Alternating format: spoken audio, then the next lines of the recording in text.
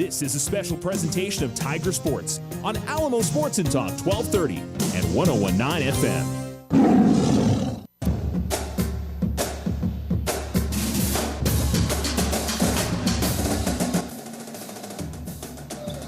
Alamo Sports and Talk 1230, 101.9. Welcome to the Lawrence E. Johnson Tiger Pit at Alamogordo High School as the Alamogordo Tigers and the Las Cruces High School Bulldogs get ready to tip off here in the next 15 minutes or so. Tigers and the Dogs both on the floor warming up, had senior night festivities just prior to the game. Had a little bit of a late running JV game on top of that, so we'll start around 7:20 tonight, which is a little bit what we're used to around here. So if somebody didn't get the bulletin that tonight's game was a 7 o'clock tip-off, they'll be getting here just on time probably for tonight's start of tonight's game. So Tigers warming up to our right and the Bulldogs to our left. These two teams played a couple weeks ago. Bulldogs got the win over the Las Cruces, 62-40 was the final score in that one. Tigers hung with it for, I'd say, about a quarter and a half, and Bulldogs really weren't pushed. I mean, the Tigers were, I would say, somewhat in the game, but Las Cruces was the better team that night. They shot the ball better, played solid defense. Tigers struggled offensively that night. I feel like Almo's been playing a little bit better offensively since that game, just overall, and have had some really difficult losses over the last three. Lose a 5-point game at Centennial, tied going into the fourth quarter with Oregon Mountain before losing that game by 13. You lose on a three with less than 5 seconds remaining against Mayfield last Thursday. Lose by a point, 60-59. So it's just been kind of a tough stretch here for the Tigers. So we'll see how they bounce back tonight. There's not a lot per se on the line this week. The Tigers are either going to be the 4 or the 5 seed in the tournament, the district tournament, I should say. So if they were to win both games this week, they've got a good chance of hosting a district tournament game. That's kind of all of what's to play for here. Next week is the week that'll really count. It's district tournament time, and that's what the Tigers certainly need in order to make the postseason, is to win the District 3 5A tournament. So we'll see if they can manage that. Obviously going to have to pull off some upsets next week, and this may be one of those teams they would have to upset on the run there. I mean, certainly they are capable of competing with, I think, everybody in this district. They've shown it so far, but obviously they've got to have a good game in order to make that happen. This is the Otero Federal Credit Union pregame show as the Tigers and the Bulldogs are getting ready to get started here at the Lawrence E. Johnson Tiger Pit, and we'll look forward to, hopefully it's going to be an entertaining game of basketball. Bulldogs, a solid group this year. They're not maybe quite at the level that they had certainly gotten used to being, which was pretty much every year a state title contender. But I think Coach Benjamin's done a really good job with this group, and as with pretty much every team that he coaches. And they certainly made some improvements, I think, from last year's team. And they've got some young guys that are up and coming that are going to be very, very good. Similar to the Tigers, I think that obviously Alamo's young and inexperienced in certain spots, and we'll see how those things progress in the coming years. Now, Cruces certainly looks like they are headed towards making the postseason this year. I think as long as they take care of business over their final games, they should be in pretty good position. Getting into the postseason this year, they don't need to win the district tournament. Certainly that would be a big positive for them. They played two close games against Oregon Mountain. If they were to get one on them before the playoffs roll around, I think that would be a big deal for that group. And as I said, for the Tigers, just trying to build some momentum going into next week. They're going to have to win 3 games in order to get in. So, their playoffs begin on, I don't know if the tournament starts on Monday or Tuesday next week, but that's when Alamogordo's playoffs begin in terms of making the state tournament. So, all right, we're going to go ahead and take our first commercial break. You're listening to the Otero Federal Credit Union pregame show. The Alamogordo Tigers and the Las Cruces Bulldogs District 3 5A action coming up for you here on Alamo Sports and Talk 30, 101.9. When life is in full swing, First National mobile banking app provides a useful solution to help you manage your finances. Check your balance, pay bills, or deposit a check. Banking on the go, anytime, anywhere. This is Susie with First National Bank. Member FDIC. Use the equity in your home to finance your dreams. This is Leanne Bain from First National Bank. Plan those special vacations, those home improvements, and simply pay off those high interest rate bills. It's easy. Apply for your home equity line of credit today. Member FDIC, equal housing lender, all subject to credit approval. The Winter Circle has been outfitting champions for over 50 years in Otero County. Established in 1970 by our Gigi and Big John. Let's show our school spirit. Whether you're a Tiger, Wildcat, Bear, or Chief, we can make t-shirts, sweatshirts, polos, and hats. And we do custom embroidery too. The Winter Circle does it all. Custom orders available for businesses, squadrons, and organizations like hats, polos, name tags, also trophies and awards. Winter Circle. 1201 10th Street. Go Tiger! See you at the games! I love my life. Always on the go. My life is mobile, and so is my credit union. With a mobile website that lets me pay bills, check my balance, even find the nearest ATM. All designed to fit my phone, my tablet, and my life. Loco Credit Union, your credit union, federally insured by NCUA. Visit us online at lococreditunion.com.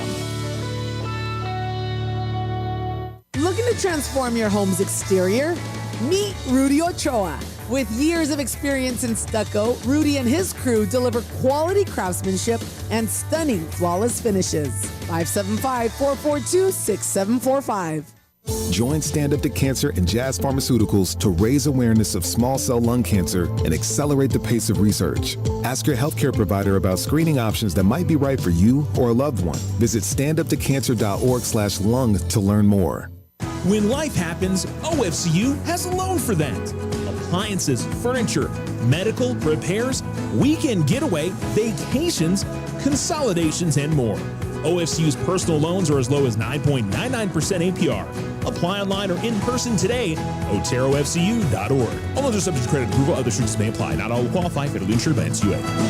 Your success is our success. We belong to you.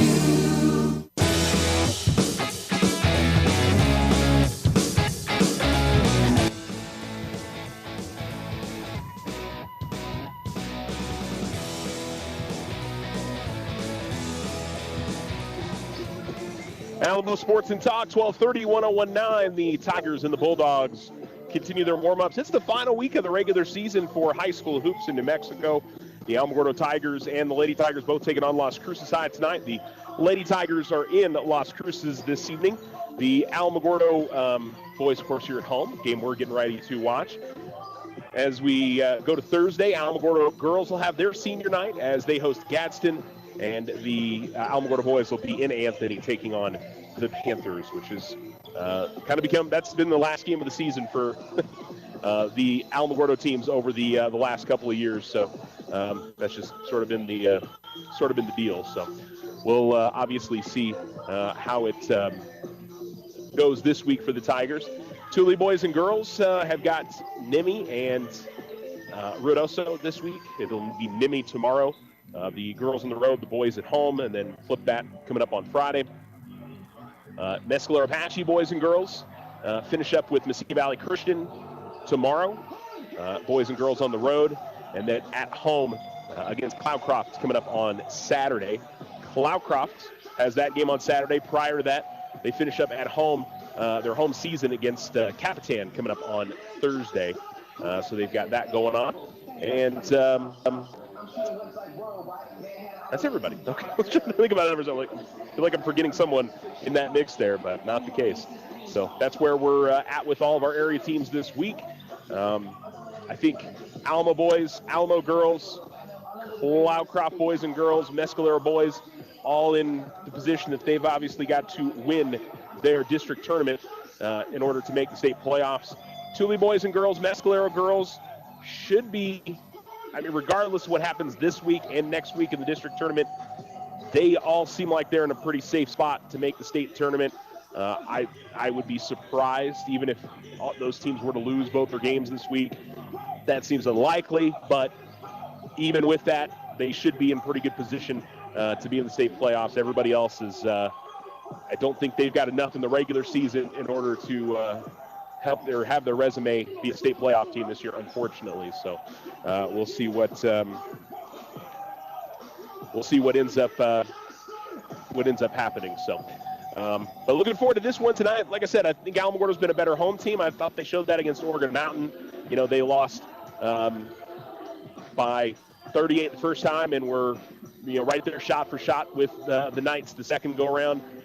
So if they can get a similar clip here against Las Cruces, I think they have a good shot at maybe providing a little bit of a surprise here against the Bulldogs. But they've certainly got to play, I think, up to a similar level that they did against Oregon Mountain, in order to be able to get out of here, I should say, with a victory. So the Tigers and the Bulldogs coming up for you guys here in a little while. Busy week. We've also got state for both swimming and wrestling this week. Alamogordo wrestling on the boys' side is sending 5 to state. AJ Benitez, Alex Gutierrez, Finn Krofka, Damian Montoya, and Joshua Becerra. The girls' team is sending Alyssa Hines to state. All of that going on Friday and Saturday up at the Rio Rancho Event Center. And swimming this weekend as well. Alamogordo sending a relay team, the 200 free relay, and then some individuals. Rachel Carmody has a couple events she's qualified in, and Evo Kelly is qualified in one as well. So you've got that going on this week. Alamogordo tennis has got a tournament in Albuquerque going Thursday through Saturday this week. And we've got softball scrimmages here in Alamogordo on Saturday. Apologies, I've been misspeaking. Alamogordo baseball, their scrimmages are on the road this weekend, so they're going to be out in Hobbs, also taking on Carlsbad out there as well. So they've got that coming out this weekend. And let's see, track and field, I believe, starts next week. I think golf is a little bit down the line. Our golf season is technically underway. They had some tournaments back in the fall. I believe there is an Artesia,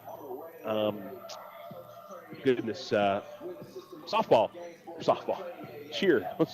Looking at the Spirit kids coming down, like, I know what I'm meaning to say here. They've got a competition, Artesia, and I know Alamo's there. I think some of the area schools might be heading over to that one too. Tularosa, I believe, is headed that direction. Not sure about Cloudcroft, in all honesty, but it would make sense that they're all probably going to that competition coming up this weekend. So busy times for sure. We're kind of in that transition between winter and spring sports. Just 1 week left in the regular season for basketball, and we get district tournament, and then the state brackets will be out, not this upcoming weekend, but the weekend following. Tigers are going into their final warm-ups here and to our right, as the Alamogordo Tigers come into tonight's game at 10-14, 2-6 in district.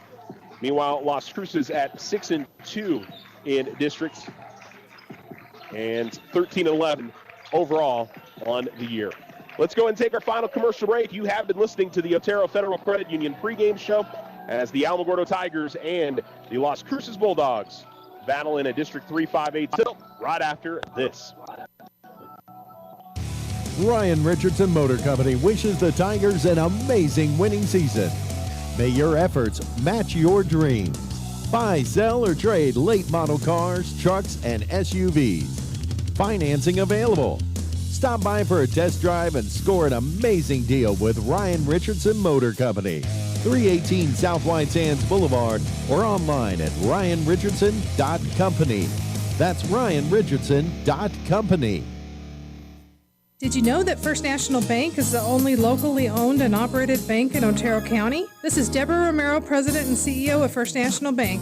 Our associates are the best. Not only do they provide great customer service, but they also serve in various roles with organizations in our community. They help at schools and even raise money for scholarships at NMSUA. Does your out-of-state bank or credit union care about our community like we do?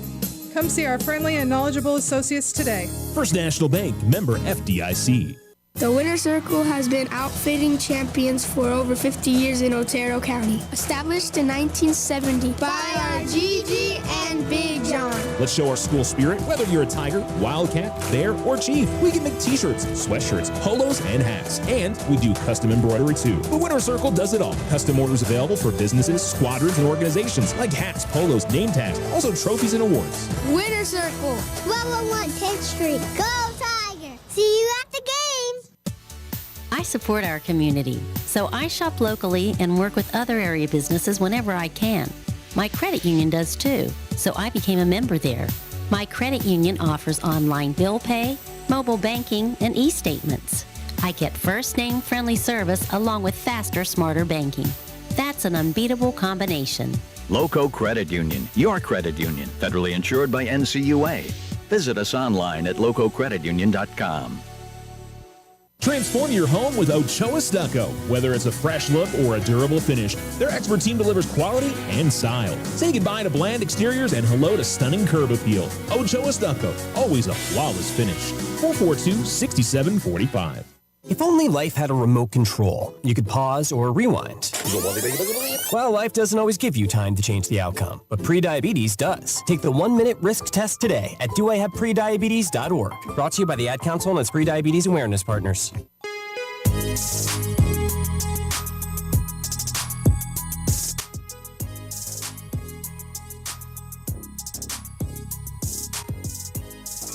Alamo Sports and Talk, 1230, 1019.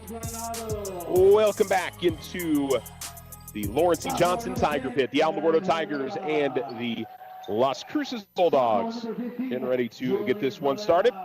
The starters for the Las Cruces Bulldogs, number 3, Joseph Brisby is a 5'10 sophomore. Dominic Luttrell, a 5'9 junior. He wears number 10. Number 11, Vaughn Romney, 6'4 freshman. Throw in number 20, Bird Nevadas, a 5'8 senior. And Jaden Brisby, a 6'2 freshman. For the Alamogordo Tigers tonight, I should mention William Benjamin and Kai Williams, the coaches on the Las Cruces bench. Jaden Hernandez, number 3, a 5'11 freshman. Number 4, or I should say number 5, Antoine Herrera Hamilton is a 5'11 senior. Number 12, Brody Lane, a 6'1 senior. Number 20, Josh Reynolds, a 6' senior. And number 24, Jordan Bryant, a 6 senior. So appreciate Coach V giving his seniors, all of them, starting spots. Antoine and Marcus have been starting throughout the season, but Brody and Josh have been those guys that, don't get a ton of playing time, but man, they've stuck with the team and, have supported the group. And I have such huge appreciation for those kind of players that, maybe, don't get out on the court a bunch, but, they're working hard in practice and helping the team get ready and, are very much a part of the team. And so cool to see them get a start here on senior night.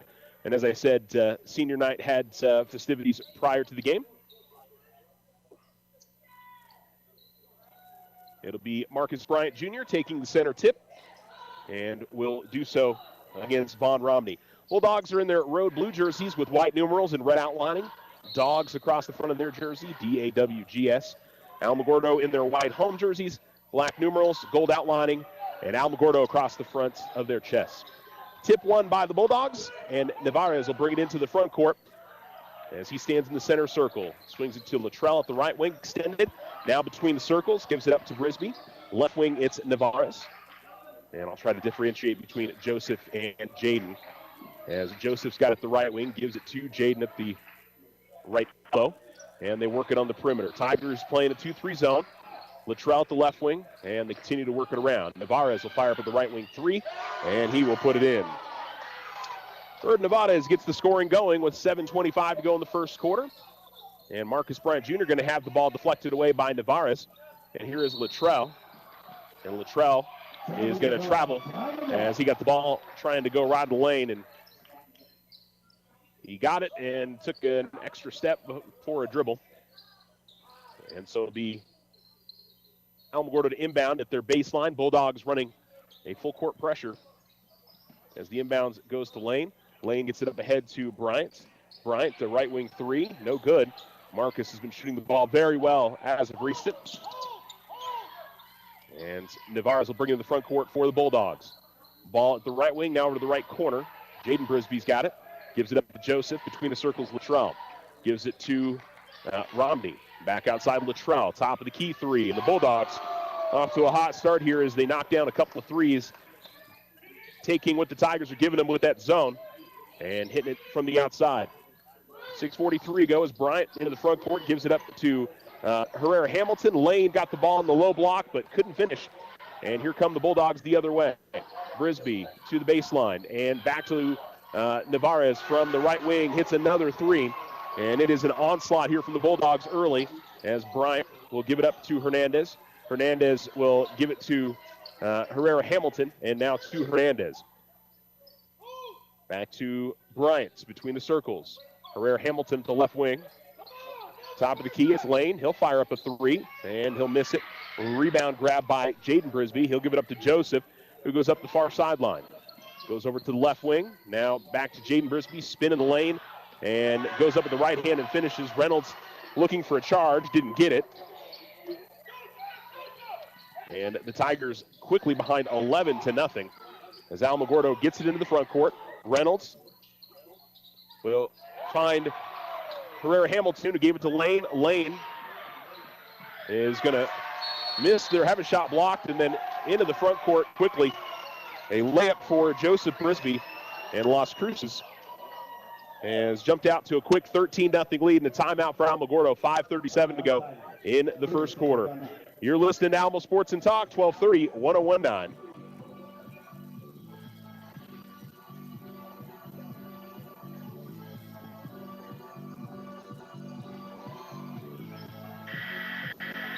Checking into the Tigers number 1, Will Bynum.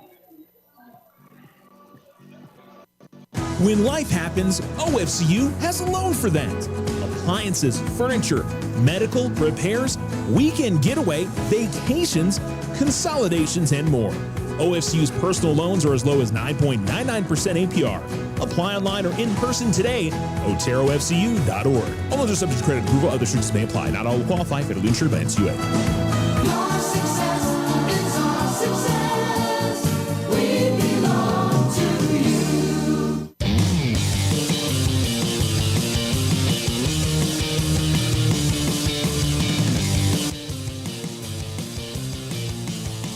Alamo Sports and Talk, 1230, 1019. Tigers with ball in the front court, down by 13 with just 2.5 minutes gone in the game. Here is Bynum into the lane to the basket, couldn't finish. Rebound grabbed by Jaden Brisby, and he'll give it up to Navarez. We'll push it into the front court to the top of the key, a pump fake. And here is Brisby. Brisby spin move towards the basket, finds Luttrell wide open for three, and a rare miss here early for Las Cruces. Tigers grab the rebound. And Hernandez double teamed in the backcourt, finds Bynum. Bynum coming up into the front court is pestered. Tigers able to get it underneath, and Bloom gave it up to Bynum, who finds a cutting Bryant, and Bryant gets Alamogordo on the sword. 13-2 with 4 feet to go in the first. And Nevadas will walk it across the midcourt line. He will dribble right of the lane, find Romney, goes up the right hand and finishes from the mid block. 15-2, and then a turnover on the inbounds as Coach Nee felt like Bryant was being held, but no call there. Subs for Las Cruces. Zayden Clark checks into the game. Ezekiel Acosta and Prince Lopez. Nevada's inbounding baseline left and gets it to the left corner. This is Acosta with it. Gives it up to Prince Lopez. Lopez guarded by Hernandez. Lopez leaves the ball into the backcourt. And they're going to call it backcourt. Bulldogs thought that the ball was deflected. Official said it just went off of the player himself. Bynum gets the ball in the right corner for the Tigers. Down 15-2, trying to work baseline. Cut off and finds Favela. Top of the key with the basketball. Favela Works to the elbow, finds Hernandez, right corner for three, and he knocks it down. So Jaden Hernandez gets the Tigers within 10, 15-5. 3:49 to go in the first quarter. And it'll be Nevada's bringing it to the front court for the Bulldogs. Takes to the top of the key, goes to the right elbow, fires up a jump shot, just rolls off. Favela grabs the rebound. It's knocked away from him, and the Bulldogs get their putback. Acosta. Tigers able to push it up the floor with Bynum. Bynum then loses the handle. Now the battle for the basketball is won by Clark, and the Bulldogs get it right back. Nevada's at the left wing, steps into a three. That's no good. Rebound Hernandez at the baseline, and he'll bring it to the front court for Alamogordo, down 17-5. 3:09 to go in the first. And at the left elbow, Hernandez will fire up the jump shot. It's no good. Daniels' rebound was deflected away from him. Bynum gets to it, left wing three. That's good. And they call a foul. Will Bynum with a chance at a 4-point play. Fouls on the Bulldogs, number 2, Zayden Clark. At the line for the N1, number 1, Will Bynum. And we'll see Bryson Bloom come out. Ethan Grinder comes into the game for the first time.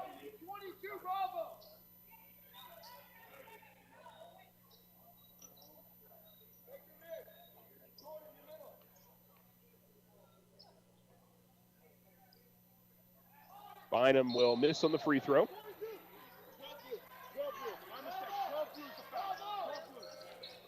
So they have fixed the foul. It was not 2, it was 12 that got called for the foul. So not on Clark, but on Lopez. It's 17-8. Bulldogs scored the first 13 points to begin this one. And Nevada's has got it right wing extended for the Bulldogs. Man-to-man defense for Alamogordo. Jaden Brisby at the top of the key, holds. Now finds Acosta. They go underneath to Clark.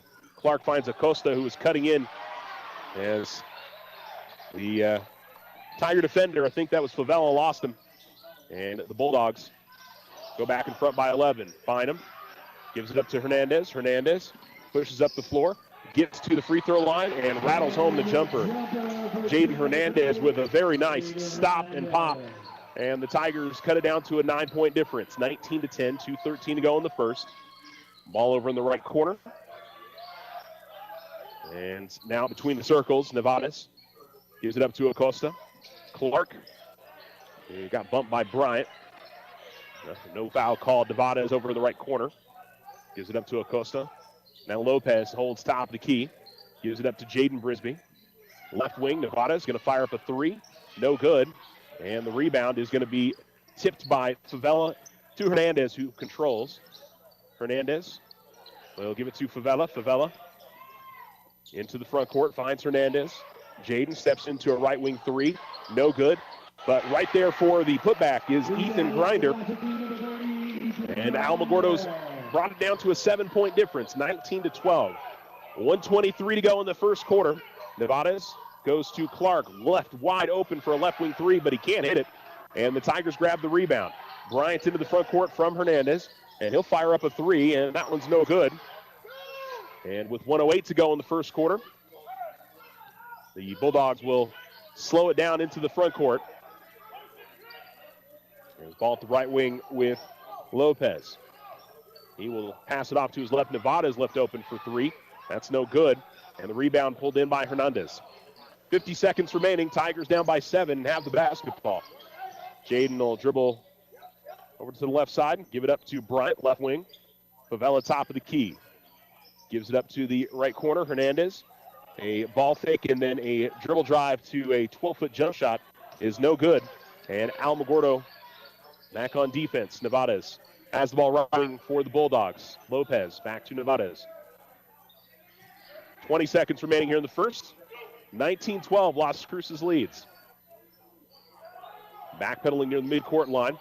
And the Bulldogs look like they want to take the last shot of the first quarter. Now under 10 seconds remaining. Navarez goes to a screen and runs into Favela, who gets called for a foul. And not many fouls called in this quarter. That's just the first one on Alamogordo. Bulldogs only have one on them. And it'll be a near sideline inbounds for Las Cruces, Nevadas, with 5.3 seconds.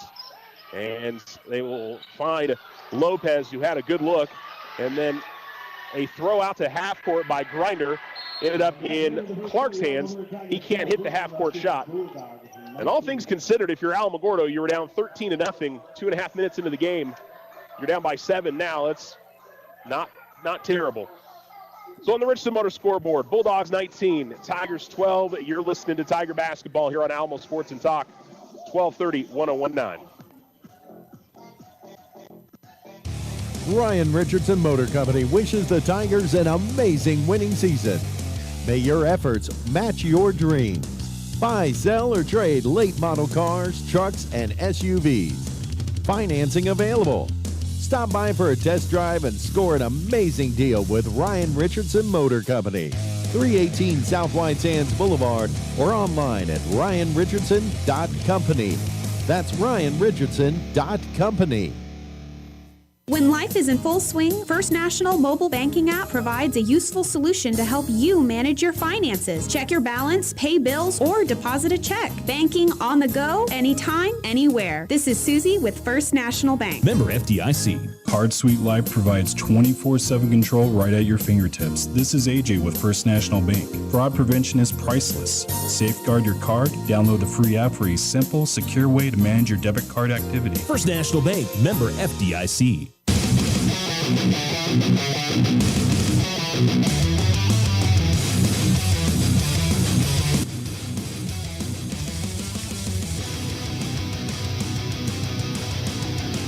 Alamo Sports and Talk. Tigers grab a quick bucket. Inbound with the Jaden Hernandez. He found Ethan Grinder, and Grinder makes it a 19-14 difference on the Richardson Motor scoreboard.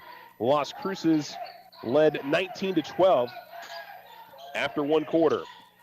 They've got the ball in the front court with Bird Nevadas. Aaron Herrera on him. Nevadas works to the right wing, top of the key, picks up his dribble. Ball was deflected away, but it went right to one of his teammates in Luttrell. And Nevadas gets the ball back now. Gives it up to Jaden Brisby at the top of the key. Left corner, it's Joseph Brisby. He drives into the lane, rises, can't get the shot to go. Pretty good defense there. I think that was Bynum. And here comes Alamogordo into the front court, down by 5. Here's Hernandez, and getting bumped by Brisby out at the top of the key.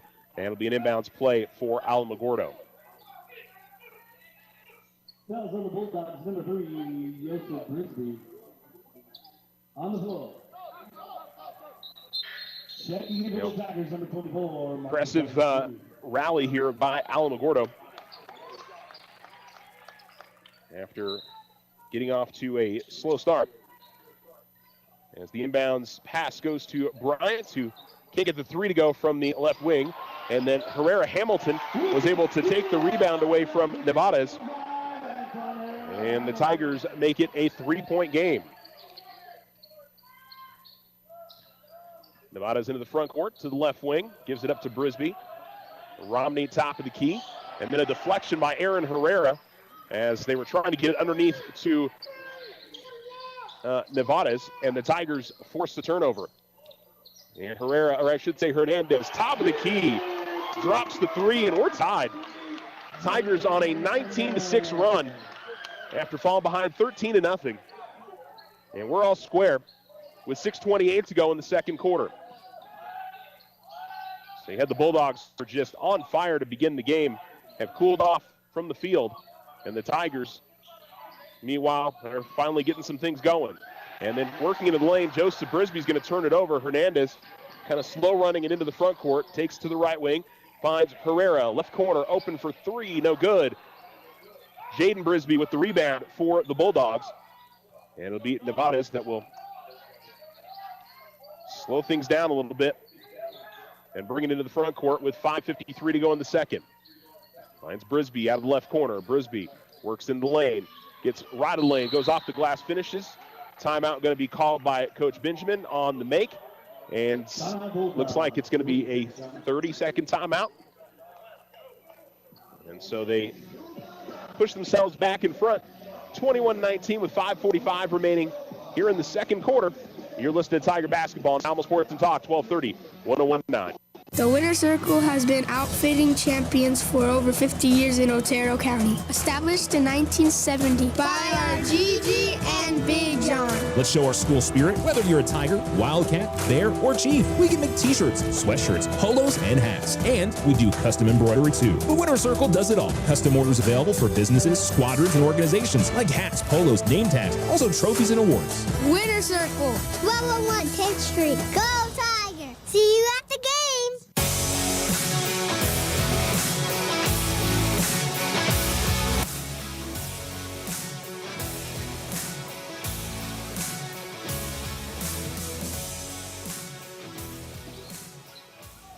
Tiger basketball out of the timeout as Hernandez will try to bring it to the front court. Left it behind, got to it. Gets Bryant to the left wing. Bryant looking to drive on Luttrell. Pulls up on the jump shot, no good. Grinder grabs the rebound, put back, no good. And this time Jaden Brisby's got it. He will dish it off to Joseph and bring it up the near sideline. Quickly up ahead to Nevades. Nevades gets left of the lane, stops, gets it outside to Joseph Brisby. Brisby spins, and offensive foul as Herrera Hamilton was able to get there and draw the charge.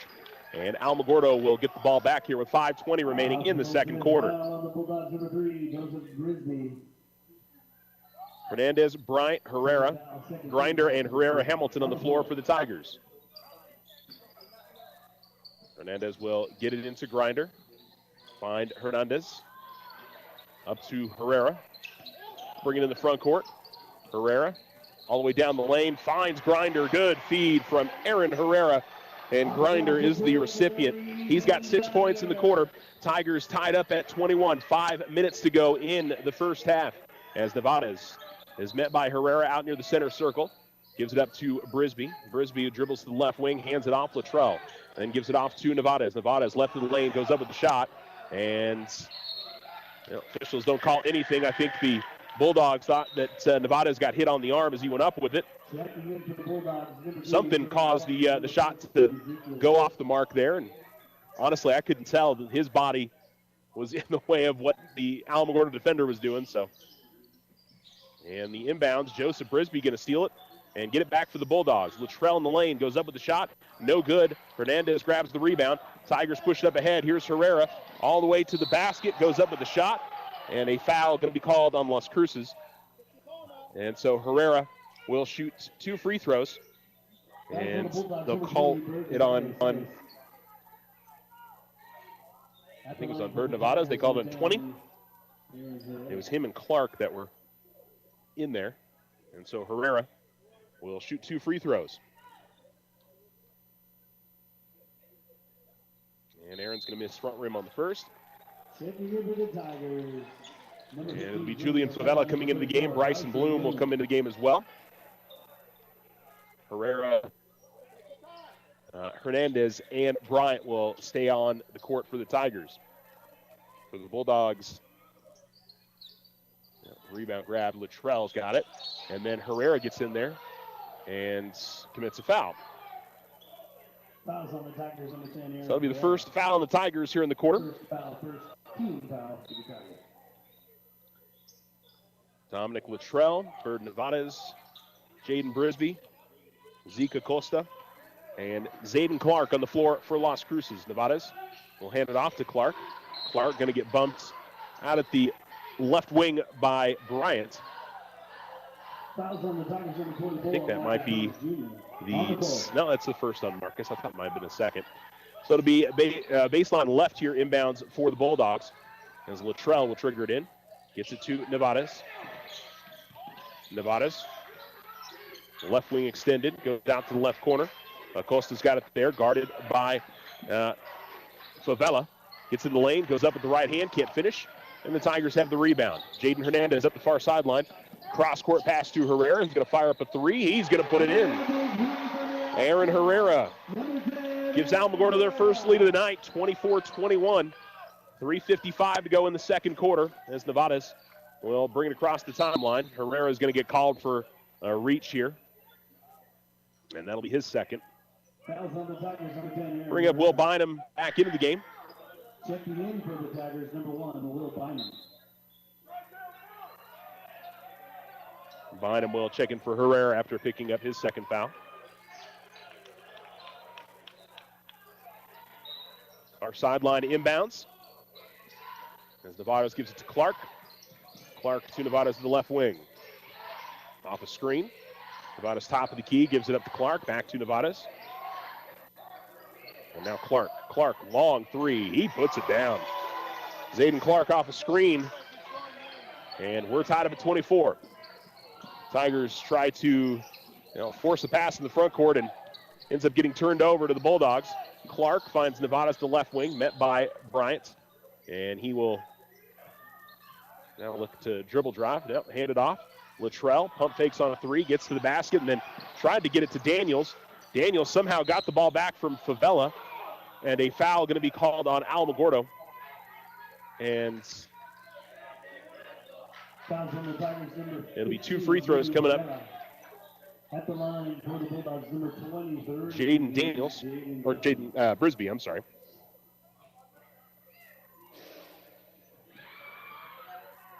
Back of the rim, no good.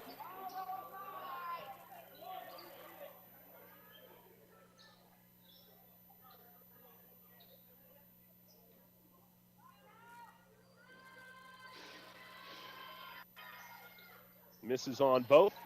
And Alamogordo's Hernandez makes the rebound. Up the far sideline with it comes Bynum. Takes it all the way to the left wing and back pedals. Gives it up to his left. Bryant going to fire up another three. This one drops in for him. Tigers 27-24 with a 2:51 remaining in the second on the Richardson Miller scoreboard. Nevada's left wing. He'll push pass to Clark. Clark finds Acosta. Acosta gets himself into the lane and then tried to get a pass to Brisby, who was at the baseline. That one will go out of bounds. Tigers will bring in Julian Benitez and Ethan Grinder. And so it'll be Hernandez to inbound for Alamogordo. Gives it up to Bryant. Quickly double teamed, and he tried to go back to Hernandez, who started moving up the floor. Brisby got the steal. His first shot was blocked, but his putback is good. And so Jaden Brisby's got 4. Here come the Tigers the other way, up by 1, 27-26. Here is Bynum going to the basket, and they'll call the foul on Luttrell. Fouls on the Bulldogs, number 10, Dominic Luttrell. At the line for the Tigers. 2 free throws for the Tigers, William Bynum.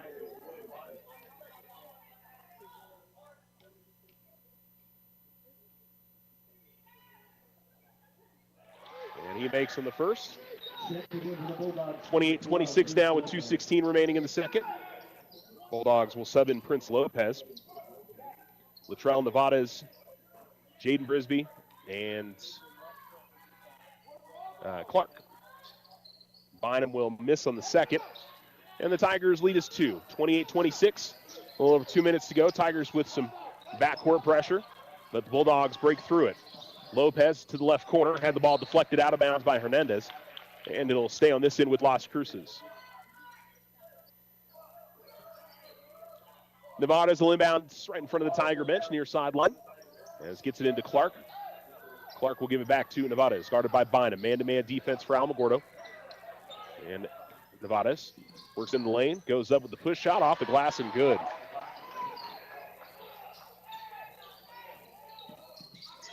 Tigers with some trouble in the backcourt. Bynum finds Bryant. Bryant gets it up ahead to Hernandez. Hernandez to the left wing. He's double teamed and has to try to save it going out of bounds, but it's turned over to Nevada's, and Nevada's to the basket, lays it up and in. He's got 10. The Tigers trail 30-28. Hernandez will find Bynum. Bynum finds Benitez, who got away with a travel. His shot is no good, but right there for the grab and the put-in was Grinder. And the Tigers and the Bulldogs tied up at 30. 1:15 to go in the second. Nevada's will bring it into the front court and guarded by Bynum. Hands it off. And working to the top of the key, Lopez finds Luttrell. He fires up a three and knocks it down. And it'll be a timeout call by Las Cruces. Full timeout on the floor with 1:03 remaining in the first half. Las Cruces 33, Alamogordo 30. You're listening to Tiger Basketball on Alamo Sports and Talk, 1230, 1019.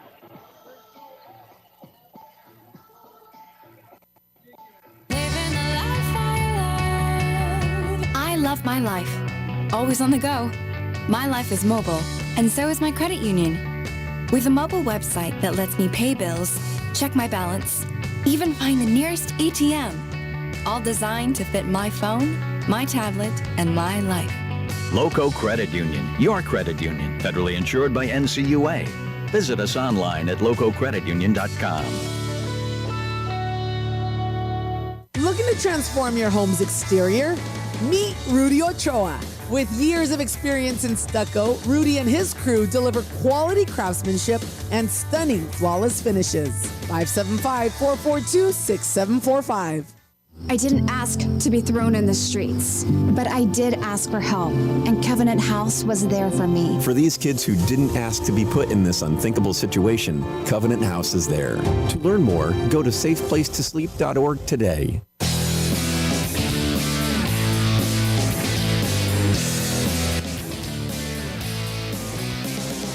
Alamo Sports and Talk, 1230, 1019. Bulldogs forced to steal on the Tigers, and then Dominic Luttrell knocks down a left corner three coming out of the timeout, and the Tigers get trapped again, this time in the backcourt, and Alamogordo needs a timeout, 30-second timeout. So it's Las Cruces 36, Alamogordo 30.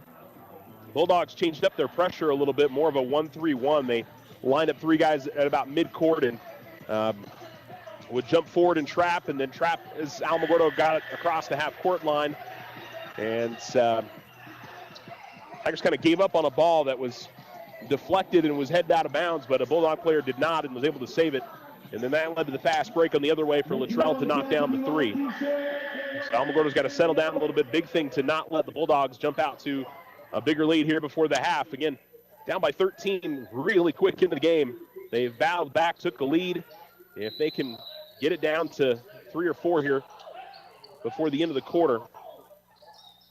Bynum gives it to Hernandez. Hernandez over to Bynum. Back to Hernandez as they're double teaming. They find Bryant open at the free throw line, who rattles down the shot. And the Tigers make it a 4-point difference, 36-32. And Nevadas will bring it into the front court for Las Cruces. Tigers do not have a foul to give here, so a foul puts the Bulldogs on the line. 10 seconds to go. Nevadas still dribbling. Will rub off some dirt off his sneakers, kick it out to the corner, and turn it over. And with 0.5 of a second left, Alamogordo will inbound.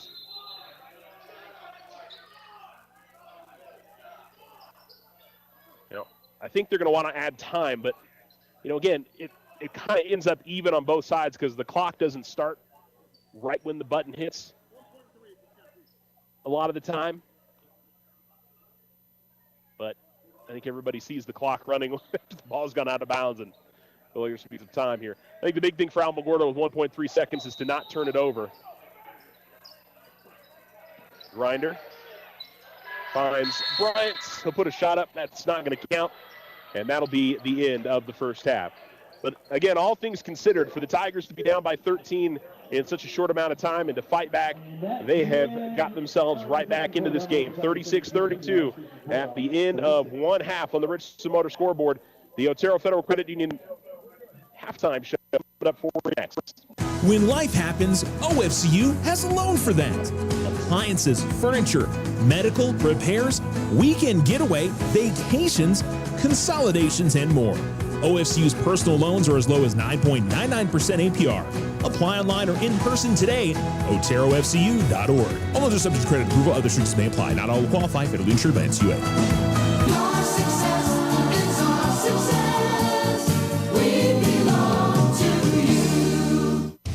Ryan Richardson Motor Company wishes the Tigers an amazing winning season. May your efforts match your dreams. Buy, sell, or trade late model cars, trucks, and SUVs. Financing available. Stop by for a test drive and score an amazing deal with Ryan Richardson Motor Company. 318 South White Sands Boulevard or online at ryanrichardson.company. That's ryanrichardson.company. Did you know that First National Bank is the only locally owned and operated bank in Otero County? This is Deborah Romero, President and CEO of First National Bank. Our associates are the best. Not only do they provide great customer service, but they also serve in various roles with organizations in our community. They help at schools and even raise money for scholarships at NMSUA. Does your out-of-state bank or credit union care about our community like we do? Come see our friendly and knowledgeable associates today. First National Bank, member FDIC. The Winner Circle has been outfitting champions for over 50 years in Otero County. Established in 1970 by our Gigi and Big John. Let's show our school spirit. Whether you're a Tiger, Wildcat, Bear, or Chief, we can make t-shirts, sweatshirts, polos, and hats. And we do custom embroidery too. The Winner Circle does it all. Custom orders available for businesses, squadrons, and organizations like hats, polos, name tags, also trophies and awards. Winner Circle, 1201 10th Street. Go Tiger! See you at the game! I support our community, so I shop locally and work with other area businesses whenever I can. My credit union does too, so I became a member there. My credit union offers online bill pay, mobile banking, and e-statements. I get first-name friendly service along with faster, smarter banking. That's an unbeatable combination. Loco Credit Union, your credit union, federally insured by NCUA. Visit us online at lococreditunion.com.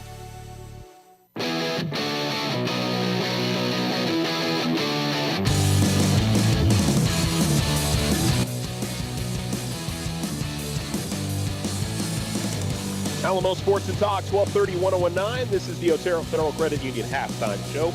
And it's Las Cruces 36, Alamogordo 32. More competitive game. At least initially it did not look like that was going to be the case as Las Cruces started out on fire, knocked down 3 threes, and was up 13-0 before it felt like the game even really got underway. But the Tigers rallied back, cut it down to 7 by the end of the first quarter, had tied it up and even took the lead for a short while there in the second quarter. Bulldogs pushed back ahead and I think got back ahead by 6.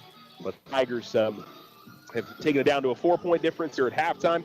8 points for Jaden Hernandez lead the way for the Tigers. Ethan Grinder also has 8. Marcus Bryant Jr. with 7. 4 points for William Bynum. 3 for Aaron Herrera. 2 for Antoine Herrera Hamilton. Dominic Luttrell has 9. Verdon Nevadas has 10 for Las Cruces. 4 points for Ezekiel Acosta and Jaden Brisby. I think I've been calling him Daniels once or twice. Sorry, y'all. Saden Clark with 3, Joseph Brisby with 2, and Vaughn Romney with 2.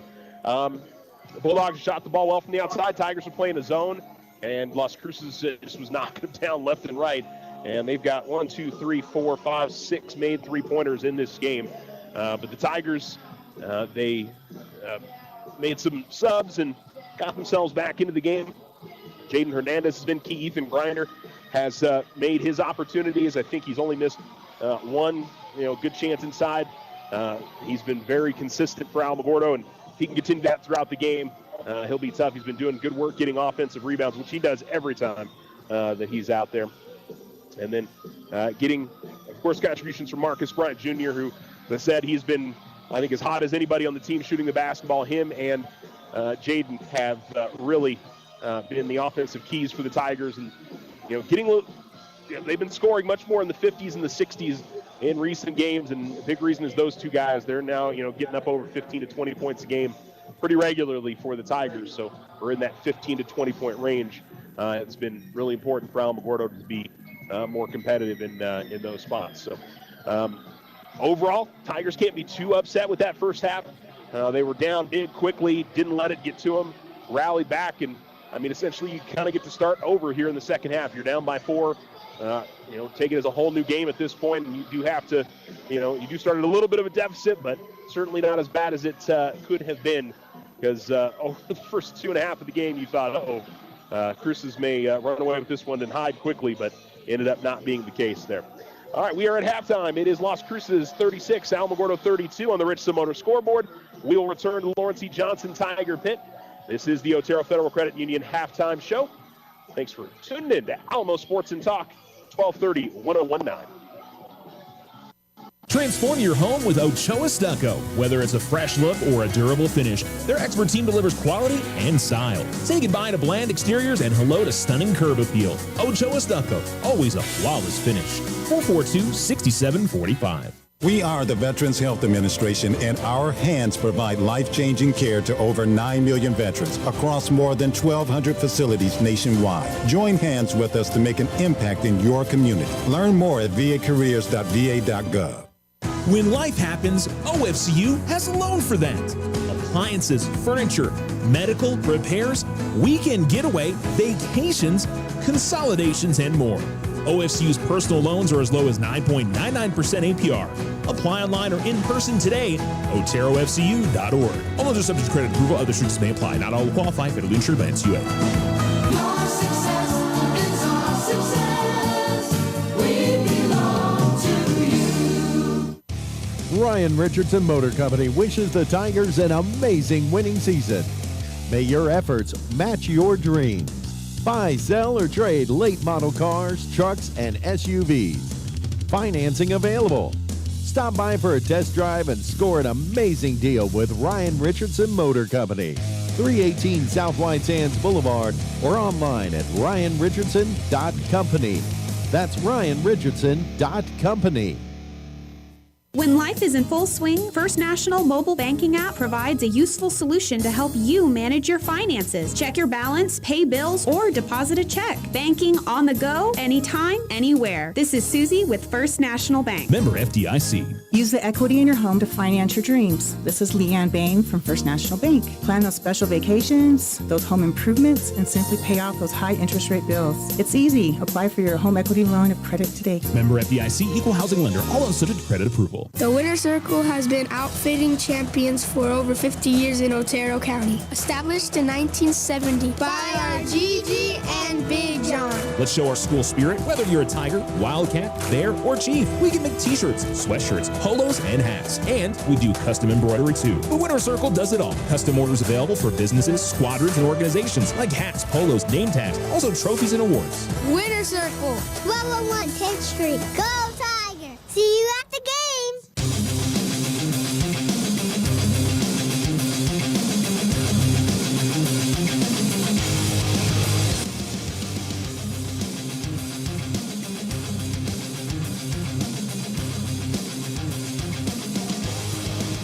Alamo Sports and Talk, 1230, 1019. The Alamogordo Tigers back out onto the floor here with about 2 minutes on the halftime clock. And on the halftime scoreboard, it's Las Cruces 36, Alamogordo 32. Otero Federal Credit Union halftime show, getting ready to wrap it up. Again, tonight, the Alamogordo girls are also in action. Might have a final score for you guys before we sign off tonight. They started their game, or were scheduled to start their game at the same time as us. So maybe. I would say probably not, but you never know. If we don't get it on the broadcast, don't forget to like us on Facebook, Alamo Sports, 1019 1230. We're also on X at Charles Winnicky. Also on Instagram to Alamo_sports. We don't tend to update, unless it's the game that we're covering, we don't tend to update scores on there, but one of these days I'm going to figure out a way to do that where it looks nice. I think I've been threatening to do that for 2 or 3 years. We're end up doing it, so oh well. The officials are ready to go here for the second half as well. And the Tigers and the Bulldogs, in what should be an entertaining second half. First half I thought was a lot of fun, good up and down the floor action. Both teams I thought played well. And hopefully we'll see similar quality basketball to wrap up this game. Tigers back to their huddle, Bulldogs back to theirs. Bulldogs really didn't spend much time in the locker room. They were back out here within 2 or 3 minutes after we'd gone to half, so they came back around and did some shooting, and spent, I would say, probably over half of the halftime here on the court. Again, your leading scores for Alamogordo, 8 each for Jaden Hernandez and Ethan Grinder, 7 for Marcus Bryant Jr. For the Bulldogs, Bird Nevada's got 10, and Dominic Luttrell has got 9. All of his are from beyond the arc. And the Bulldogs have hit 6 3-pointers in this game.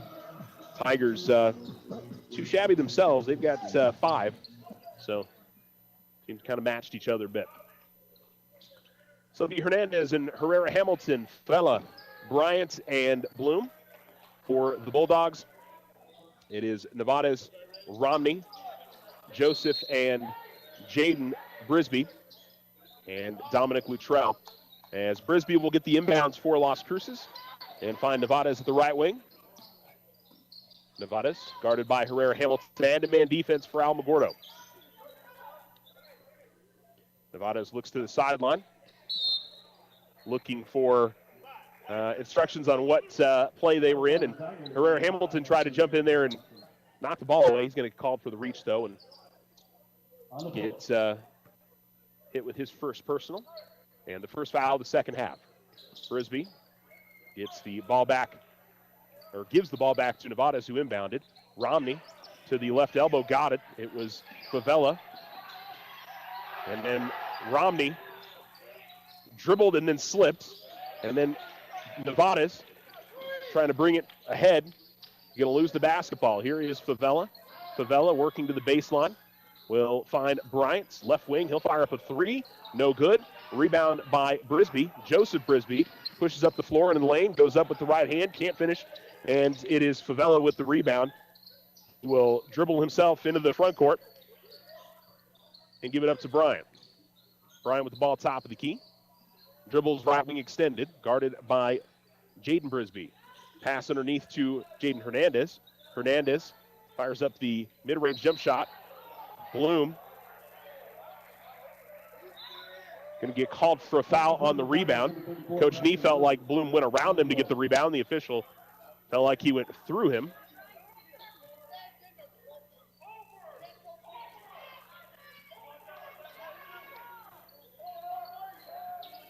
It seemed like there was a lot of contact there, but enough for the official to call it. And then driving to the basket, Nevada will get to the rim and finish as he is able to work past the Tiger defender, and the Bulldogs push their lead to 6, 38-32. Bryant will give it up to Hernandez, who will get it to Bloom. Bloom in the lane finds Bryant, who's open for three, and he puts it down. Had a lot of time to set up and fire that in, and the Tigers have cut the deficit to 3, 38-35. Marcus now with 10. Nevada is able to dribble past Herrera Hamilton. This time the floater is no good, and Bryant grabs the rebound, pushes it up ahead in the front court to Bloom. Bloom and Brisby go up for the ball, and they call a foul on Brisby. Fouls on the Bulldogs, number 23, Jaden Brisby. I don't know, it seemed like a 50-50 ball there, and Brisby won out on it, but the official says that Brisby grabbed Bloom and pulled him down. It'll be baseline right inbounds for the Tigers.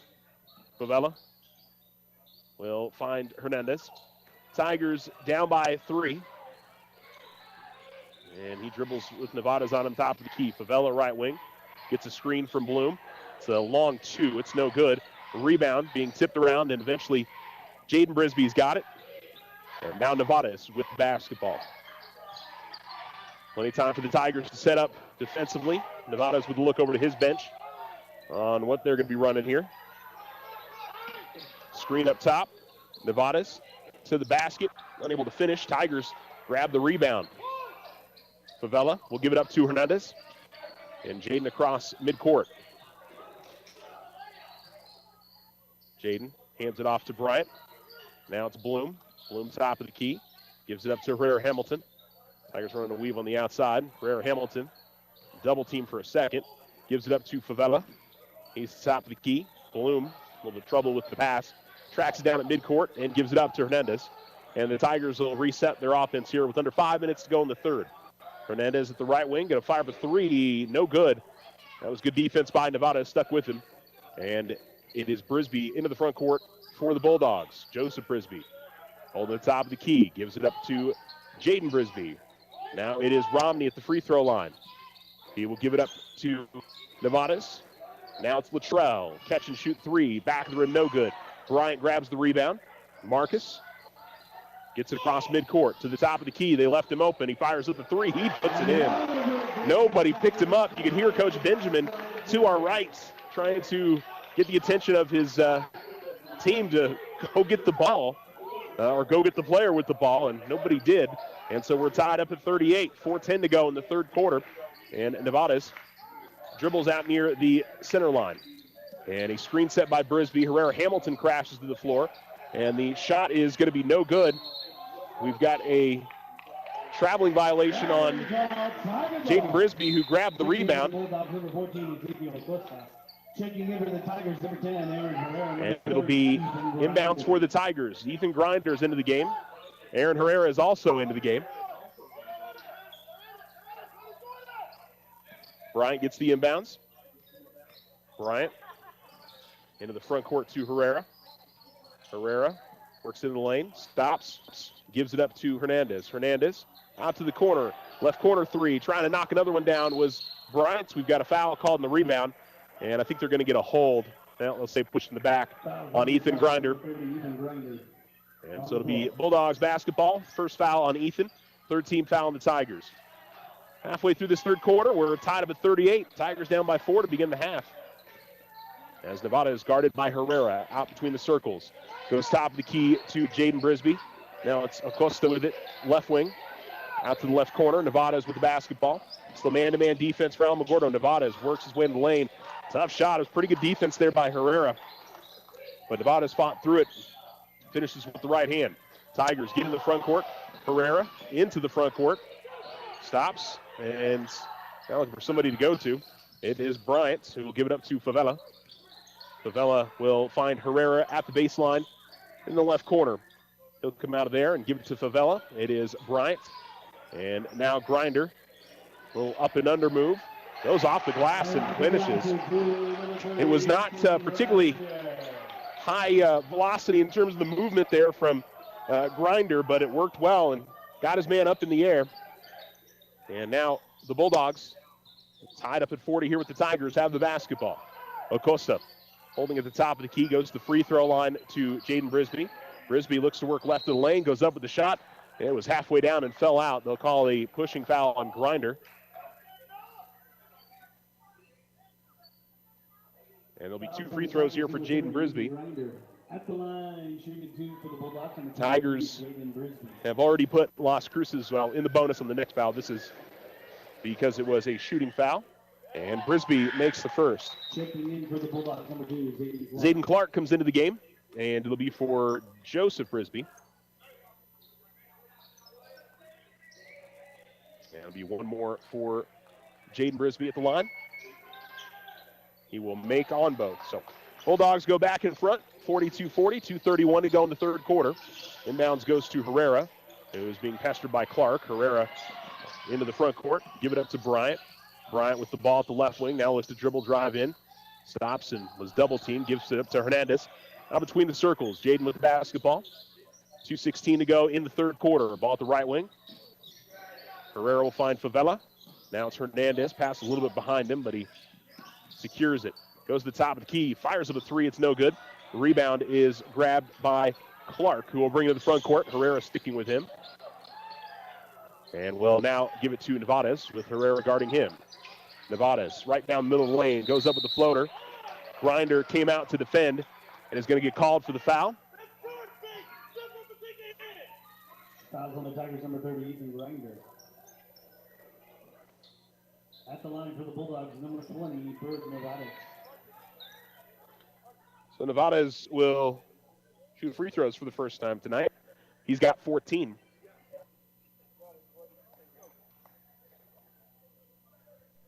And he makes on the first. Well, Bynum comes into the game. Bryant will check out. So Bynum, Herrera, Favela, Hernandez, and Grinder on the floor for the Tigers. Nevada's makes on the second. And the Bulldogs leads back out to 4, 44-40. Inbounds to Bynum. And Bynum push up the floor to the top of the key. In the lane, goes up with the floater. Back of the rim, no good. I think he was so wide open there that it kind of took him by surprise. Here's Acosta on the fast break, able to lay it up and in. And the Bulldogs lead by 6. Hernandez will inbounds to Bynum.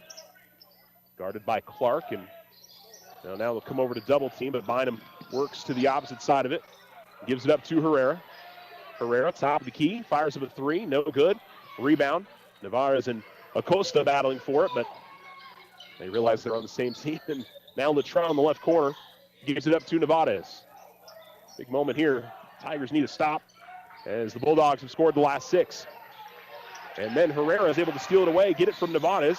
And now battle for it on the floor, and Herrera is going to win the battle and find an open Favela. Good, hard hustle there from Aaron Herrera.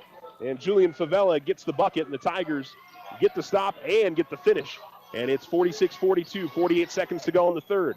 Top of the key, Acosta holds it, guarded by Favela. Jaden Brisby with the ball at the free throw line. And now top of the key, Clark gets it and shoots the three, his second bucket, and a timeout called by Coach Benjamin with 36 seconds remaining in the third quarter. And I believe this will be a full timeout. And it is. So full timeout on the floor. The Tigers are down by 7 on the Richardson Motor scoreboard. You're listening to Tiger Basketball on Alamo Sports and Talk, 1230, 1019.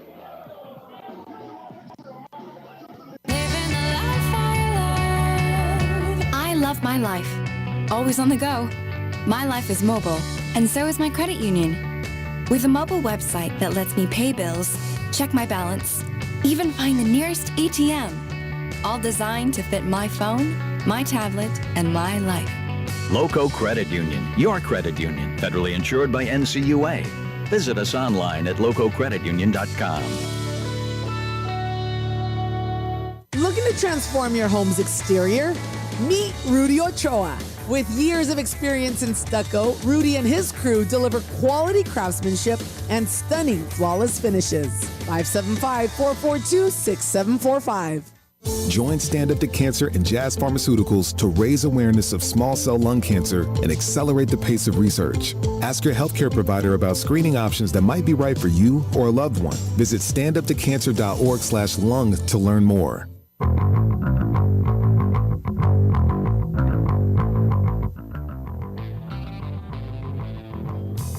Alamo Sports and Talk, 1230, 1019. Tigers have the ball down by 7. Favela guarded by Jaden Brisby in the backcourt. Tigers need to hurry up and get it across the timeline. Jaden Hernandez does so to the basket and lays it up and in. Tigers get the shot and down by 5 with 17 seconds left in the third. Nevada's with the basketball, guarded by Herrera. 10 seconds remaining. And Nevada's lost his footing and lost the ball, but as Herrera was trying to get to it,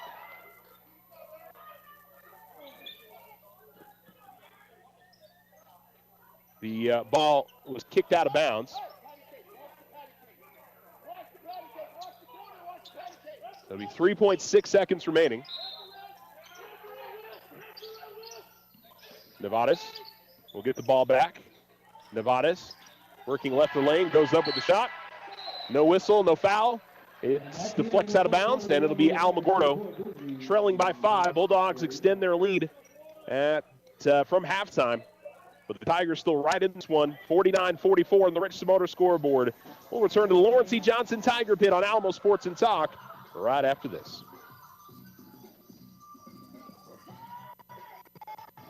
When life happens, OFCU has a loan for that.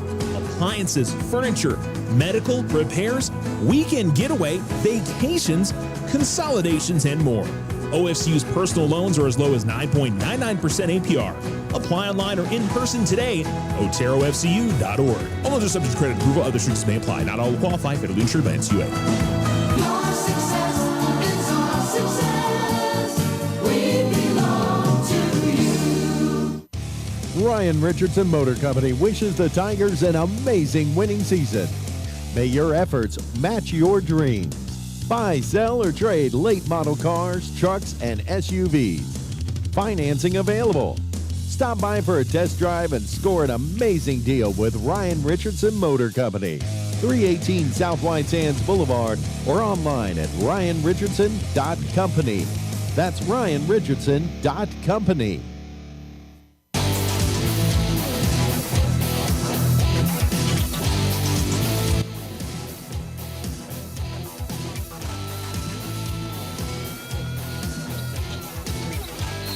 Alamo Sports and Talk, 1230, 1019.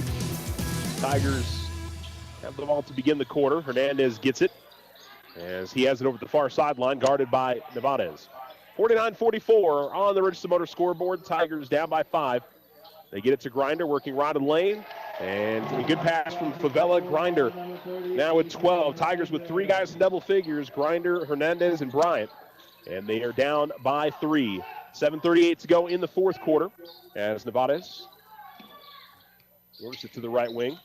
Pass to Brisby. Now Luttrell. Romney at the left wing. Romney will give it up to Jaden Brisby.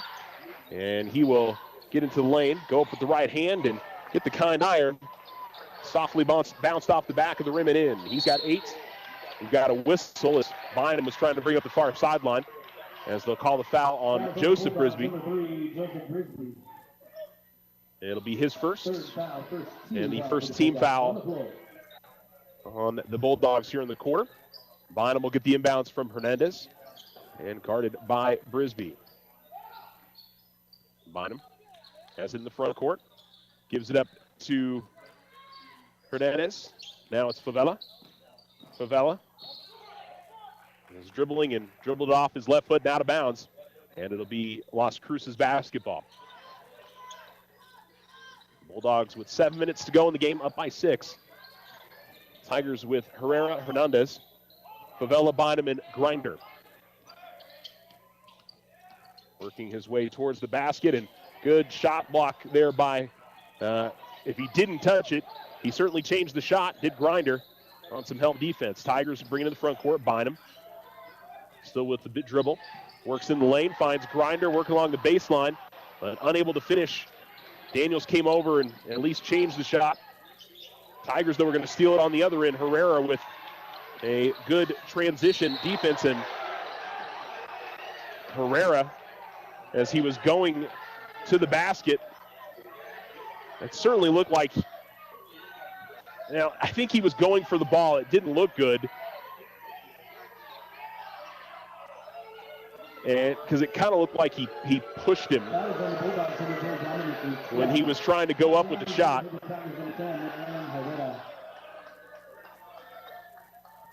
But I think it was just momentum more than anything else. Nothing flagrant. Just sometimes people moving past in different directions and they collide, so. And it got the Tiger fans fired up because they felt like it wasn't a clean foul, and I think it was fine from what Luttrell did there. Second free throw is no good, and Nevada's will bring it to the front court with the Bulldogs up by 4, 51-47. And then Herrera able to pick Nevada's pocket, and Herrera works all the way to the basket, unable to get the layup to go, but he draws the foul in Nevada's. And it's been some good man-on-man defense out here up top by Alamogordo. And we'll see if Herrera can knock down some free throws. He's 1 of 4 at the line.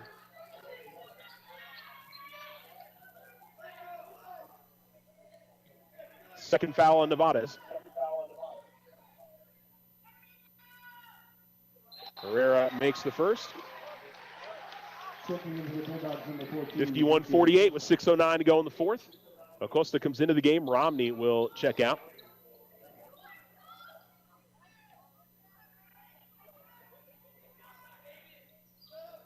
Herrera will make both. And Marcus Bryant Jr. will come into the game as Aaron Herrera gets the rest.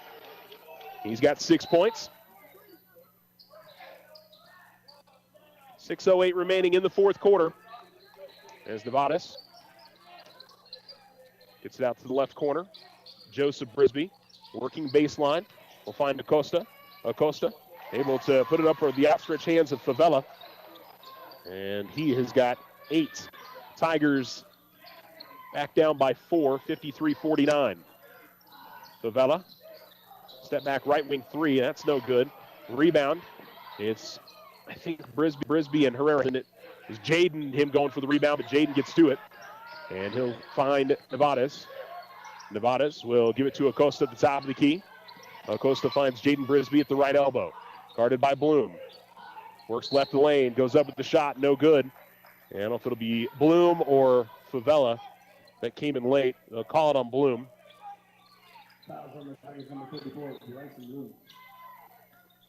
And so it'll be 2 free throws here for Jaden Brisby, who is 2 of 4, 8 points tonight.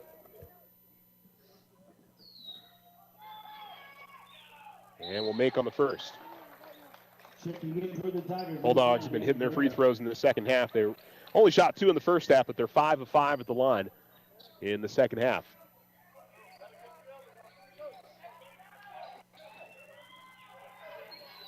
One more for the Bulldog freshman, and he makes it. In the double figures with 10 points, it's Las Cruces 55, Alamogordo 49, 5:23 to go. Bryant with the ball over the far sideline. Now we'll bring it to the top of the key. Gets to the left elbow, finds Herrera. Back to Bryant. Bryant to the left wing, fires up a 3, and he puts it in. 16 for Marcus Bryant Jr., the defender right on him. But able to knock it down, and it's a 3-point difference, 55-52. Ball at the top of the key. Ocosa holds there. And then Herrera Hamilton got a hand on it. And now it's onto the floor. A backcourt going to be called. Well, I think Nevada's, I say the ball was deflected by Herrera Hamilton. And then Nevada is going to get the ball, went into the backcourt. But I guess the question is, when did he have the possession? And the Bulldogs are going to steal it up, almost steal it on the end.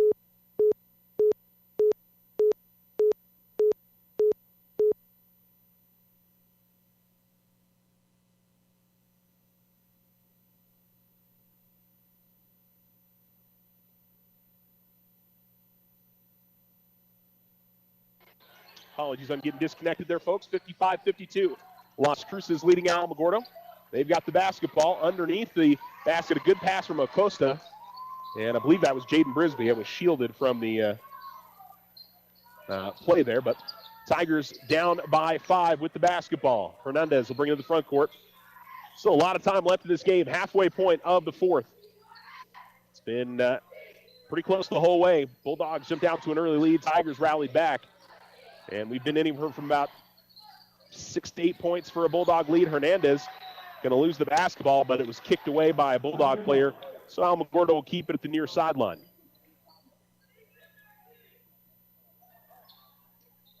It'll be Herrera to inbounds for Alamogordo. Gives it up to Hernandez. Now left corner, Bryant. Bryant, double dribbles. He was going off a screen and stopped his dribble and then went right back to it, unfortunately, after he picked it up. I think initially off of the screen he wanted to shoot, and the Bulldogs were right there. That would have been a difficult attempt. And 3:38 remaining, the Bulldogs up by 5. Those are things you can't have here down the stretch on both sides, is unforced turnovers. Over to the right corner, Jaden Brisby's got it. Works into the lane. And a lot of contact and eventually leads to a foul. Fouls on the Tigers, number 5, Antoine Hamilton. So it'll be baseline right inbounds. Tigers will bring in Ethan Grinder and Will Bonham. It'll be Bryant and Bloom that will check out. Inbounds goes to Acosta. Acosta shot no good. Tigers grab the rebound and race into the front court. Here is Bynum to the basket. Couldn't get the shot to go. Grinder, though, right there on the foul. And he's got 14. And it's a 3-point difference, 57-54. Nevada's with the ball in the backcourt. Herrera Hamilton on him. Nevada's to the top of the key, and then ball's going to be kicked out of bounds. Oh, no, that should be Las Cruces basketball. That was definitely kicked off. That was definitely kicked off of Herrera Hamilton. If anything, it's a kickball.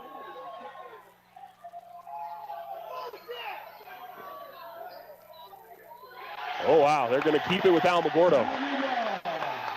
I guess they're going to say that it went off of Herrera Hamilton and then went off of Nevada's, but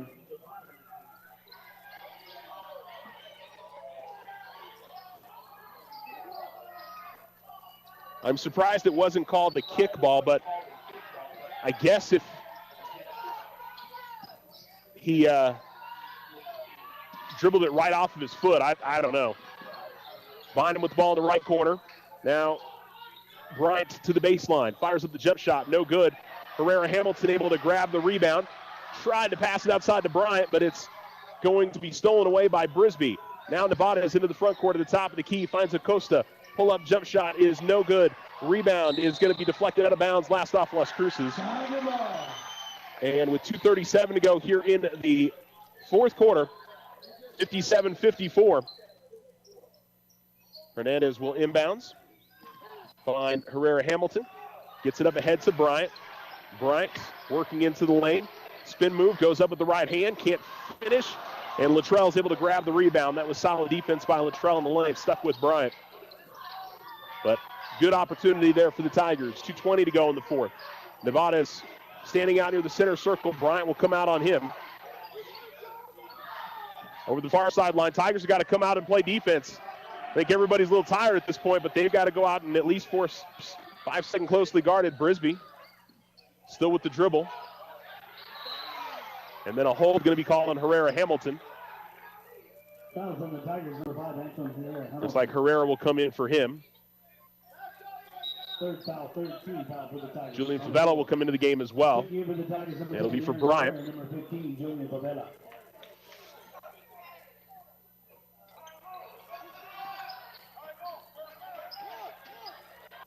So it'll be near sideline inbounds for Las Cruces.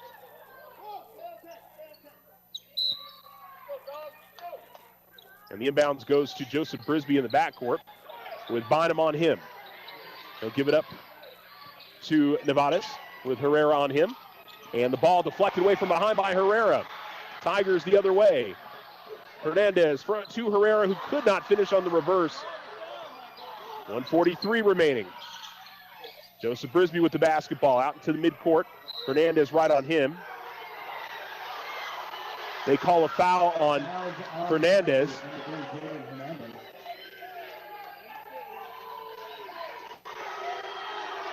And that was not a foul that the Alamogordo fans agreed with. 1:37 remaining in the fourth. Joseph Brisby got away from his defender, goes to basket. Favela was able to deflect it out of bounds. I don't think they called the block. They just said he got a hand on it. And so it'll be baseline left inbounds here for Las Cruces. Inbounds goes to Jaden Brisby. He'll go outside to Joseph. Alamogordo got to get out there and defend. Nevada's with the basketball, guarded by Herrera. Now to Brisby. Brisby finds Jaden. That was Joseph and now Acosta. 1:16 remaining. 3-point game. And Herrera sticking right with Nevadas. Nevadas shakes away. And it looks like the Bulldogs in no hurry to take a shot with 1 minute remaining. Nevadas almost lost his footing. Kicks it out to the right corner. Acosta will bring it out. 58 seconds remaining. And trying to foul him was Grinder. And so it'll be a timeout called by Las Cruces. Full timeout on the floor with 54.9 seconds remaining on the Richardson Motor scoreboard. We will return. Tigers down by 3, 57-54. You're listening to Tiger Basketball. Did you know that First National Bank is the only locally owned and operated bank in Otero County? This is Deborah Romero, President and CEO of First National Bank. Our associates are the best. Not only do they provide great customer service, but they also serve in various roles with organizations in our community. They help at schools and even raise money for scholarships at NMSUA. Does your out-of-state bank or credit union care about our community like we do? Come see our friendly and knowledgeable associates today. First National Bank, member FDIC. The Winner Circle has been outfitting champions for over 50 years in Otero County. Established in 1970 by our Gigi and Big John. Let's show our school spirit. Whether you're a Tiger, Wildcat, Bear, or Chief, we can make t-shirts, sweatshirts, polos, and hats. And we do custom embroidery too. The Winner Circle does it all. Custom orders available for businesses, squadrons, and organizations like hats, polos, name tags, also trophies and awards. Winner Circle, 1201 10th Street. Go Tiger! See you at the games!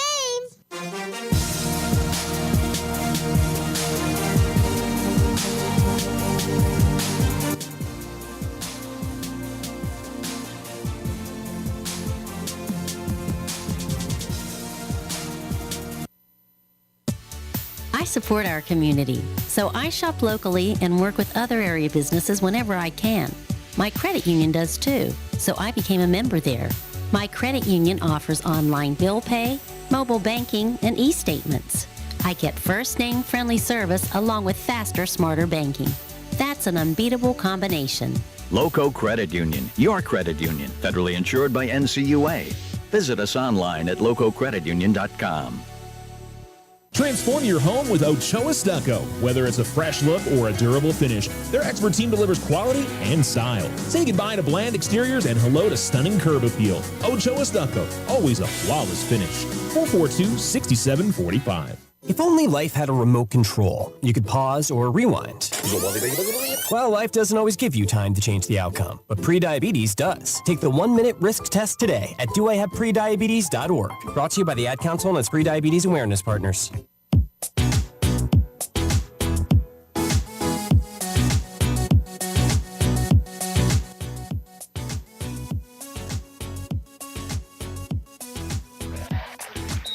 Alamo Sports and Talk, 12:30, 101.9. Bulldogs will get the inbounds with 54 seconds remaining. And Nevada's with the ball in the backcourt. Herrera right on him. Tigers came out to double team. Brisby's got it. Finds a wide open Jaden Brisby, and his shot is no good.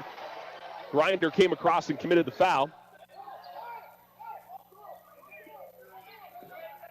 Fouls on the Tigers, number 8, Ethan Grinder. And so Grinder picks up his fourth. And Brisby, who's been very good at the line in the second half with 2 big free throws. He's 4 of 6.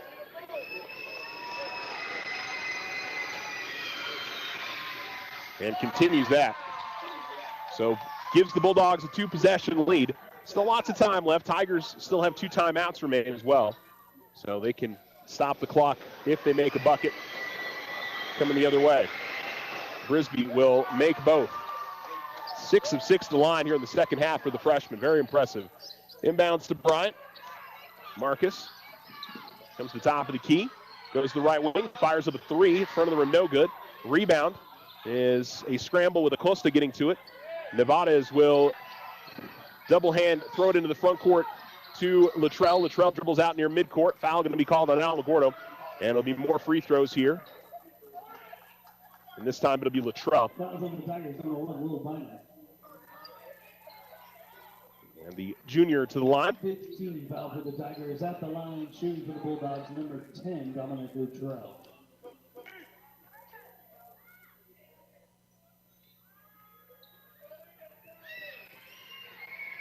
Luttrell will rattle out the first.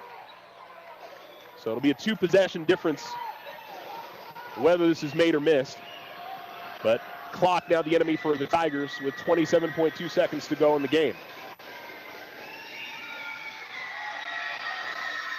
He misses both, but Joseph Brisby got the rebound, and he'll give it up to Nevada's. And a foul going to be called on Bryant. That was an over the back by Luttrell, similar to, I think it was Bryson Bloom earlier.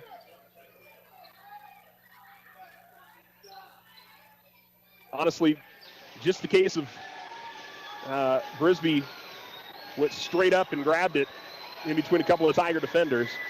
I think it was a pretty clean rebound. Nevada's will knock down the free throw. One more and he makes it a 3-possession difference.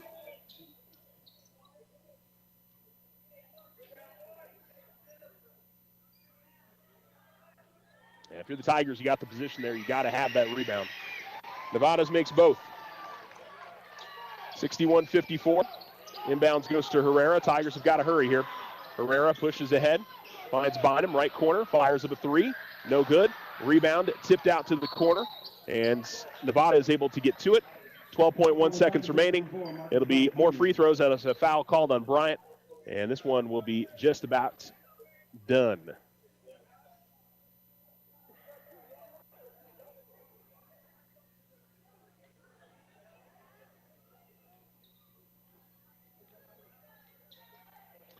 Well, once again, good hard-fought battle by the Tigers. Similar to what they did against Oregon Mountain, but just could not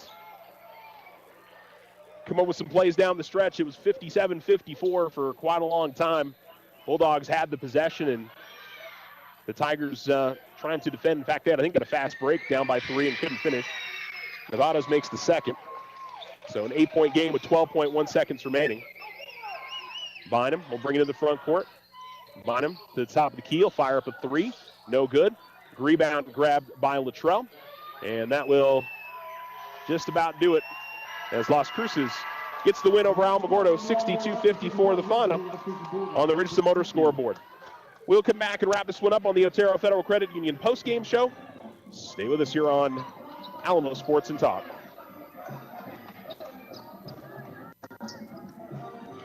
When life happens, OFCU has a loan for that.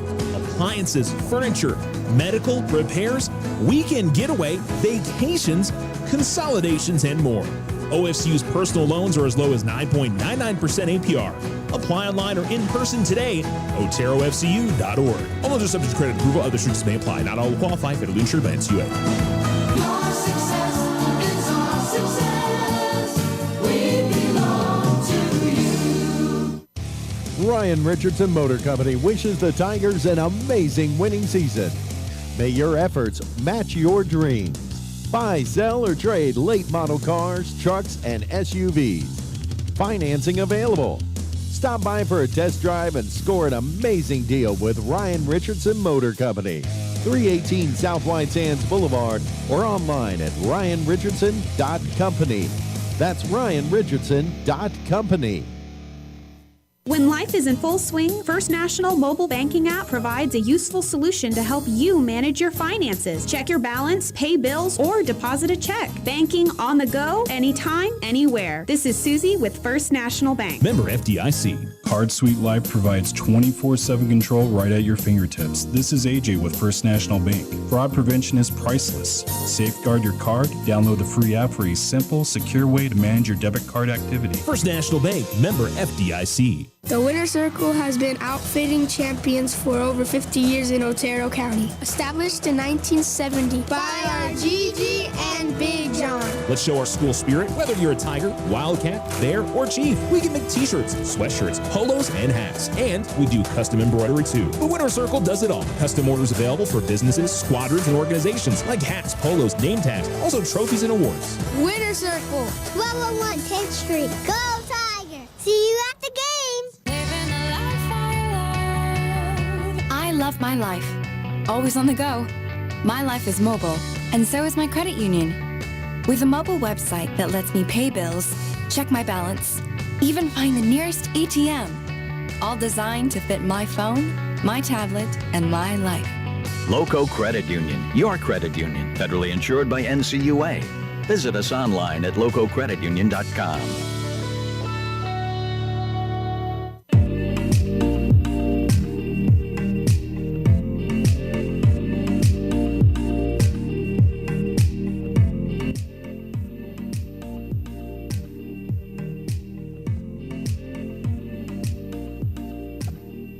Alamo Sports and Talk, 1230, 1019. Welcome back to the Otero Federal Credit Union postgame show and the Lawrence E. Johnson Tiger Pit. The Tigers fall 62-54. Fun back and forth game between these two sides. A lot of fun to watch. The Tigers do come up a little bit short, but I mean, I know it ended up being an 8-point difference, but it was a 1 or 2 possession game pretty much the whole way. Tigers, after falling behind 13-0, ended up battling back and working themselves to a tie and eventually the lead in the first half. And I don't think they had the lead in the second half. I think Alamogordo got to a tie a couple of times, but never pulled ahead in the second half. But I mean, they kept with it, and the Bulldogs for a little bit looked like they were threatening to pull away and run away with the game, but couldn't quite make that happen. And just made their free throws at the end. That was the big thing. I mean, goodness. 1, 2, 3, 4, 5, 6, 7 of 10 in the fourth quarter. But especially, you look at Jaden Brisby, who was big in that fourth quarter for the Bulldogs to carry them towards the end of that game. It wasn't necessarily pretty at the quarter. Both teams had some turnovers that certainly hurt them. But Alamo, again, proven that they can hang with the two best teams in the district here at home this year. They were right there with Oregon Mountain going into the fourth quarter, and they were right here in this game with, a minute 30 left. It was 57-54. So just did make some of the shots they needed to down the stretch. And again, credit to the Las Cruces for making their free throws. That was unfortunately what hurt the Tigers on Thursday of last week, was not able to make their free throws down the stretch, and that led to the Tigers not able to grab that win against Mayfield last week. Leading scorers for the Tigers: Marcus Bryant Jr. 16, 14 for Ethan Grinder, 10 points for Jaden Hernandez, 6 points for Aaron Herrera. Played a really good game both on the offensive and defensive side tonight. 4 points for William Bynum, 2 points for Antoine Herrera-Hamilton and Julian Favela. Jaden Brisby finished with 14. Bird Nevadas had 19 for Las Cruces. 8 for Ezekiel Acosta, 9 for Dominic Luttrell, 6 for Zayden Clark, 2 points for Joseph Brisby, and 2 points for Vaughn Romney in this one. So Tigers dropped to 2-7 in district. They are 10-15 overall. And they will return back on the road on Thursday when they take on Gadsden. So most likely the Tigers will be on the road in the first round of the district tournament against Mayfield. Unless Gadsden beat Mayfield tonight, that's the only way I think Alamogordo could end up here at home, because if Mayfield were to lose both games this week and Alamo beats Gadsden, then I think Alamo owns the tiebreaker, because I believe they beat Mayfield by a bigger margin than Mayfield beat Alamogordo. So that's the only scenario. I don't have a final score for you. That one I don't have a final score on the girls' game as well. So we will have that up on our Facebook page, so go check that out. Thanks for listening to the Otero Federal Credit Union post-game show as the Alamogordo Tigers fall to the Las Cruces Bulldogs 62-54. And we'll be back in action on Thursday in their regular season finale at Gadsden. We hope you will tune in and listen to that. And we hope a wonderful rest of your President's Day. If you're looking for a recap of everything from today, you can check it out on our Alamo Sports YouTube channel, on X at Charles Whitkey, and on the Roundup tomorrow, 2 to 3 p.m. here on 1230 AM 101.9 FM. Have a wonderful night, and we will talk to you all soon here on Alamo Sports and Talk.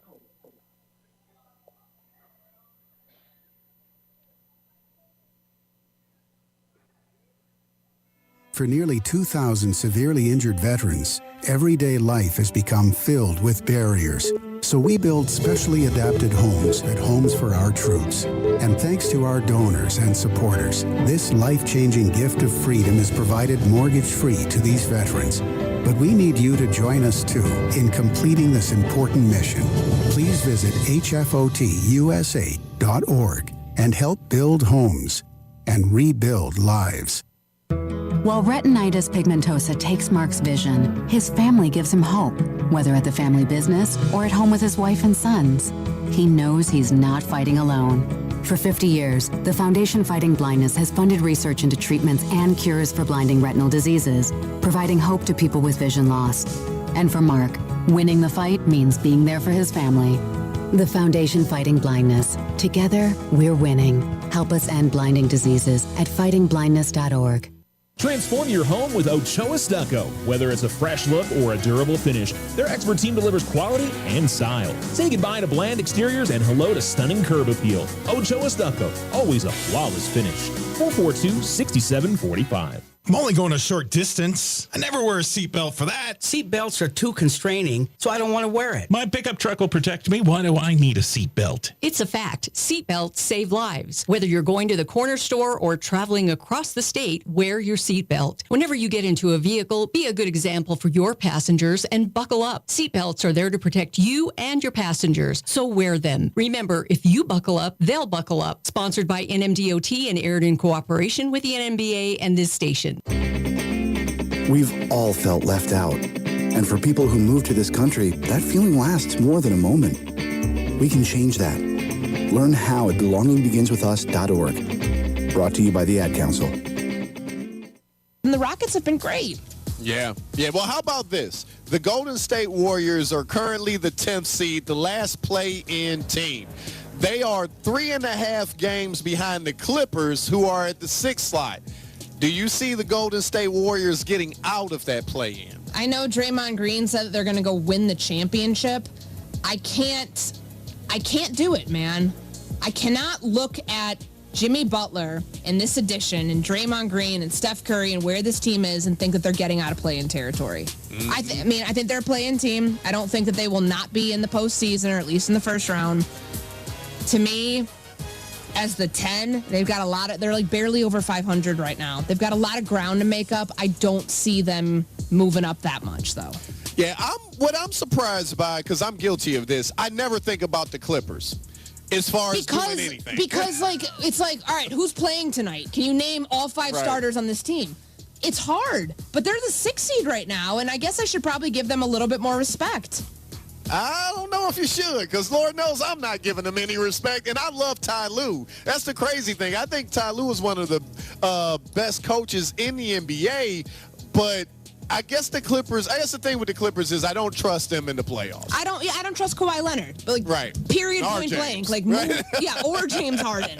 Right.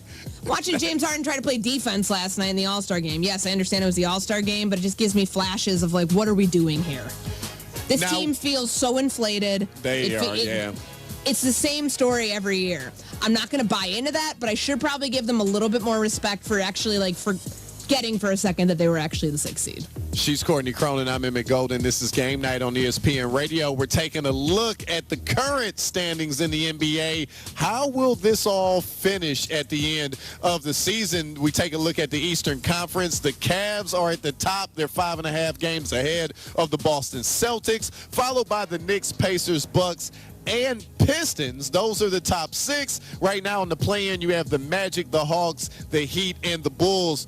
Courtney, I think that the Pistons will actually improve a little bit, and I could see them getting a top 4 seed in the Eastern Conference. And I know that sounds crazy for a team that won 14 games last year. Well, they got 29 wins already, and I think J.B. Bickerstaff really focusing on defense has them playing really well, and probably outside of maybe the Rockets, the most surprising team in the NBA this year. Cade Cunningham has become the leader of this team, and he's had a really good year so far, which 25 and 6 every single night, more or less. That steady improvement that shows you that the growth is happening. And when I was hearing Kesty and PJ on the call last night, as I was driving, listening to the first half of the All-Star game, I did not realize that he's 3rd in assists in the NBA right now. Nearly 10 a game. So, no wonder he's an All-Star. Totally understand that. But, everything for him has improved from last year to where they're at now. Field goal percentage, points per game, assists per game, rebounds per game, blocks per game. They're a young team that seems I don't know if this is good hope or good juju for the Washington Wizards. maybe because they were as bad as the Pistons were last year. They had multiple double-digit losing streaks, that maybe they can find the same luck in 2025, 26. But it is impressive to watch what the Pistons are doing. Now, the Orlando Magic was a team I expected to be a top 4 seed this year. They've been dealing with a lot of injuries. Paolo Banchero, they actually missed him for the majority of the first half of the season. One of the Wagner brothers is out as well. I could see them getting out of the play-in, and the Pacers. I could see the Pacers sliding down to that 7 slot. I just think it's going to be so close. And the Magic, after what they did last year, I think if they had a little more health, which hopefully they're blessed with in the second half, I can see them making a run to get out of the play-in. The rest of the teams down there, I just think they're all in the play-in, because I don't see the 76ers knocking anybody out. The Southeast division that Orlando's in right now is terrible. Yeah. So, Jimmy Butler's out from Miami. That opens it up even more. They're a young, talented team. And I think that they have the talent it would take to be able to claim the division. All of the players that you mentioned, Cole Anthony, Jalen Suggs, Paolo Banchero, that's a young group that I think is ready to actually do something this year. Yeah, as I look at the 76ers are 2.5 games behind the Bulls for the 10th seed. I shouldn't even say if, because we know that Embiid's not going to be healthy for a long time. But whenever he comes back, do you think the 76ers have enough to knock off the Bulls? And the only reason I'm asking this question is because I don't really believe in the Bulls either. Nobody believes in the Bulls except their general managers. Like, we don't need any great players. We just need 9 to 10 mid players to form a roster. Fantastic strategy. Maybe, like, I mean, top to bottom, the 76ers have a more talented roster than the Bulls. Yeah. The Bulls' goal is play-in territory every year. That mediocrity and that mindset it's always going to catch you at some point. So I don't think that them staying where they're at right now, hovering around the 10 seed, maybe falling out, I'll agree with you on that. Because the 76ers have had to dig really deep, especially with the Joel Embiid injury this year, the failed expectations, putting way more on Tyrese Maxey than they probably thought they were going to have to this year with Paul George, with Joel Embiid, all the injuries that they've dealt with. Can they claim a 10 seed? Sure. Is this an accomplishment that anybody's proud of, considering what they did in the offseason? Absolutely not. No. They're spending money like they're a championship contender, and here they are trying to fight their way into the play-in. But understanding the talent, to your point, that they have on the team, I can see them getting into the play-in and maybe even getting out, but there is no hope for any type of championship or anything like that coming up. So I actually think the Thunder, the Cavs will end the season as the top seeds, both of them kind of going wire to wire in their conference. I don't think that means they're going to the finals, because especially in the Western Conference, really good teams in the East, it's still Boston. You still got to go through Boston. She's Courtney Cronin. I'm Emmett Golden. This is Game Night. Coming up next, the Four Nations face-off. Championship game is set, and has the NHL broke the code for All-Star Weekend? That's straight. Hey, it's your resident Super Bowl champ, Chris Candy. Coming up Tuesday, SGA might be the betting favorite to win MVP, but will he land in the #1 spot of my top 5 MVP candidates? It's Unsportsmanlike, 6 a.m. Eastern, right here on ESPN Radio, ESPN2, and ESPNU. Welcome to TGL, presented by SoFi, golf's newest league. It's sharp and it's electric. How is it sharp? How is it electric? Good questions. Try this on for size. 2 hours of hammer dropping, overtime forcing, playoffs on the line, golf. With 24 of the best players from the PGA Tour, split into 6 teams: Atlanta, Boston, Jupiter, LA, New York, and the Bay. This isn't your average Sunday pickup game. Tune in every week for TGL matches, only on ESPN. Keep up. It's golf. Hello, it's Robin Roberts here. Hey guys, it's George Stephanopoulos here. Hey everybody, it's Michael Strahan here. Wake up with Good Morning America. Robin, George, Michael, GMA, America's favorite #1 morning show. The morning's first breaking news, exclusive interviews, what everyone will be talking about that day. Put some good in your morning and start your day with GMA. Good Morning America. Put the good in your morning. GMA 7A on ABC. Hey everybody, it's Freddie Coleman, and coming up in the afternoon Cool Tuesday edition of Freddie and Harry with me and Harry Douglas. All the fat mouthing is over regarding the NBA All-Star Weekend. I'm going to tell you which potential NBA contender is in this room.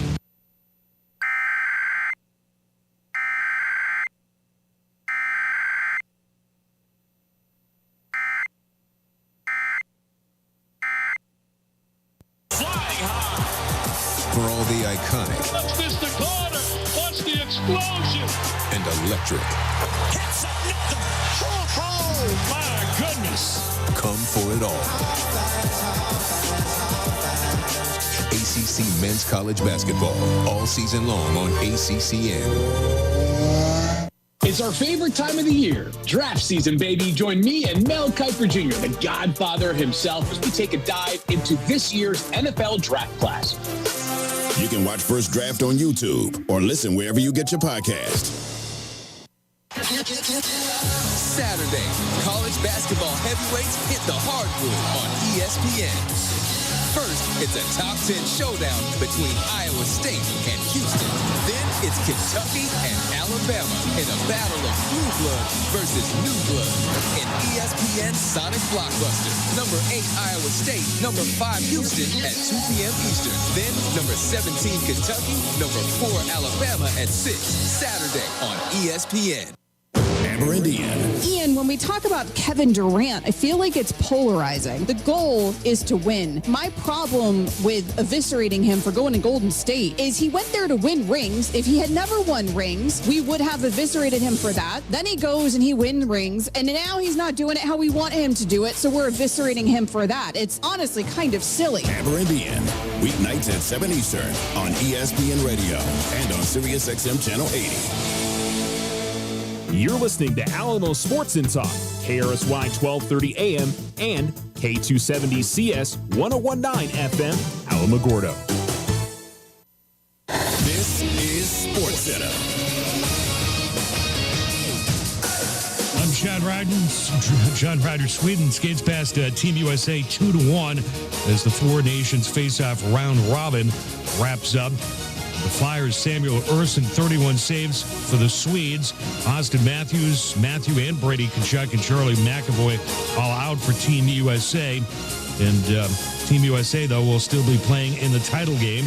Earlier, Canada built a 3-0 lead after the first period. They end up holding off Finland 5-3 to advance to the Four Nations Face-Off Championship game versus Team USA. Highly anticipated on Thursday night in Boston and on ESPN TV at 8 p.m. Eastern. In today's Canada win, Nate McKinnon with 2 goals, Connor McDavid, Sidney Crosby each had a goal and an assist. So this great rematch after their fight-filled first matchup, Canada versus the USA. ESPN senior NHL writer Greg Wyshynski. This American team is the best I've ever covered. They're as talented as Canada. They can stand toe-to-toe with them. And thanks to players like the Tkachuk brothers, they've got the swagger necessary to take on Canada and not be intimidated by how good the Canadians are. Greg Wyshynski on Joe and Q. To baseball, the Diamondbacks have agreed on a 4-year, $45 million extension with 25-year-old All-Star shortstop Geraldo Perdomo, reports ESPN's Jeff Passan. 3-time MVP Mike Trout is changing positions for the upcoming season, moving from center field to right field for the Angels. In an effort to keep himself healthy, the 33-year-old has missed 266 games over the past 4 seasons. What's up, kiddos? Clinton Yates here, and coming up on Tuesday, we'll continue to get you ready for the second half of the NBA season while looking towards the Major League Baseball season starting up. That's Tuesday on Clinton and Friends at 10 a.m. Eastern on ESPN Radio and the ESPN app, kiddos.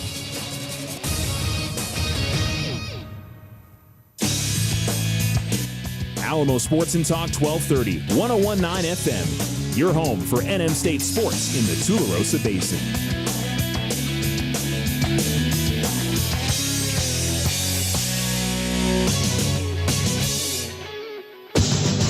3.9 to go in the United States is going to end its drought against Canada international competition, and they're going to play for the title of this inaugural Four Nations face-off on home ice in Boston on Thursday night. You know, we were all coming in with that villain mindset that we weren't going to be like tonight and just found a way to win. I'm so happy right now.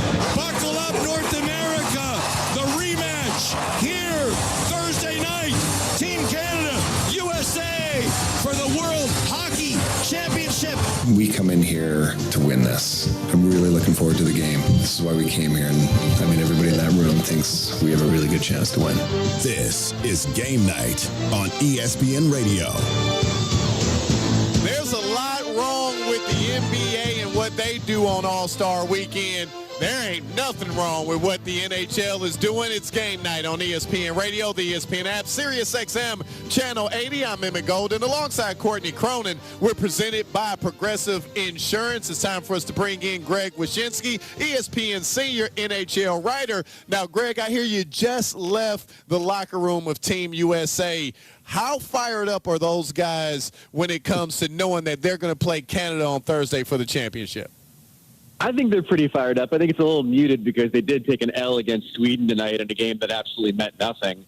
And they're also dealing with some injuries. You know, Matthew Tkachuk didn't play tonight. Austin Matthews didn't play tonight. Brady Tkachuk left the game in the first period after slamming into the goal cage for Sweden. So, according to Jack Eichel of Team USA, they'll all be good to go for Thursday against Canada. So, listen, they're excited. They're pumped up. They already got a win against Canada. Their confidence is high. But, it's a little bit muted after a disappointing effort tonight against Sweden. And we know Canada won today. They beat Finland 5-3. So they're advancing to the championship. We've talked about the rematch. Like, do we expect it? Can this possibly live up to as good of a game as we saw on Saturday in round one? Now, I can't promise 3 fights in 9 seconds will happen again. That might be a special thing. It doesn't mean there won't be a fight, but I don't know. That we might not be setting any records for how early a fight is in the game. But you got to remember, the dynamic completely shifts for this game as the action shifts from Montreal to Boston. I mean, you could feel it tonight, even in a game that didn't really mean anything. The chance of USA, the Boston crowd getting fired up every time the Americans touch the puck. Like, that's going to be amplified by 1 billion on Thursday when Canada is the opponent instead of Sweden. And it's going to be a real distinct home ice advantage for the Americans. They're going to be fired up. And the other part of this, too, that you can't discount is proof of concept. They went toe-to-toe with Canada. They beat Canada in Montreal. They have the utmost confidence that they can beat this team again for the Four Nations Championship. He's Greg Wyshynski, ESPN, senior NHL writer. I'm Emmett Golden alongside Courtney Cronin. It's game night. Why, Greg, why has this been as epic as it has been? Well, you have to remember, it's been a while since we had a best-on-best NHL tournament. The last one was in 2016, the World Cup of Hockey. These guys haven't been in the Olympics since 2014 against each other. And in that time, we've had generations of NHL stars waiting to represent their countries. Austin Matthews, Jack Eichel, the Tkachuk brothers, Connor McDavid, and Cale Makar with Team Canada. So we've anticipated these battles for several years now, these generational talents all getting a chance to represent their countries for the first time. And so there's that added pent-up anticipation on their part that I think has helped make this tournament something special. How did they come up with this format? Because like Emmett was prefacing here, the NBA and their All-Star break and what they're doing with the All-Star game leaves a lot to be desired. Hockey is certainly winning in that department. Like, it took a while to get here, but it seems even just like a couple days in that we're like, all right, this is the format that it works at an All-Star break. How did they come to this conclusion? Well, this was always meant to kind of be the appetizer for the 2026 Winter Olympics. The NHL is going back to the Olympics next year. And so to kind of build the anticipation for that, they wanted to do an international tournament. Now, the early plans were to bring back the World Cup of Hockey this year. But then there's a certain Russian invasion of Ukraine that's complicated things politically. Like, the NHL couldn't have Russia in the tournament and have Sweden and Finland both participate. They said no thanks to that. So they pared it down to 4 teams, Sweden, Finland, the U.S., and Canada, and created this first ever Four Nations face-off, which obviously has become a huge success. Now, I've asked a number of the players, how do you possibly go back to the All-Star game after having this much excitement and this much energy in the buildings for these international games? And some of them said, look, All-Star Weekend still serves its purpose. It puts the spotlight on the players that don't play for these Four Nations. It's a chance to connect with kids and be more, have a little bit of fun in the skills competition. So as much as we might think something like this would kill the idea of an All-Star game, the players still kind of dig the idea, but we might not get it frequently. The NHL is going to go to an international calendar where it's the Olympics, then 2 years later the World Cup, then 2 years later the Olympics, and have that cadence, and then maybe we get All-Star games in the years when there isn't an international tournament.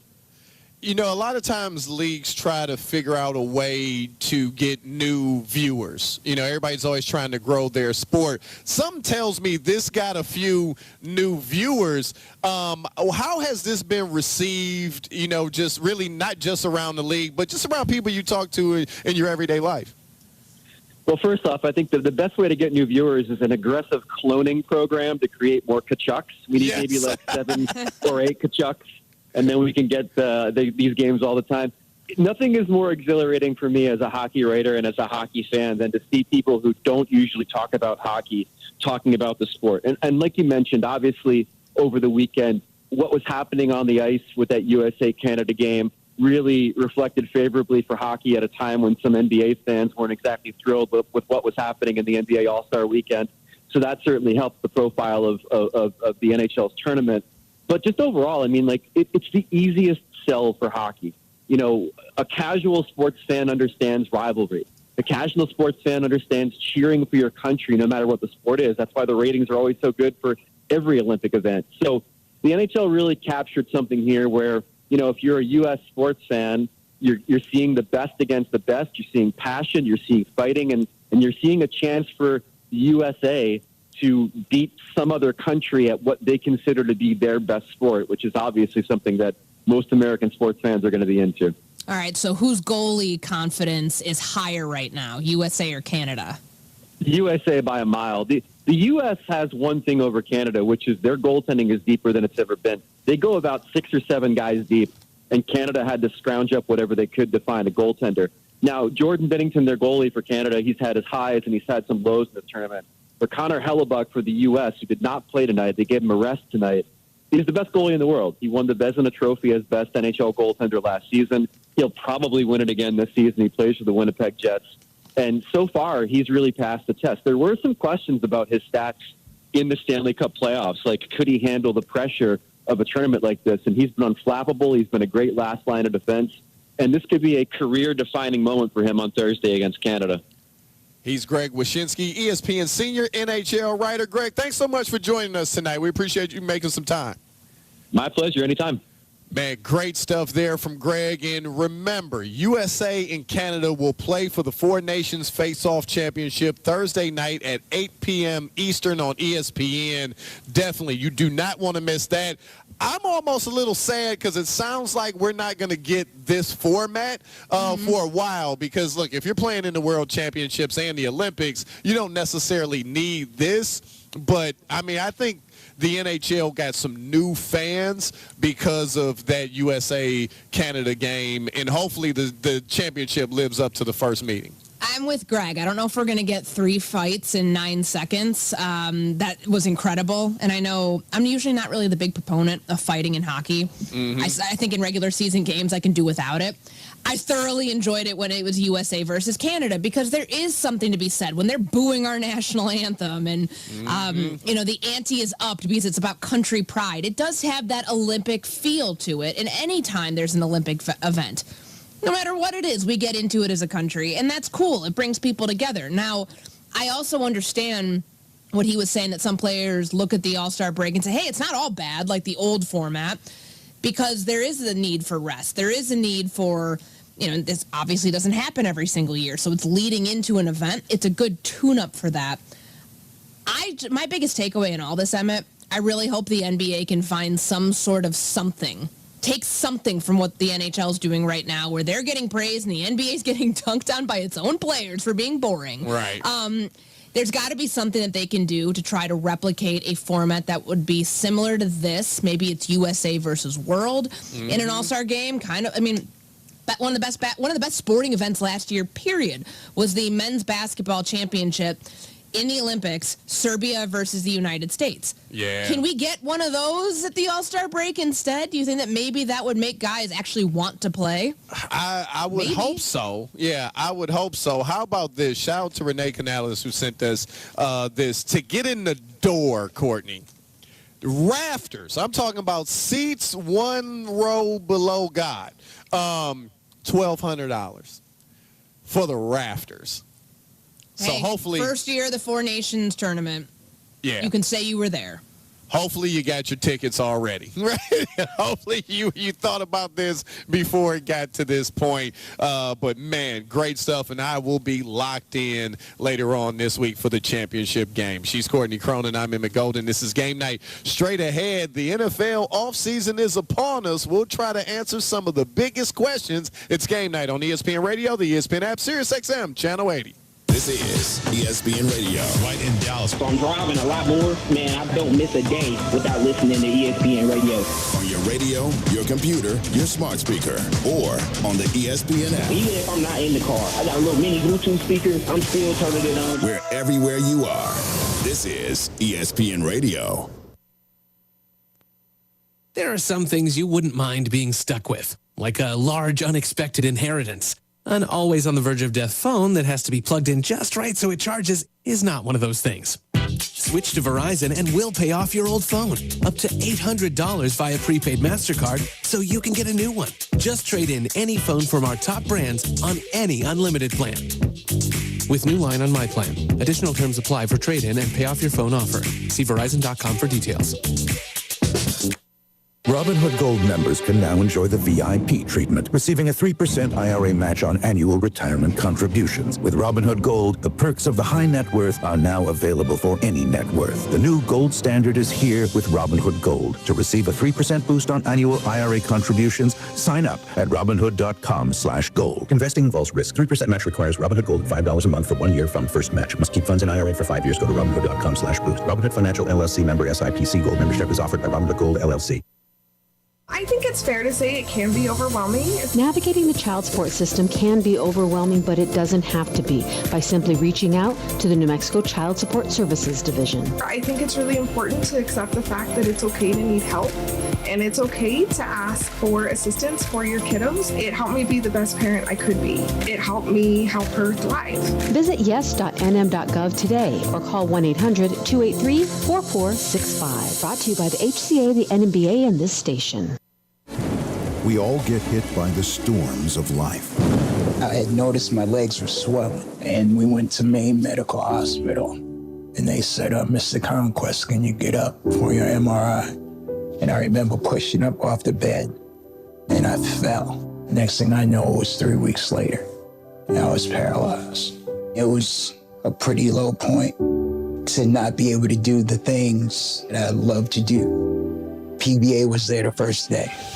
Thanks to PVA, paralyzed veterans are getting specialized medical care and treatments, the benefits they've earned, the jobs they want, and the accessible vehicles and homes they need. PVA has brought me back to life.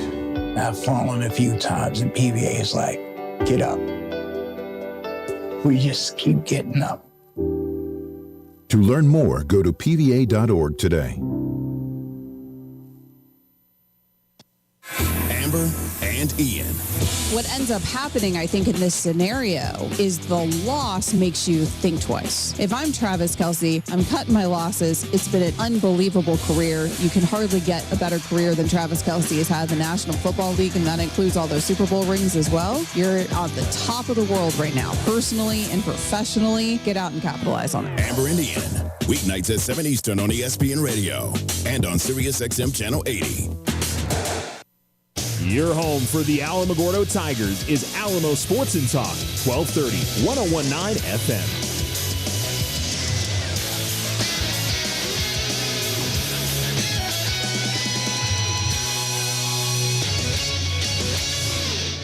The Eagles have been crowned the Super Bowl champs. The bench is empty. The teams converge, and this one is over. And the Eagles have beaten the Chiefs convincingly in Super Bowl 59, 40-22.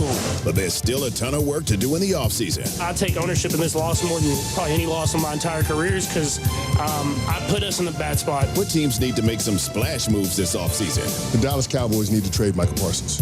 They have to start taking culture seriously. When you got somebody that has been as vocal as he has, there's an opportunity for the Dallas Cowboys to show the rest of that locker room that our culture here matters. This is Game Night's look to the future. The future has finally arrived. Yes, it is different than we all thought. But don't worry, it just means your future hasn't been written yet. No one's has. Your future is whatever you make it. So make it a good one. You heard Kevin Harlan from Westwood One in that production. There's Game Night, ESPN Radio, the ESPN app, Sirius XM Channel 80. I'm Emmett Golden alongside Courtney Cronin, and Game Night is presented by Progressive Insurance. Get a business insurance quote online in as little as 6 minutes. Visit progressivecommercial.com. We take a look into the future. Give some predictions for the NFL. You heard Chris Canty of Unsportsmanlike say, hey, Micah Parsons, maybe the Cowboys should trade him. So, Courtney, do you see the Cowboys moving on from Micah Parsons? All right. This is not the Myles Garrett situation, right? Like, not we were talking about like prime pass rushers with years left on their contract. Not many. In the case of Micah Parsons, he's got 1 year left in 2025. There's a lot of speculation around both. One has come out and said, please get me out of here. The other has not said anything. For a guy who says a lot because he's always on his podcast, he hasn't said anything. Hey, good point. I do not think that they would ship Micah Parsons out of Dallas. I don't see how they're a better defense without Micah Parsons. I don't think Matt Eberflus, who's going down there to be the defensive coordinator, would want Micah Parsons to not be playing in his unit. I understand that there's maybe a couple teams that could use him. Maybe there would be a swap between players and picks. Who knows? I do not think that the Dallas Cowboys would get the haul realistically that they would want if they trade Micah Parsons. So I say it's no. Yeah, I don't think they trade Parsons either. I do think Jerry Jones lets this trickle on and lets the noise get as loud as possible because we know. Oh, so it's going to be as bad as it was and as annoying as it was last offseason? I have to sign up for another offseason of that? Yep. Yeah, what did I do to deserve this? That's why you make the this? big bucks, Courtney. That's why. So it ain't going to happen, but it's going to feel like it's going to happen, and then Jerry will pay Parsons, and it will all go away. Moving on, sticking in the NFL, the biggest offseason move the Chiefs need to make to bounce back, Courtney, is what? Health of their skill position. Look, this defense was tremendous. Spags is only getting better, it seems, as each year goes on as a play caller. He has the right front seven to make this thing work. To me, it's the offensive side of the ball. And it's not like they didn't make investments. They drafted Xavier Worthy. They brought in Hollywood Brown. They had Rashee Rice. They had all of the pieces to be explosive. It just didn't happen at the worst possible time. They, were not. So I'd like to think that for Kansas City, it's go all in and try to get another weapon. I mean, teams were taking Travis Kelce away because it was, I don't want to say easier, but the guy's 35 years old. 800-something yards, 4 touchdowns this year. Those are not Travis Kelce normal numbers. But when teams can key in on you and take away your top target, that's going to make life a little bit more difficult for Patrick Mahomes. Even for Patrick Mahomes, he still needs talented weapons around him. I think he just needs a surplus of it, because we saw what happened when all the injuries hit last year and it hurt them in the worst possible time in the Super Bowl. For me, the biggest offseason move they need to make is the one not to panic. They really could. Now, you're going to have to bring in some new players, refill some depth and all of that. So do that. But don't get out of your hookup. You went to the Super Bowl for the 3rd year in a row. It ain't bad, all right? It ain't that bad. I get it. You lost. You're like, man, we got to do something to win. You got Pat Mahomes. You got Andy Reid. Just stick to your script, and I think everything will be all right. She's Courtney Cronin. I'm Emmett Golden. This is Game Night. We're taking a look at the NFL future. Courtney, which team needs to go all in when free agency starts? I think it's the Cincinnati Bengals. And I say that because it's not even free agency, technically. Tomorrow, franchise tag window opens. They have until March 4th to figure out, are we placing the franchise tag on T. Higgins? I think they do that. I hope they don't make him play on the tag, though. I hope that they pay him. I hope that they pay Jamar Chase. I hope they pay Trey Hendrickson. Because this game was an inch out of making the 7 seed in the AFC playoffs, coming back from the dead. And that dead was because of the defense. They need additions on that side of the ball. They were so bad defensively for so long that it cost them any sort of momentum early on. And by the time they get to December when they're 4-8, it's like, all right, we're kind of out of this. But then they started to get really good. And it wasn't enough. So to me, this is a team that has to be super active this offseason. Go win free agency. Go spend big. Go do things that you normally don't do, because you don't want to waste another year of Joe Burrow in his prime. Not with how well he was playing last year. Hell, if they make the playoffs, and I know there's certain people on our network, Chris Canty, who would not like to hear me talk about Joe Burrow as a potential MVP candidate. If that team got into the playoffs, they would have been scary. Mm-hmm. That's all I'm going to say. No, that's facts. I'm going to stay in the AFC. I'm going to say the Vegas Raiders. Listen, the AFC West, the Chiefs are the Chiefs. the Chargers and the Broncos look like they're ready to be consistent playoff teams. If you're the Raiders, you need to kind of keep up with the rest of that division and, kind of stand pat and hoping that you draft well. That's the long-term view. I think they need to get after it right now and not wait too long. All right, we'll finish off this segment by doing a little tag 'em or bag 'em. These are guys that are about to hit free agency. Should their teams give them the franchise tag or should they chuck the deuces? That means peace. All right, we'll start with Sam Darnold to the Vikings. Bag 'em or tag 'em? Tag him. And I know it's like $41 million, but this is better than giving him the, $100 million extension that everybody thought prior to week 16 that he was going to get. And you just don't know. You can't, number one, you just don't know about J.J. McCarthy and the health. Yes, they traded up to go get this guy. They believe he's their future, but you found something in Sam Darnold. We're not going to go panic off of a 2-game sample size with the Lions game and what happened in the playoffs against the Rams and say he's absolute trash where we just move on from him. Because if you don't sign him, somebody else is going to in free agency. Tag him so you have the rights to have the right of first refusal, more or less. And either tag him and keep him on your roster or tag him and trade him.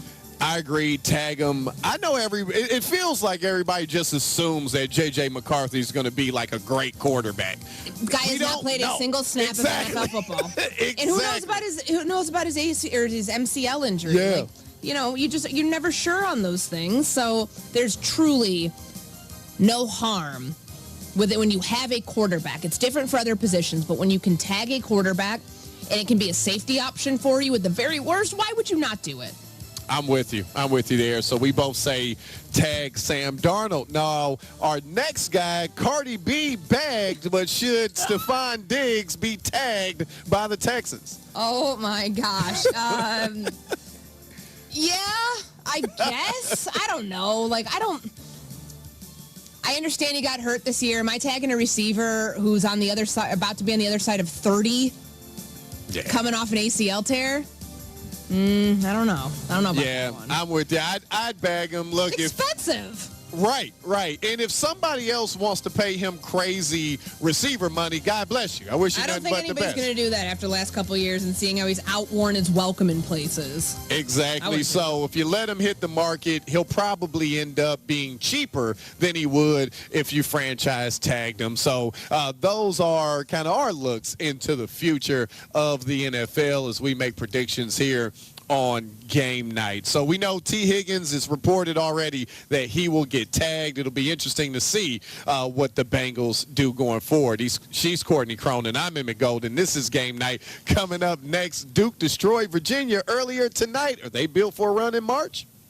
Hey, it's Michelle Smallman, and coming up Tuesday, pitchers and catchers have reported, so it's only right that I give you my top 5 storylines I'm most paying attention to for this Major League Baseball season. It's Unsportsmanlike, 6 a.m. Eastern, right here on ESPN Radio, ESPN2, and ESPNU. Welcome to TGL presented by SoFi, golf's newest league. It's sharp and it's electric. How is it sharp? How is it electric? Good questions. Try this on for size. 2 hours of hammer dropping, overtime, forcing, playoffs on the line, golf. With 24 of the best players from the PGA Tour, split into 6 teams. Atlanta, Boston, Jupiter, LA, New York, and the Bay. This isn't your average Sunday pickup game. Tune in every week for TGL matches, only on ESPN. Keep up. It's golf. Robinhood Gold members can now enjoy the VIP treatment, receiving a 3% IRA match on annual retirement contributions. With Robinhood Gold, the perks of the high net worth are now available for any net worth. The new gold standard is here with Robinhood Gold. To receive a 3% boost on annual IRA contributions, sign up at Robinhood.com/gold. Investing involves risk. 3% match requires Robinhood Gold $5 a month for 1 year from first match. Must keep funds in IRA for 5 years. Go to Robinhood.com/boost. Robinhood Financial LLC member SIPC. Gold membership is offered by Robinhood Gold LLC. It's our favorite time of the year, draft season, baby. Join me and Mel Kiper Jr., the godfather himself, as we take a dive into this year's NFL draft class. You can watch First Draft on YouTube or listen wherever you get your podcast. Saturday, college basketball heavyweights hit the hardwood on ESPN. First, it's a top 10 showdown between Iowa State and Houston. Then it's Kentucky and Alabama in a battle of blue blood versus new blood. An ESPN Sonic Blockbuster. Number 8, Iowa State. Number 5, Houston at 2 p.m. Eastern. Then number 17, Kentucky. Number 4, Alabama at 6. Saturday on ESPN. Amber and Ian. You had hundreds of fans outside of the AAC chanting, "He's not fat, bring him back." Amazing chant. Talking about Luka. How good would you feel if you had hundreds or thousands of people just chanting, "He's not fat," about you? I'd appreciate it. I need everyone to chant that toward my wife, going, "He's not fat." Well, I'm not sure that's changing her mind. Amber and Ian. Weeknights at 7 Eastern on ESPN Radio.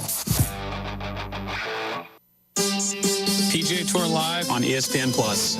Stream 34 tournaments with 4 unique feeds and more hours than anywhere else. Yes!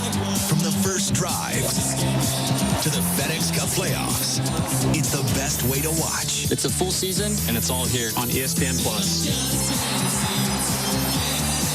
Sign up at plus.espn.com/golf. I just can't get enough. Hey, it's Evan Cohen. Coming up Tuesday, Draymond Green guaranteed that the Warriors would win the title this year. I'll tell you why that guarantee isn't far-fetched. It's Unsportsmanlike, 6 a.m. Eastern, right here on ESPN Radio, ESPN2, and ESPNU. Holloman Air Force Base. Thanks for listening to ESPN Radio on Alamo Sports and Talk, 1230, 1019 FM.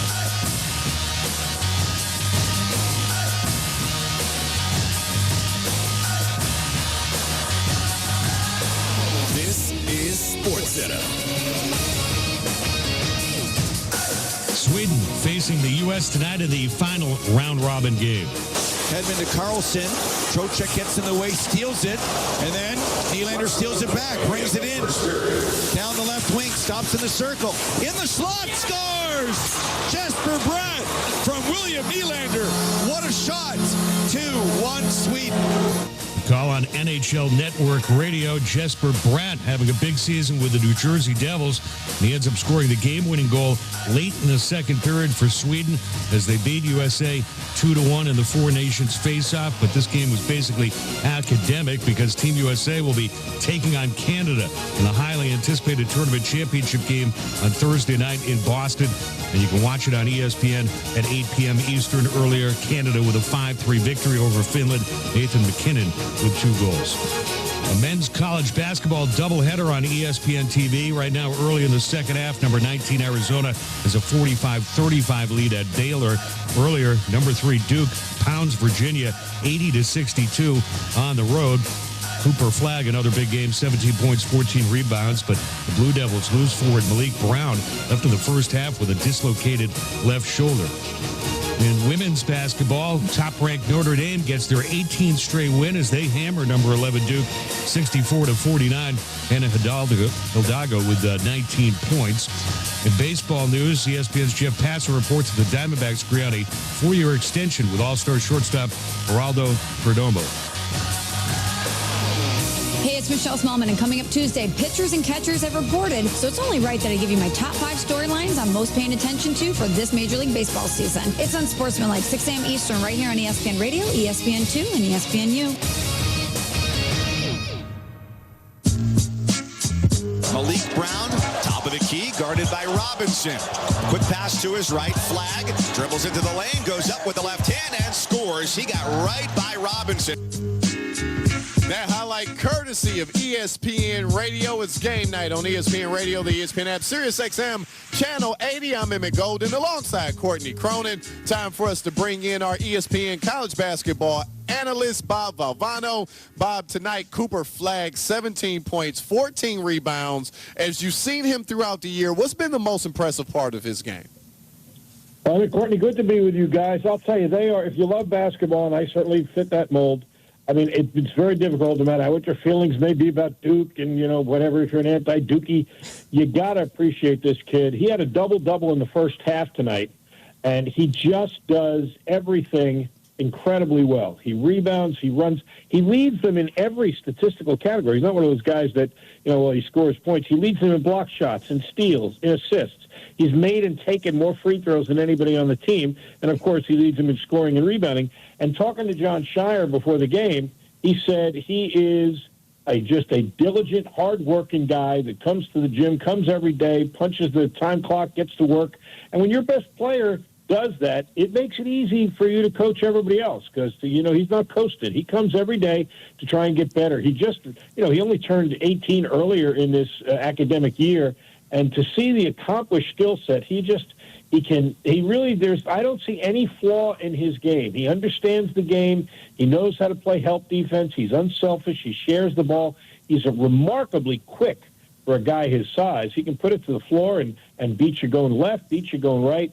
He's the real deal. He is deserving of all the accolades he's getting. All right. I thought he was going to be player of the year from the very onset of the season, but there's a guy in Auburn named Janai Broom who I think has something to say about that. If you had to handicap it today, if it ends today, is it Cooper Flagg or has Broom done enough to maybe make the conversation a little interesting? I think, and this is really me being diplomatic, I think Bruce Pearl gets the Coach of the Year, and I think Cooper Flagg gets the Player of the Year. But I could have that exactly backwards because, Shire has done.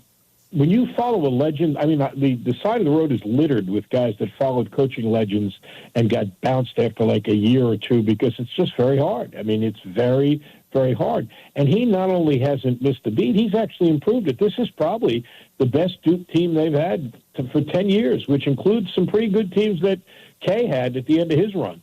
So I'd like him to get some acknowledgement. But unfortunately, when you're blessed with a very good player, sometimes you don't. And so that's kind of how they cop out a lot of times. They give the Coach of the Year to one guy, the Player of the Year to the other. And he's got some competition in his own league. Pat Kelsey's, what he's done at Louisville is amazing. And then there's some other incredible jobs, too. Dusty May at Michigan, that's the largest single-season improvement in wins that they've ever had in that program's history. We already talked about Bruce Pearl and what a job he's done. And so it's a really, really interesting year in the ACC because everybody's knocking about how down it is. But the simple fact of the matter is it's going to be a very competitive ACC tournament because other than Duke, everybody else is kind of bunched together in there. So we have those games, of course, on ESPN Radio, and I'm looking forward to them. But that was a pretty diplomatic answer for me, right? I shared the wealth a little bit. That was a good one. He's Bob Valvano, ESPN college basketball analyst. I'm Emmett Golden alongside Courtney Cronin. It's game night. As great as Cooper Flagg is, he is a freshman. What are your expectations of him when the tournament starts? Well, it's really interesting. Again, something I was talking to Shire about. We had them in the Champions Classic. It's one of their losses. They lost to Kentucky. The end of the game, they kind of ran in isolation for Flagg. He went too fast. He slipped and fell down, and they lost. They played Clemson the other day, and that was their one league loss, and the same deal. At the end of the game, he slipped and fell down. I was kidding. Shire said, you're going to work on having a couple of role players, maybe just hold him up so he doesn't fall down. And he said, no, it was – on a serious note, he said he thought he went too fast. It was a freshman. He was excited. It was early in the year. The Champions Classic's one of their first games. He really thinks – he said he thought there was a wet spot on the floor at Clemson. Maybe he's making an excuse for him. But that's not the point behind bringing it up. What's behind the point behind bringing it up is what a good job Shire does in coaching this team for such a young coach. Because he said – doesn't matter if he fell down those times if they play, because I have to put him in those situations because if we get to the NCAA tournament and a situation like that comes up, he's getting the ball. He's going to run. We're going to run something for him, and he's getting the ball. And the only way you get comfortable in those situations is by experiencing them. So I thought that was really the right answer because he said, listen, if you get in that situation and one of your other guys misses a shot or something, you lose, you're kicking yourself all summer because you're thinking, how did he not put it in Cooper Flagg's hands? But if you put it in his hands and somehow he doesn't get it done, you still sleep like a baby. It's the other guy's movie, and you happen to be in it that night because he's that good. You got to give him a chance. Now, what you think about is, do I get him the ball in a different place maybe? Like he said, maybe we got him the ball too late in the shot clock. We got him the ball dead centered where help could come. Maybe we move him to a side, let him attack from a wing. Those are all the things you talk about. But he's a very sophisticated coach, and for a freshman, Flagg's a very sophisticated player. Hey, Bobby, great stuff as always. We appreciate you joining us tonight. Thanks for taking a few minutes for me. I appreciate it. Take care of yourselves. There he is, Bob Valvano, ESPN, college basketball analyst. I'm Emmett Golden. She's Courtney Cronin. This is Game Night. Kind of sticking with basketball, Caitlin Clark. We know how amazing she was in college and had a great first year in the WNBA. Well, today her agent, Aaron Kane, told ESPN, and I quote, will Caitlin Clark ever be paid by the WNBA what she's really worth to that league? I don't think that's possible. She's part of a larger player body. They all need to be paid more. She should be recognized for what she's done and what she's brought to the league from an economic standpoint. It's as simple as that. Now, Caitlin Clark's salary this year is going to be $78,000, which if you're an average Joe, it's a good job. Sure. If you're a walking monopoly, I don't even know how to describe her, and Caitlin Clark, she's grossly underpaid. Here's the difficult part about this, Courtney, is Aaron Kane is right. She'll never get paid what she's really worth. If they gave her $20 million a year, she'd still be underpaid for what she's worth. So I agree, they got to figure something out. And I think when the new TV deals and everything come in, that the women will start to make more money. But there's some players that you can there isn't enough money to truly pay them what they're worth. And I think Caitlin Clark is one of them. And these things are all collectively bargained. So the salaries go from $64,154 to $241,984. That's a player on a supermax in the WNBA. And I realize some people hearing me say that are immediately applying logic from the NBA of like, oh my God, a supermax contract in the NBA could be $300 million, something insane. I hope that you're right, that the TV deals that come in will end up boosting what has been collectively bargained between the Players Association and the WNBA. To your point, it still will not be enough to determine her value. I would say someone like Patrick Mahomes, who is like just outside of the top 10, just inside the top 10 rather, in highest paid quarterbacks, he'll never be paid his worth. Like usually, the funny thing is, like Tom Brady was never the highest paid quarterback in the NFL. Patrick Mahomes is never going to be the highest paid quarterback in the NFL. Caitlin Clark, never going to be the highest paid player in the WNBA. They make their money on endorsements. They make their money outside of actually playing in the games. And it'll be a problem until it's not. I don't know what the WNBA can do to raise those salaries even further outside of TV deals. It just feels like that's something that's going to take some time. But her agent's right, because her brand value and what she brought to not only the women's college game, but what she brought to the WNBA in year one, all the viewership, all the eyeballs, all the endorsements, all of the attention that the league got, a lot of it's because of her. And I know that there are people who want to push back on that notion and say that it's because of other people too. It is to a degree, but she's the one who championed that. And until we see, like, I almost think it's a crime that NIL and in the NIL era came in when she was like nearing the end of her career, where people could really cash in on their name, image, and likeness when they're in college. Because let's say NIL, like, you know, she graduated this past year. NIL came into play, but like did it really? 2021, July 3rd, 2021. It was like, all right, Wild West. And people didn't really know what to do with name, image, and likeness the first 2 years of it. Had the timeline been different and last year been like her freshman year, I wonder by the time this whole thing were to have happened, her staying all 4 years at Iowa, would she have made what she'll never end up making in the WNBA if the timelines were different? $100 million is the first thing that I thought of. Like if everybody knew exactly what she was. As NIL got to like the peak it's at right now, where people are making incredible money. And I mean, you're seeing it in leagues. I wonder how this is going to affect the WNBA draft this year. And even in years to come, are players going to stay in college like they're doing in the NFL, like they're doing in other leagues to cash in on that, and I'm not trying to change the subject, but like it's just to bring it back to Duke. Remember Cooper Flagg said the other day, hey, I might actually want to stay.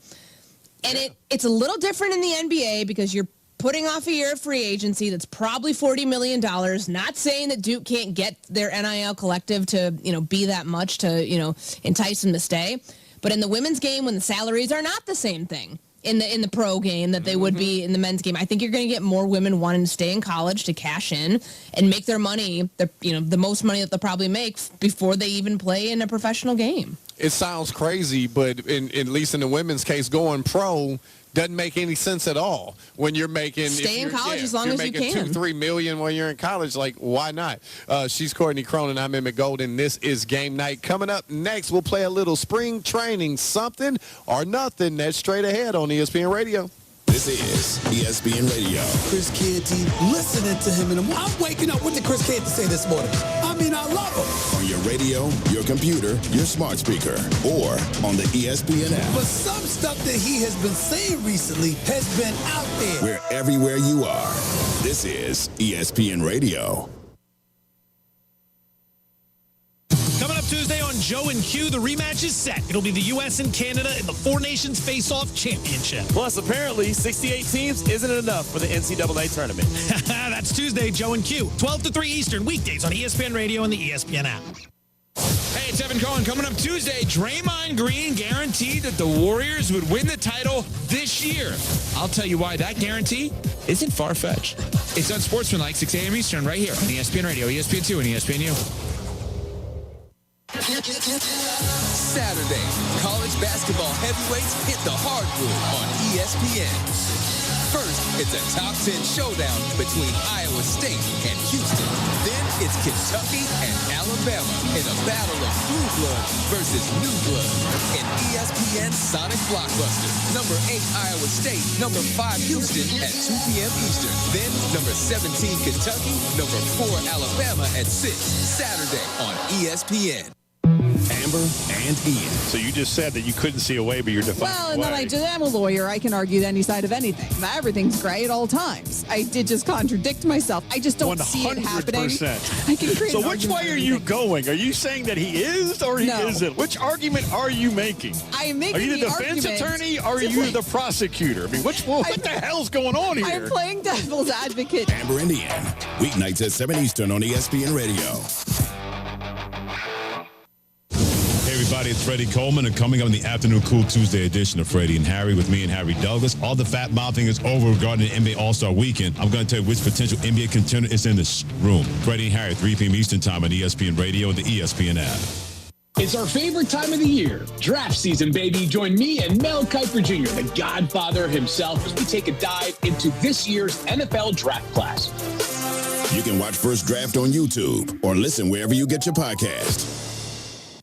Buckle up and get ready for all the heart. College basketball better than ever. This is must-watch television and all the love. The most electrifying players in the nation. For all the moments. My goodness, a show-stopping highlight. And all we are. Come for it all. ACC Women's College Basketball. All season long on ACCN. Hey, did you miss Clinton and Friends? Walrus, extremely important. Why do people call you Walrus? I was listening when I was a kid to the Beatles song, I Am the Walrus, for probably an hour. No chemicals involved. I love taking a good nap. I'm a mysterious person, so it's kind of my spirit animal. Yes! Excellent phone call. That's the standard of phone call we need on this program, y'all. Clinton and Friends, weekdays from 10 to noon Eastern on ESPN Radio and on the ESPN app. Your source for sports in the Tularosa Basin is Alamo Sports and Talk, 1230, 1019 FM.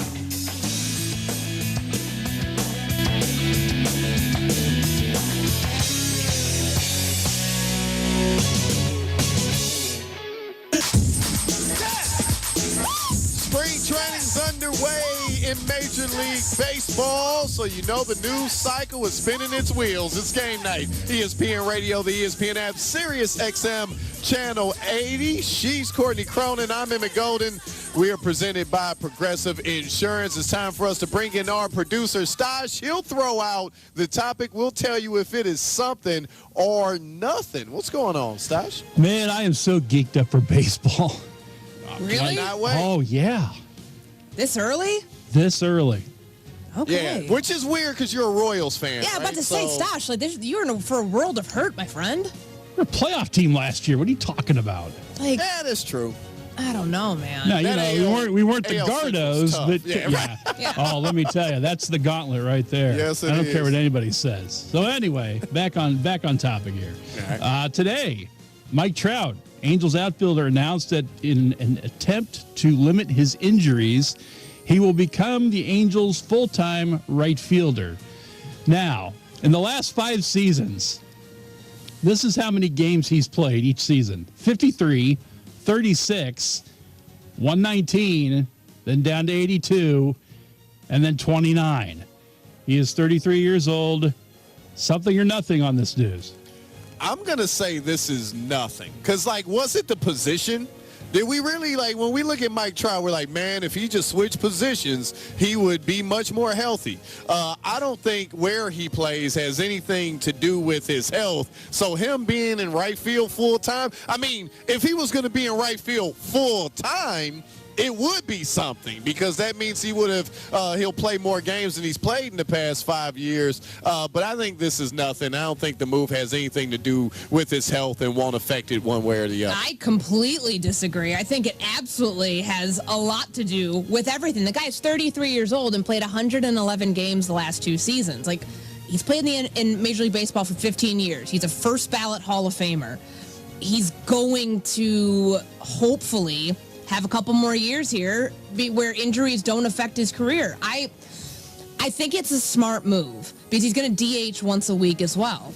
They're trying to limit his exposure to injury, which sounds like the weirdest thing to talk about with a guy like Mike Trout, who we always have these truncated versions of him every year. Can we not get that? What was the season, Stosh, that he had a couple years ago? You said it was 3 years ago, 119 games? 19 games, Yep. yeah. The last couple years, the decline from him, I think it's got to have been frustrating, to where Perry Menashian, who's the GM, and Ron Washington, their manager, came to him privately and was like, hey, let's try to get you to where you want to be again. So obviously he has to sign off on this. And this is a team that moved Torrey Hunter at one point from, a Gold Glover in center field. And if they can move him from center field to right field, I don't think that someone like Mike Trout would look at that and say, maybe, I'm above doing that. I think it's the right move because it kind of feels like they've run out of options at this point in trying to keep him healthy. Unless you're going to make him like a full-time DH, which of course, you put him on the field is dangerous, right? Yeah. So we'll see. What do we got else? What else? All right. So last week, the Boston Red Sox signed former Astros third baseman Alex Bregman. Interesting move, given that the Red Sox already have a third baseman in Rafael Devers. And Devers made it very clear today he wants no part of a position change. Bregman has played short, but Trevor Story currently occupies that position. So back in 2023, Devers signed a contract extension, long-term deal, with the promise that he would be the third baseman from Chaim Bloom, who is no longer the GM. Alex Cora, the Red Sox manager, talked about that today. He said when he signed the long-term extension that you guys said that he'd be the third baseman long-term. Do you think the relationship is strained right now? He doesn't seem happy that, the team has gone back on their word. Strange between... Different people here, right? There's a different leader here. So, Chaim is in St. Louis right now. I think there's an interesting situation developing in Boston, but was this something or nothing to you? Oh, I think this is absolutely something. You heard it right there. And he's like, different people are in charge now. Usually when a new front office takes over, new coaching staff, promises from the last one usually go out the window. I think this is a very big deal because Rafael Devers saying that, I'm not ceding my position after they just signed Alex Bregman to a $120 million deal. I think somebody's going to be the odd man out. Just a feeling right now. Because this doesn't make sense. The roster's too top-heavy, and there's no real spot. At least as it currently stands, they're all undecided on these infield assignments. That's what spring training's for. You have 6 weeks now to figure it out. It is something because we both know, Courtney, athletes, they're very particular about two things: their number and their position. right? And if you try to take either one from a guy, there's usually a whole lot of problems. So look, I feel Alex Cora. Like, I didn't promise you anything, brother. That ain't got nothing to do with me. So he's approaching it the right way, but you know it's not going to go over well. This is definitely something. And finally, Giancarlo Stanton told reporters that he is dealing, of course, Yankees DH, dealing with a very high level of pain in both elbows. And given that he hasn't swung a bat in 3 to 4 weeks, unsure if he'll be ready for opening day, something or nothing.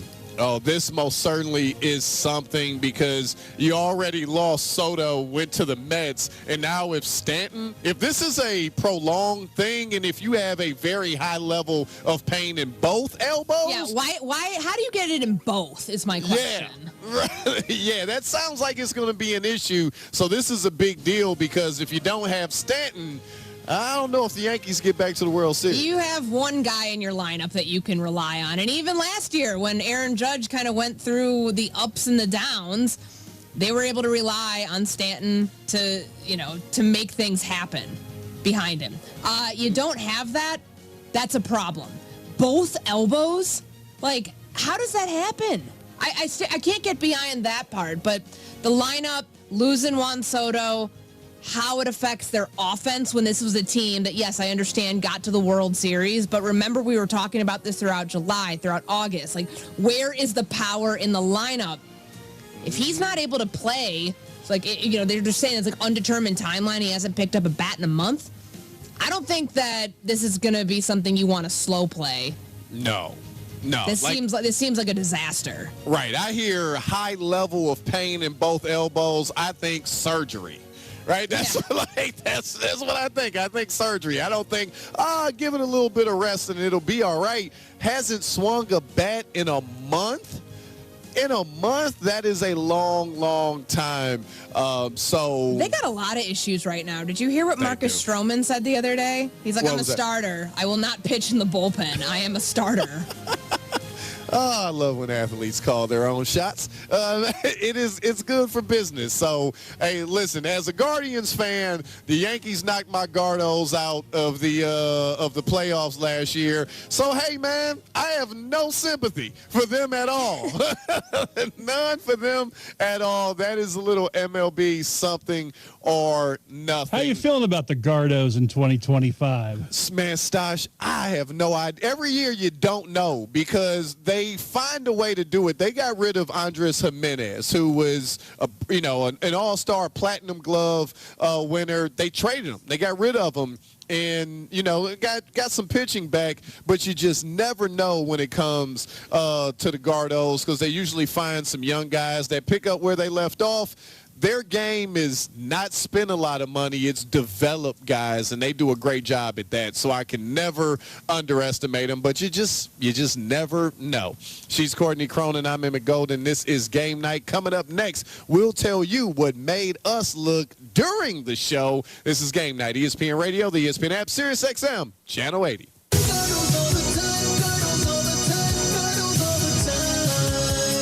What's up, kiddos? Clinton Yates here, and coming up on Tuesday, we'll continue to get you ready for the second half of the NBA season by looking towards the Major League Baseball season starting up. That's Tuesday on Clinton and Friends at 10 a.m. Eastern on ESPN Radio. We all hear the radio ads about the IRS. They tell you to be afraid, to be scared, and they try to frighten you into calling. I'm not here to do that. Tax Relief Advocates is different. TRA is here to tell you that if you owe money to the IRS, whether it's $5,000, $50,000, or $500,000, we have a solution. It doesn't matter if you're sitting in your car, at work, or with your kids. No matter where you are, call now. 800-575-6759. Don't lose hope. TRA can eliminate or reduce what you owe to the IRS. Generous programs are now available that can give you a fresh start. Our passion is taxes and helping individuals fix their IRS problems. We have over 1,000 5-star reviews on Google and an A+ with the Better Business Bureau. You don't need to be afraid of the IRS any longer. End your tax nightmare today by visiting us online at TRA.com or call 800-575-6759. That's 800-575-6759. Tax Relief Advocates. Real solutions for real people. Hey, it's Kevin Cohen. Coming up Tuesday, Draymond Green guaranteed that the Warriors would win the title this year. I'll tell you why that guarantee isn't far-fetched. It's Unsportsmanlike, 6 a.m. Eastern, right here on ESPN Radio, ESPN2, and ESPNU. It all comes down to one game. Four nations face off. Best on best. Canada. Marner scores! Canada draws. First blood. Finland. Shot. Sweden. Joel Eriksson Ek finishes the play. USA. Four Nations Face-Off Championship game presented by Honda. Thursday at 8 Eastern on ESPN and ESPN+. It's our favorite time of the year, draft season, baby. Join me and Mel Kiper Jr., the godfather himself, as we take a dive into this year's NFL draft class. You can watch First Draft on YouTube or listen wherever you get your podcast. Saturday, college basketball heavyweights hit the hardwood on ESPN. First, it's a top 10 showdown between Iowa State and Houston. Then it's Kentucky and Alabama in a battle of blue blood versus new blood. In ESPN Sonic Blockbuster, number 8 Iowa State, number 5 Houston at 2 p.m. Eastern. Then number 17 Kentucky, number 4 Alabama at 6. Saturday on ESPN. Amber and Ian. I kind of feel like Nick Sirianni is the NFL version of Ryan Day right now, head coach of Ohio State, where he caught holy hell, and he was able to give that very vocal part of the fan base, not one, but two football fingers. Here we go. And how do you like this Lombardi, folks? How do you like the national championship in Columbus? It was awesome for Nick Sirianni. Amber and Ian, weeknights at 7 Eastern on ESPN Radio and on SiriusXM Channel 80. You're listening to Alamo Sports and Talk, KRSY 1230 AM and K270CS 1019 FM, Alamogordo. This is Sports Center. I'm John Ryder. Team USA suffers their first loss in the Four Nations face-off as they fall to Sweden 2-1 tonight in Boston. The Flyers' Samuel Ersson with 31 saves for Team Sweden. Austin Matthews, Matthew Tkachuk, Charlie McAvoy were out for rest, and Brady Tkachuk left with an injury, but is expected to play in the championship game as Team USA will take on Canada in the tournament championship game on Thursday night in Boston and on ESPN TV at 8 p.m. Eastern. Earlier, Canada getting off to a fast start against Finland.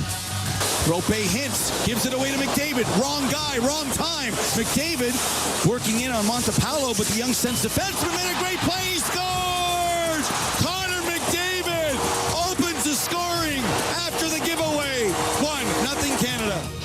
The call on the NHL radio network, Connor McDavid scores on a breakaway 4 minutes into the game. Canada would have a 4-0 lead after two periods. They end up withstanding a Finnish comeback for a 5-3 victory. Nathan McKinnon had 2 goals for Canada. Again, this great matchup, Canada and USA in the tournament final Thursday night on ESPN TV at 8 Eastern. NFL news, the Bengals plan on re-signing a trio of stars this offseason. Receivers Jamar Chase and T. Higgins and defensive end Trey Hendrickson, reports ESPN's Jeremy Fowler. They might use the franchise tag on Higgins for the second straight season. College basketball on ESPN right now.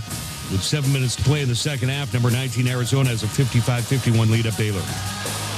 Hey, it's your resident Super Bowl champ, Chris Cannon. Coming up Tuesday, I'll tell you what the best and worst case scenarios are for quarterback-needy teams. It's on Sportsmanlike, 6 a.m. Eastern, right here on ESPN Radio, ESPN2, and ESPNU.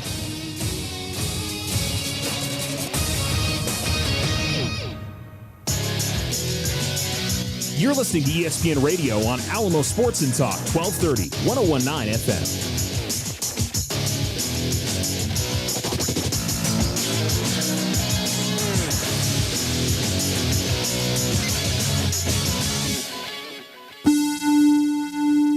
This is Game Night on ESPN Radio and on the ESPN app. Here we go. This is Game Night, ESPN Radio, the ESPN app, Sirius XM Channel 80. I'm Emmett Golden alongside Courtney Cronin. We're presented by Progressive Insurance. So we start off the show by telling you what made us look throughout the day before the show. Well, there's a lot that happens after 10 o'clock on the East Coast, so it's time for us to tell you what made us look part 2. Made you look. Game night. Made you look. Made you look. I'll kick things off this time, Courtney. I'm going with Cooper Flagg of Duke. 17 points, 14 rebounds, 8 of 16 from the floor. He was dominant. Duke was dominant as they destroyed the Virginia Cavaliers 80-62. I mean, the game was, after halfway through the first half, the game was over. It wasn't much of one. So, Cooper Flagg playing well, just like we all thought he would, and the Duke Blue Devils look like they could be heading on their way to a very successful March tournament. They look like they're headed towards a 1 seed right now. Congrats to them. Congrats to the win, on the win. Great. Cooper Flagg's amazing. How many more times can I say that? You know what stood out to me from this game? What was that? Did you see the UVA fan who got the referee to literally stop the game and get him out of the arena? Did you see this? I did see it. It was awesome. He had a sweater with a button up underneath it. This man is a professor. This man, you cannot tell me this man does not teach like chemistry. Yes, absolutely. At UVA, and the best part was he's mouthing off. You can't really make out what he's saying on the broadcast, but this elderly gentleman, I would say maybe he's like 65, stylish looking guy in his green Argyle sweater, like stopping to shake someone's hand with his left hand on the way out of the arena. He realized he saw a friend and he said, well, I'm out of here. Have a nice night. Drive home safe. That was impressive, more impressive than Cooper Flagg. Kidding. Yeah. Cooper Flagg was amazing. Whenever a professor gets kicked out of a game, and he looks like a professor, that's the most accurate way to describe him. Yeah, that's going to catch your attention. So that was partially what made me look from that game. But tonight we had another incredible hockey game, the Four Nations tournament continuing to go on, and USA ends up losing tonight to Sweden 2-1. And there were a lot of injuries. Austin Matthews wasn't playing. Matthew Tkachuk was out as a precaution. Brady Tkachuk slammed his body into the goalpost earlier, and then ends up leaving momentarily. They all say that none of these injuries are going to be a problem. And that's a good thing, because tonight didn't matter in the grand scheme, because they had already clinched their spot in the championship round, where they will play Canada Part 2 on Thursday. And when we were talking with Greg Wyshynski, our senior NHL insider, earlier in the show, the way that he was setting this thing up and the intrigue that it's going to have, again, coming off of the awesome game that we saw on Saturday, like, I'm pumped. I know it's Monday. I wish it was Thursday already, because I cannot wait to watch USA versus Canada again. Yeah, I wish it was like a best of 7. I can't get enough of this matchup and this rivalry, so I'm right with you. It's just awesome. And talking to Wyshynski earlier, he got me fired up even more. So that is what made us look. She's Courtney Cronin. I'm Emmett Golden. This is Game Night. Courtney, a lot has been talked about of the NBA All-Star Weekend, how bad the game was. But on Saturday night, All-Star Saturday night, the dunk contest has left a lot to be desired over the past few years, with one exception. Mac McClung, who has been a G Leaguer, has been a guy in and out of the NBA, he, for the last 3 years, has put on a show. It's really been him versus himself. Is Mac McClung a top 5 dunk contest dunker of all time? So if we're going to do this, I'm going to need you to come up with a list. Okay. And if you're putting him in top 5, let's say top 5, you got to take somebody out. So here's my list real quick, because I actually got him at 5. I would go VC 1. I'm going to go Dominique 2, Jordan 3, Zach LaVine 4. Why are you doing Blake Griffin like that, Emmett? Come on. I was more impressed with Zach and Aaron Gordon. Honestly, Aaron Gordon. That makes me nuts, because you know who Mac McClung was emulating on Saturday? Blake Griffin in the Kia. Blake jumped over the hood. Mac jumped over the roof.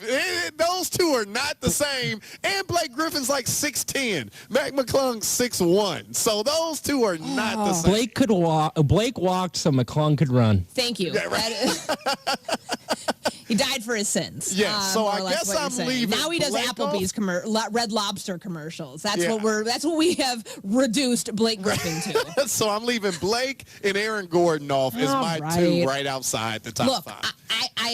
I kid to a degree because I can't hate on it. Anybody who's saying that Mac McClung is not a great dunker, that this is a stunt, that he wouldn't be as good as anybody else entering the field. Well, where is everybody else? Right. Where's John Morant? John Morant tweeted the other night that Mac McClung and what he saw at the skills challenge on Saturday makes him maybe want to join the dunk contest next year. And then Giannis Antetokounmpo responds, if you do it, I'll do it. At this point, Peter Burns and I were having this conversation on Best Week Ever on Sunday morning about what Matt McClung's responsibility is. Because he's already won this thing 3 times. No other player in the NBA has ever done that. He's a professional dunker. No disrespect to his basketball career, no disrespect to what he does in the G League and the 2-way contracts that he signs, all of that. He had an entire year to prep for this thing, to go to the gym, to bring a Kia in the gym, to find ways to make this thing as spectacular as possible. And the fact that the ball hit the front of the rim and then he dunked it after, kind of readjusting his body shows you this guy takes it seriously. This guy is putting work in on his craft. But it's hard for some people to look at that because he's not a star in the NBA. Right. You still need to give the guy his flowers because what he's doing right now, literally no one else is doing. Otherwise, they would have been in the dunk contest alongside him trying to take him down. I mean, credit to Stephon Castle. He did a good job. And that second dunk he had, I think really woke some people up. But Mac McClung, right now, I don't think it's absurd to say he's the best dunker in the NBA right now because of what we're seeing. I'd love to say it's John Morant. He's the bounciest player out there, and every time he dunks, it's like, wow, is the FedEx Forum going to explode because that was so powerful? But why is he not in this dunk contest? Why are other people not in this dunk contest? Is it because LeBron made it so uncool to compete that you're leaving it to guys who aren't of the same ilk, aren't the best players in the NBA to come and walk into your space and take over?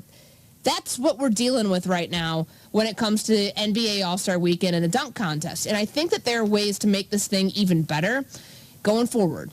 But Matt McClung, you got to give him some credit for saving this because it was getting real bad for a period of time when none of the stars were in it. And that's why I have him on my top 5, right? I look at Jordan and Dominique made the dunk contest the dunk contest. They made it cool. Yeah. For a time when people were actually competitive, they made it cool in the NBA to be part of it. They made it the crown jewel. And then you had a guy like VC that was so innovative and did stuff that we never seen before. He took it to another level. And then Zach LaVine. The best thing I can say about this is, you remember Jordan taking off from the free throw line and dunking with one hand? We were like, oh, wow, never seen that. Zach LaVine jumped from the free throw line and windmilled the ball and while doing a 360. He did something crazy that I had never seen before. So his athleticism even took it to a whole nother level. And then Mac McClung, to your point, nobody has been. I was the only person that the past 3 years is like, hey, y'all looking forward to the dunk contest tonight? And everybody be like, what the hell is wrong with you? Get out of here. The dunk contest is terrible. Mac McClung is vital to the survival of the dunk contest because without him, there is no reason to do it. Now, here's the thing, Courtney. He's got to go old school rap beef. He needs to start calling out names. He needs to say, John Morant, you can't hang with me. I got more bounce than you. Giannis, you're tall, so I'm not impressed. And Zach, you can get it too because you're past your prime in this dunk contest thing. That's the only way you're going to get guys to do it is you have to try them because they feel good right now. But in a couple months, they'll be like, I don't need to do the dunk contest. Do you know the Twitter account? It's like, remind me of this tweet. And you can like kind of, it's an auto thing. So it's like, remind me of this tweet when. Like, so I need somebody to do that with the John Morant tweet from Saturday night where he was talking about potentially joining the dunk contest at a later date. Because the thing that drives everybody nuts about All-Star Weekend are the guys who are selected as All-Stars, pull up to All-Star Weekend, and then they don't do anything. Whether it's the skills competition, whether it's the game itself. it takes away an opportunity from somebody who probably wants to be there and wants to do things. And I would really like for the people who were selected as All-Stars, selected to All-Star Weekend, in whatever capacity it is, whether it's the All-Star Game, whether it's the Rising Stars Challenge, whether it's the Skills Challenge. If you're going to be there and be all out. Don't just do this half-ass thing where you're like part of one event or you're like just showing up like LeBron and not even dressing for the team photo. Take it seriously, because the reason that this thing has become such a gimmick and honestly phasing out of people's attention, and they're going to go watch hockey right now because at the All-Star break, and yes, I understand this is leading into an event, this happens once every 4 years, Four Nations tournament's incredible. People are tuning into that because it's something new. It's something fun to watch. All-Star Weekend's been outplayed in the NBA. So to see somebody who's actually taking it seriously, like Mac McClung, treating dunking like it's his full-time job, I got nothing but respect for it. And I hope that other people will follow suit on that. She's Courtney Cronin. I'm Emmett Golden. This is Game Night. Coming up next, we'll look ahead to the second half of the NBA season, and many questions will be answered. It's ESPN Radio. This is ESPN Radio. Say what you want. Tatum is always in the conference finals. Like, the season starts with the Boston Celtics in the conference finals. On your radio, your computer, your smart speaker, or on the ESPN app. The season starts in the conference finals. Joel Embiid ain't never sniffed the conference finals. We're everywhere you are. This is ESPN Radio. That's the ease at which you get information. You want it, you get it. Like that. Ask your phone. Group chat. Smartphone. You're always connected and informed in real time. No waiting. So if you're diabetic and still using finger sticks to read your blood sugar, what are you waiting for? Knowing your blood sugar levels instantly is important for managing diabetes. Call US Med at 888-665-0696. To learn more about continuous glucose monitors, a real-time instant method to track your blood glucose. US Med is an approved provider for Medicare and over 1,000 private insurers. And the best part? Call 888-665-0696 and we'll give you a free insurance benefits check today. So call 888-665-0696 today. That's 888-665-0696 and manage your diabetes as easy as... So you think drinking alcohol can't hurt you? It'll mess you up big time. Say adios to large chunks of your brain. Major damage is already being done. Other parts of your body are getting wrecked too. Forget about sports, forget about school, forget about doing much of anything. Underage drinking freaks out your body, messes up your life. Sponsored by the NMDOT. Hi, I'm Vanessa Williams, and I want to share with you the role that diabetes has had in my family. I lost my grandmother at the early age of 64 due to complications with diabetes. She was warm, generous, and a constant encouragement for me to follow my heart. Did you know that African Americans experience chronic kidney disease at a rate that's 25% higher than white Americans? And we're almost 4 times more likely to develop kidney failure. Diabetes and high blood pressure are leading causes of kidney disease, which can result in kidney failure, needing dialysis, or a kidney transplant. The good news is that you have the power to check out how well your kidneys are doing and learn ways to prevent them from failing. So go to your doctor and get yourself checked out. Visit linkbylovetv.org to learn more. Get the facts, get checked, and get healthy. Those headaches and stomach aches your child gets may be migraine. 10% of children and 28% of adolescents have migraine disease. Migraine at School can help. Learn more at migraineatschool.org. As a parent, I know how migraine impacts my daughter's ability to learn. Every child deserves the chance to flourish in school. Visit migraineatschool.org. Sponsored by the Coalition for Headache and Migraine Patients. The Roundup, weekdays 2 to 3 p.m. on Alamo Sports and Talk 1230, 101.9 FM.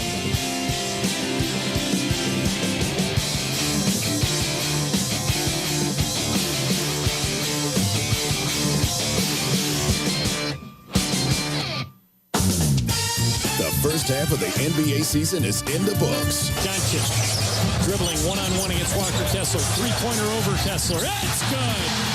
Luka's first three is a Laker, and the place goes nuts. I was a little surprised Dallas didn't get more in return. My initial thought was like, wow, the Lakers kind of stole Luka in a lot of ways. Ball ahead to Fox. Fox stops in the left wing, throws up a three. That's a three ball for De'Aaron Fox. You got Wemby and De'Aaron Fox as running mates for years to come. So big part of the plan, and with Keldon Johnson still available, Spurs aren't done. Now we look ahead to the second half of the NBA season here on Game Night with Courtney Cronin and Emmett Golden. Well, I absolutely love that. I mean, come on. You're going to throw our name.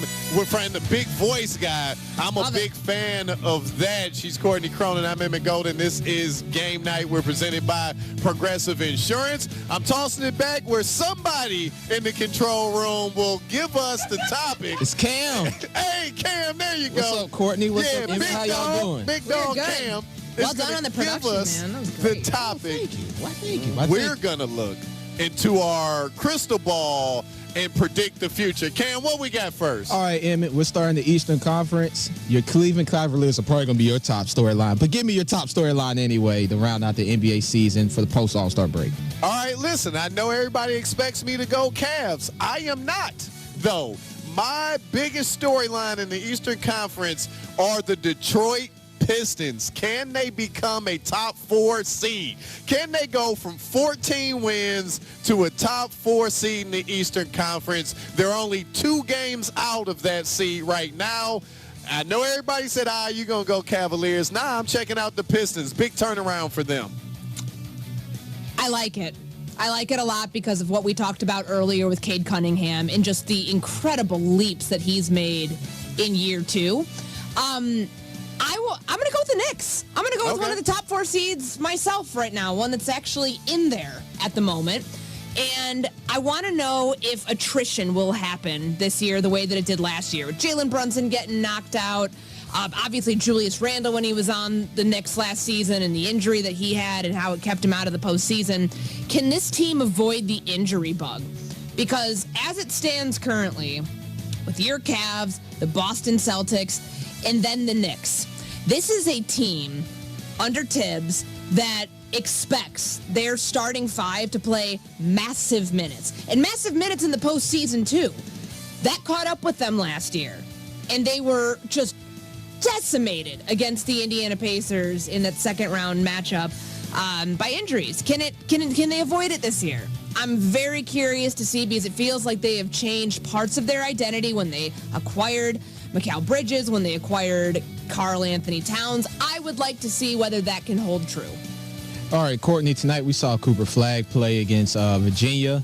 And I got a question to ask you as far as the 76ers. Should they shut down Joel Embiid and Paul George and just tank for Flagg at this point? So, do you know what their odds are right now? Because there's like 3 or 4 other teams that I'm looking at, whether it's the Washington Wizards, who honestly, after the month of November, I thought that nobody was going to catch up to them when they had no win November. And they're, how many losing streaks do they have of double digits? 3 so far this season. I thought nobody was going to catch up to the Wizards, but it's like them, the Charlotte Hornets, even the New Orleans Pelicans.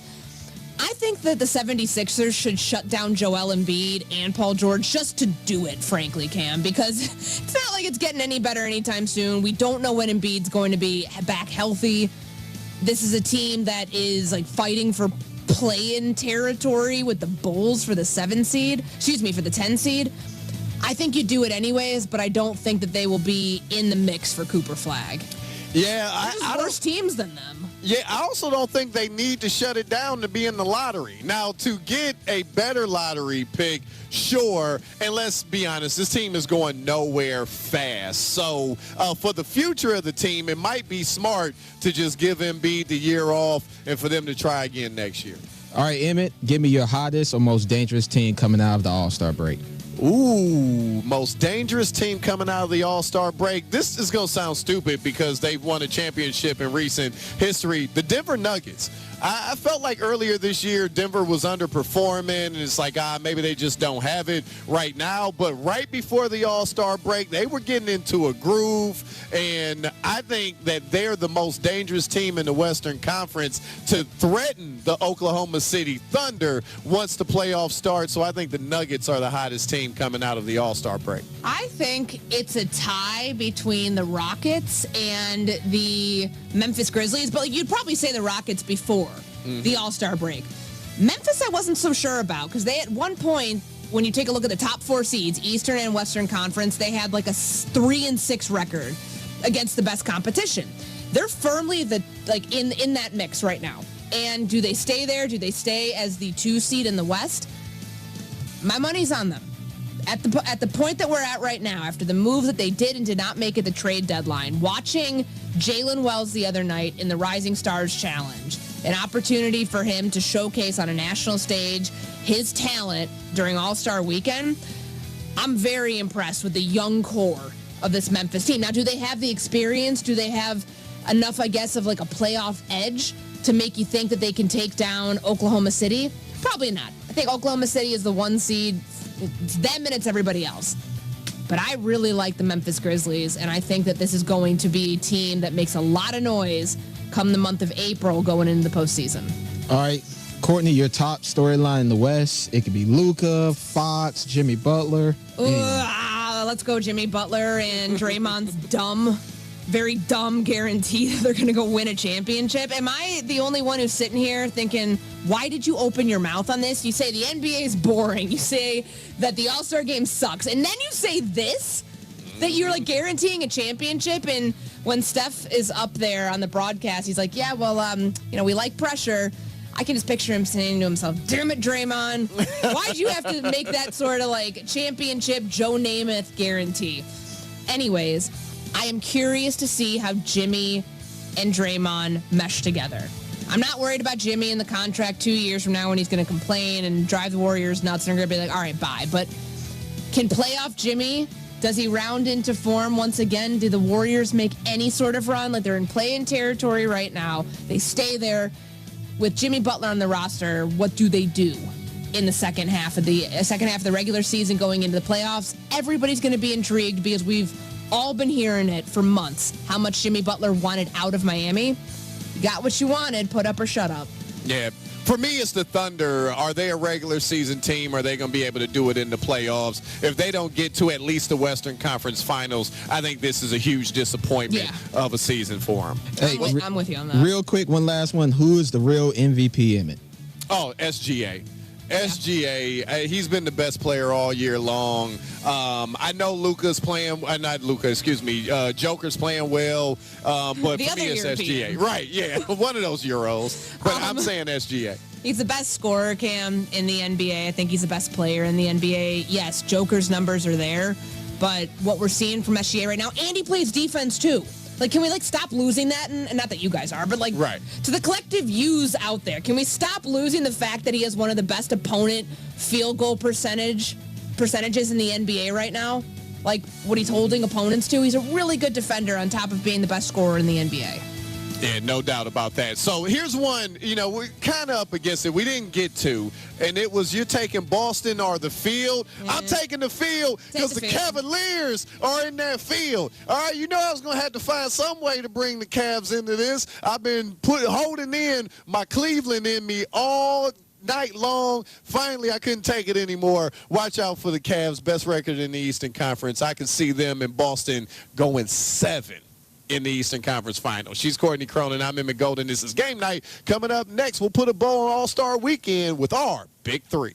Hey, it's your resident Super Bowl champ, Chris Canty. Coming up Tuesday, I'll tell you what the best and worst case scenarios are for quarterback-needy teams. It's on Sportsmanlike, 6 a.m. Eastern, right here on ESPN Radio, ESPN2, and ESPNU.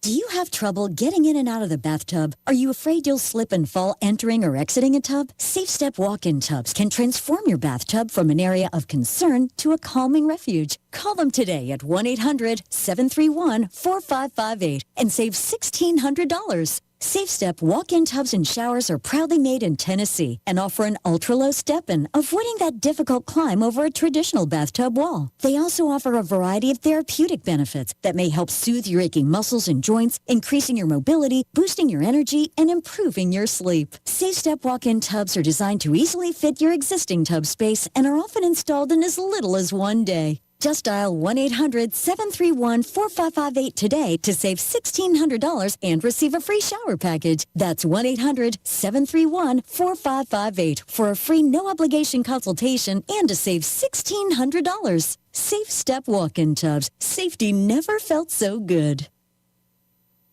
Amber and Ian. Ian, when we talk about Kevin Durant, I feel like it's polarizing. The goal is to win. My problem with eviscerating him for going to Golden State is he went there to win rings. If he had never won rings, we would have eviscerated him for that. Then he goes and he wins rings, and now he's not doing it how we want him to do it, so we're eviscerating him for that. It's honestly kind of silly. Amber and Ian. Weeknights at 7 Eastern on ESPN Radio and on Sirius XM Channel 80. The Hoop Collective Podcast. Starting with Dallas, because Michael Lewis wrote this book called The Big Short on the financial crisis, right? This is the biggest short in the history of the NBA. The Hoop Collective Podcast. Listen on the ESPN app or wherever you listen to podcasts. Evan, Canty, and Michelle are unsportsmanlike. What city's fan base are you rooting against the most? Kansas City. They just lost. Why do you have to root against them now? Because they've been at the top and they let you know about it every single chance that they get. But they can't say nothing about it now. They lost. They got embarrassed in the Super Bowl. They sure did. They sure did. But I'm just saying prior to that. You're still rooting against them? Yeah, big time. Unsportsmanlike. Weekday morning starting at 6 Eastern on ESPN Radio and on ESPN2. To say that the Super Bowl has been affected, John from St. Louis wanted Nancy Sinatra. She was busy playing Mahjong last night. All fight on. Weekdays at 3 Eastern on the ESPN app and the SEC network. Hey, did you miss Clinton and Friends? Part of the reason why I like sports is because they are constantly happening in front of our faces, live and in the moment. If we can't find a way to enjoy the actual moments because we're too busy arguing about enshrinements well down the line, then I don't really understand what we're doing. Clinton and Friends, weekdays from 10 to noon Eastern on ESPN Radio and on the ESPN app. Alamo Sports and Talk 1230, 101.9 FM. Your home for NM State sports in the Tularosa Basin.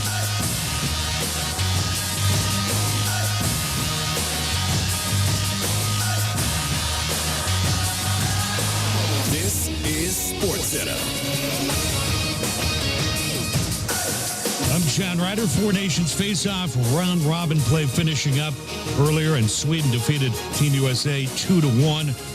Samuel Ersson, who's a Flyers goalie, had 31 saves for Sweden. Chris Kreider scored the lone U.S. goal 35 seconds in. Austin Matthews, Matthew Tkachuk, and Charlie McAvoy were out for rest for the U.S. Game was basically a formality because Team USA will take on Canada in the tournament championship game, and it's on Thursday night. It's on ESPN TV at 8 p.m. Eastern. Earlier, Canada with a 5-3 win over Finland. Nathan McKinnon with 2 goals. Men's college basketball, just 2 games in the top 25. Final seconds right now in Waco on ESPN. Number 19, Arizona, with a 74-67 lead on Baylor. Earlier, Cooper Flagg continues to have a great freshman season. Malik Brown, top of the key, guarded by Robinson. Quick pass to his right. Flagg dribbles into the lane, goes up with the left hand, and scores. He got right by Robinson. Mike Cousins with a call on ESPN Radio. Cooper Flagg, 17 points, 14 rebounds for number 3 Duke as they trounce Virginia 80-62 in Charlottesville. Top-ranked Notre Dame, the top-ranked Irish women get their 18th straight win, 64-49 over number 11 Duke. Irish now 14-0 in the ACC. Baseball, the Diamondbacks have agreed on a 4-year, $45 million extension with 25-year-old All-Star shortstop Geraldo Perdomo, reports ESPN's Jeff Passan.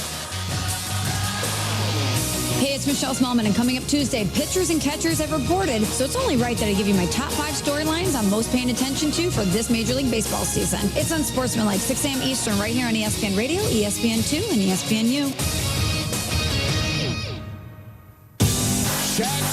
G's in the first ever NBA All-Star mini tournament, the champions of the 74th NBA All-Star game. It was a new format, risks you're taking on changing things up, but I think it was necessary. The format was cool. I think they could just find a way to not have that long intermission in between the games or during the game. I think it would be a lot better. I feel like it was a little bit more towards the competitive side tonight, which is a good feeling, a step in the right direction.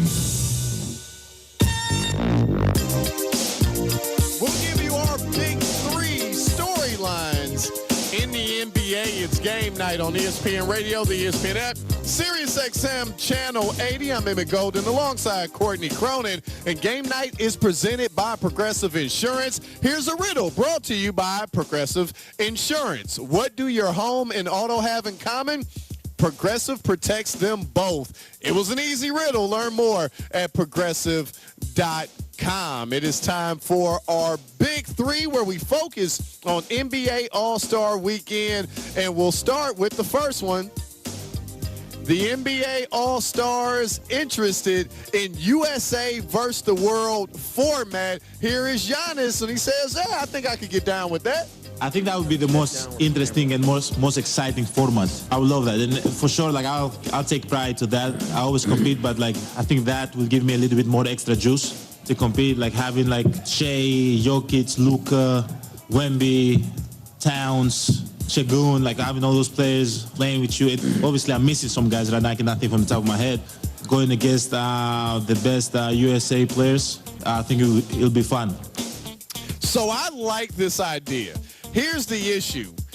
If you get to 10, 11, 12 on the world roster, I don't know if they're all-star caliber players. I think the top 8 you got on lock. It'll be interesting, but I don't know how deep the world team could go to actually deserve an all-star appearance. Didn't this man not even play in the All-Star game because he was injured?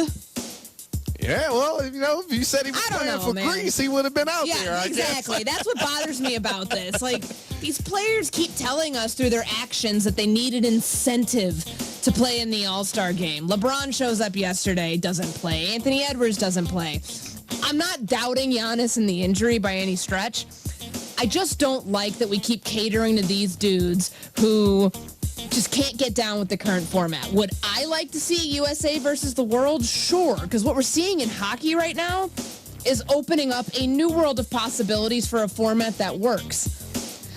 I'm getting irritated with these guys where I don't want to just placate and acquiesce to what they want. Mm-hmm. I would want this for us. But Giannis on a roster with Jokic and SGA and anybody else that's not an American-born player, I would love to see it. Yeah, Jamal Murray. Yeah. Yeah, it would be Go awesome. Canada. Yeah, it would be awesome. Our second of the big three, the NBA is boring. That's right, Draymond and KD, they had a whole lot to say this weekend. Here is Hall of Famer Oscar Robertson. The Big O was on Sirius XM NBA radio, and he wasn't really tripping on what Draymond had to say.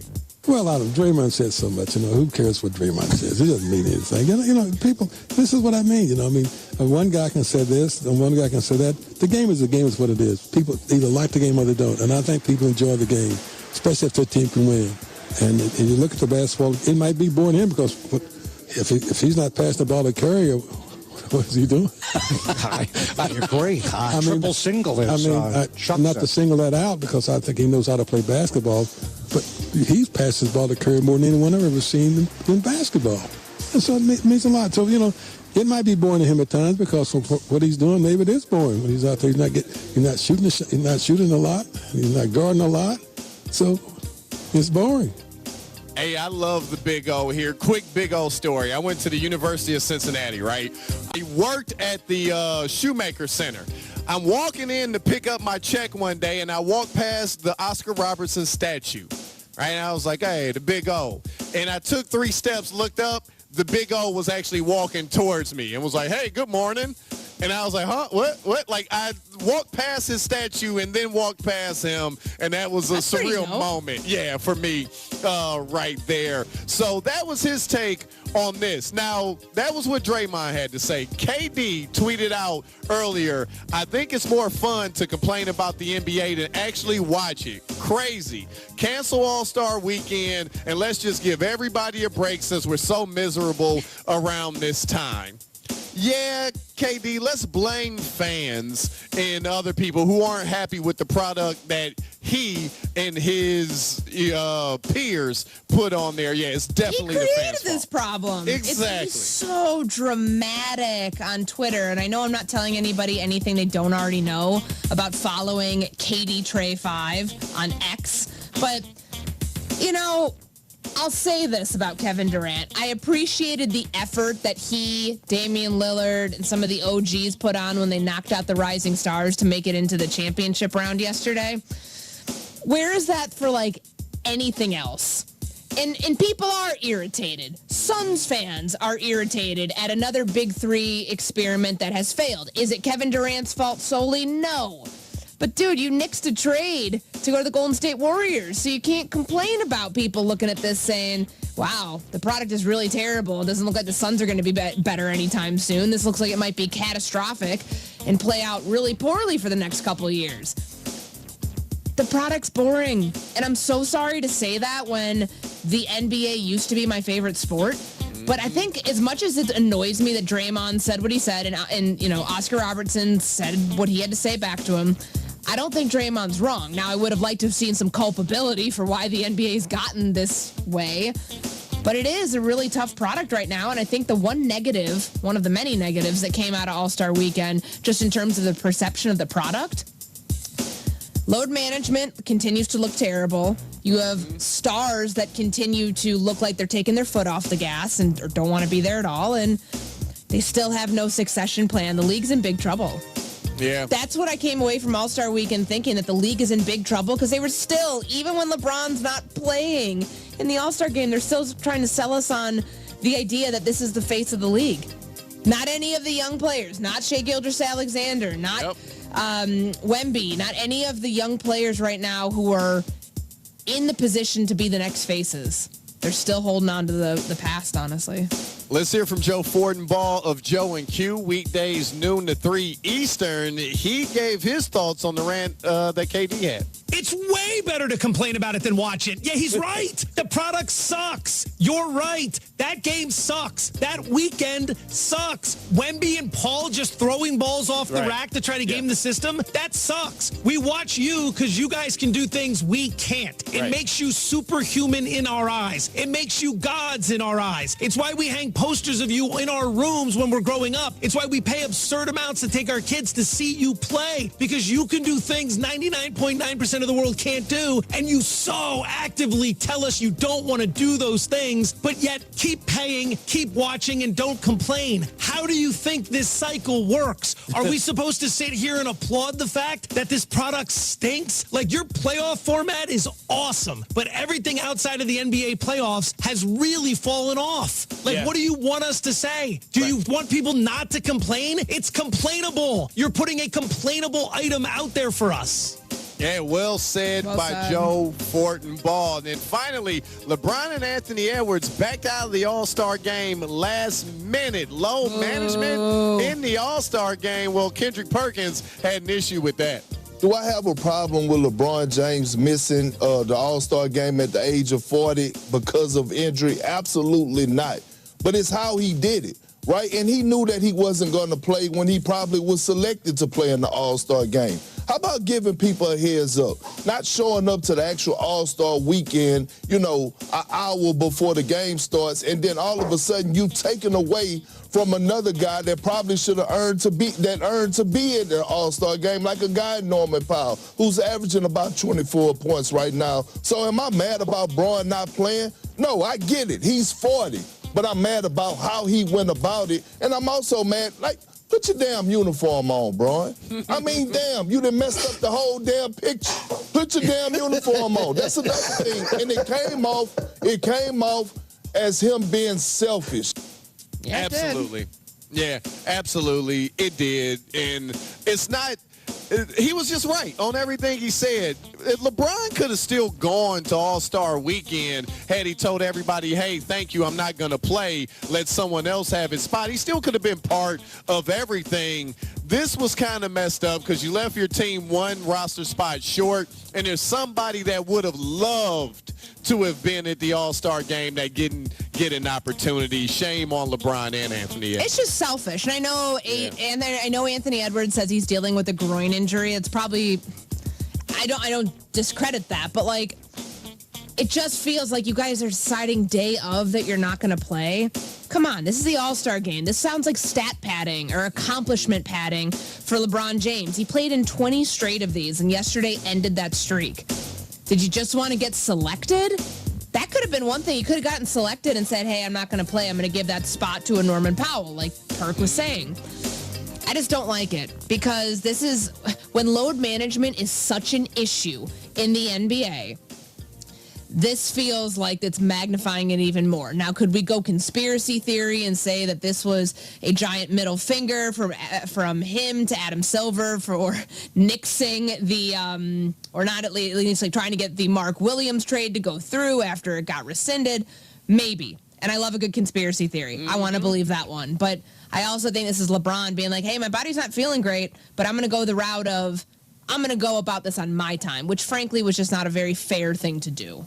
She's Courtney Cronin. I'm Emmett Golden. This is Game Night. Coming up next, we'll tell you who went all the way up on ESPN Radio. Welcome to the 2025 NFL Draft on ESPN Radio. The NFL Draft is now underway. Live from historic Lambeau Field in Green Bay, Wisconsin. With the first pick, it all begins with round one. the Tennessee Titans select Thursday, April 24th on ESPN Radio, ESPN, and on ABC.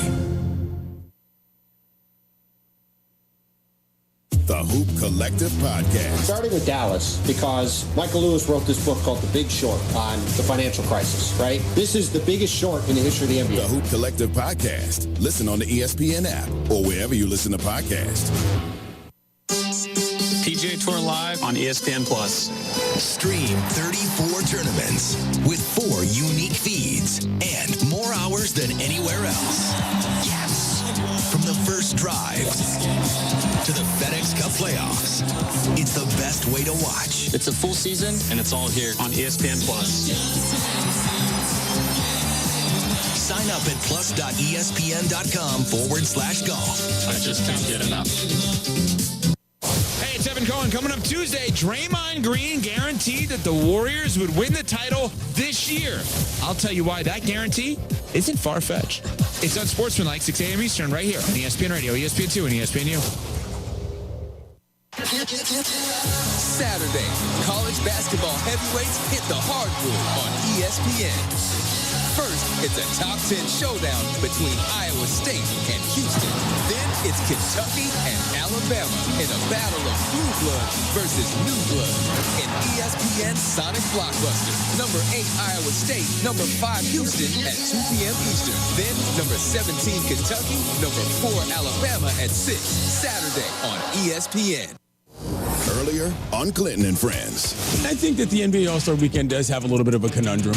I'm still up for the one idea I think would be obvious to do, which is just play U.S. versus the world. Pick your All-Stars. You can do that almost as a separate exercise because it matters, but then just play the game that people want to see, which is the best players from all over the world against the best players from the U.S. Clinton and Friends, weekdays from 10 to noon Eastern on ESPN Radio and on the ESPN app.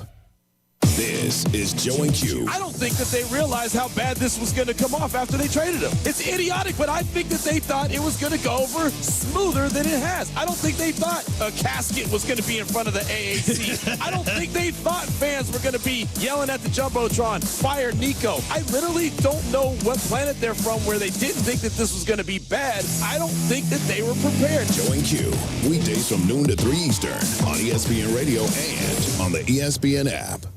Welcome to TGL presented by SoFi, golf's newest league. It's sharp and it's electric. How is it sharp? How is it electric? Good questions. Try this on for size. 2 hours of hammer dropping, overtime, forcing, playoffs on the line, golf. With 24 of the best players from the PGA Tour, split into 6 teams. Atlanta, Boston, Jupiter, LA, New York, and the Bay. This isn't your average Sunday pickup game.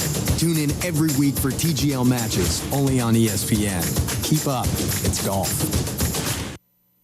Your home for the Alamogordo Tigers is Alamo Sports and Talk, 1230, 1019 FM.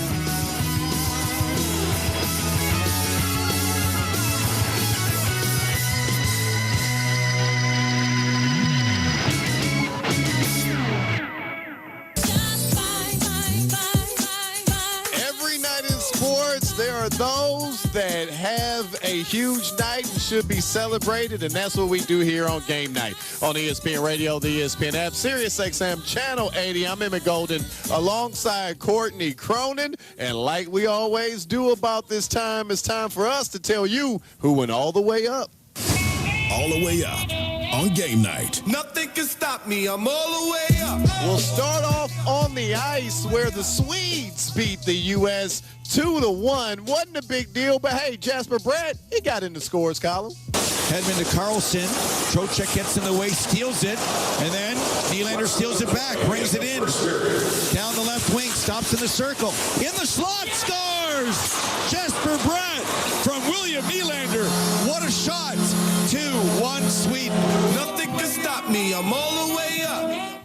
You heard the call there, NHL Network Radio. USA loses this game, but it's all hope is not lost. Remember, they clinched already for the championship round where they will face Canada on Thursday. So no Matthew Tkachuk tonight, no Austin Matthews. Brady Tkachuk slammed into the goalpost and left early. Hopefully everybody plays. I think it's a pretty important game, Emmett, coming up on Thursday. They're going to play, Courtney. These dudes are fighting in the first 9 seconds of games. We didn't see any fights that were big ones tonight in the USA-Sweden game, but Sweden taking the dub 2-1 over the United States in the next game. Back on home ice again in Boston. That's right, against Canada, who beat Finland tonight 5-3. Here's Nathan McKinney with a goal. We're approaching the 5-minute mark here, period number 2. Team Canada 3, Finns no score. A regulation win by either team means they play the USA. If we go past 60 minutes, they score! Nate McKinnon on the one-timer, buries it, and just like that, his second of the game, Team Canada is up 4-0. Nothing can stop me. I'm all the way up. The country up north would go on to win 5-3. You heard the call there, NHL Network Radio. That's what I'm going to refer to them from as the next couple days. Kind of like how Ohio State and Michigan do it, like school up north. That's what you people in Ohio call Michigan. Yep, I'm calling Canada the country up north. I like it. I found a great tweet. I think it might be the one Finland fan out there that's actually on social media. He said, Finland came all the way back from 4-0 to make it 4-3. The linesmen waving off they were waved off for icing. It didn't look like there was some sort of penalty there. Classic. Canada gets gifted a trip to the final. I didn't know that anybody in Finland had this sort of salt that they were bringing to the match tonight, but look, we all wanted to see this. The Four Nations tournament has been absolutely incredible. I'm so glad that we got treated to this in a year where it's kind of setting us up for the next thing, of course, with hockey coming back to the Olympics in the Winter Olympics 2 years from now. It was awesome, and I'm really excited for Thursday. Yeah, and now if you do what we do here in Ohio with that state up north, we also X out all the M's around, so you got to X out all the C's, which would make you Ortney Ronan. This could be, we could bring back back. Yes. Yes. All for it. Our girl from Los Angeles. The blonde. Yes. Bortney Brown in the house. That's right. Let's go. On to the hardwood where the Notre Dame ladies took on Duke, and it wasn't much of a game. They got the 64-49 victory. Hannah Hidalgo got in the scores column. Down to westbound, left block, double team, dribbles once, finds Hidalgo down in the right corner, the three-pointer up, the three-pointer down!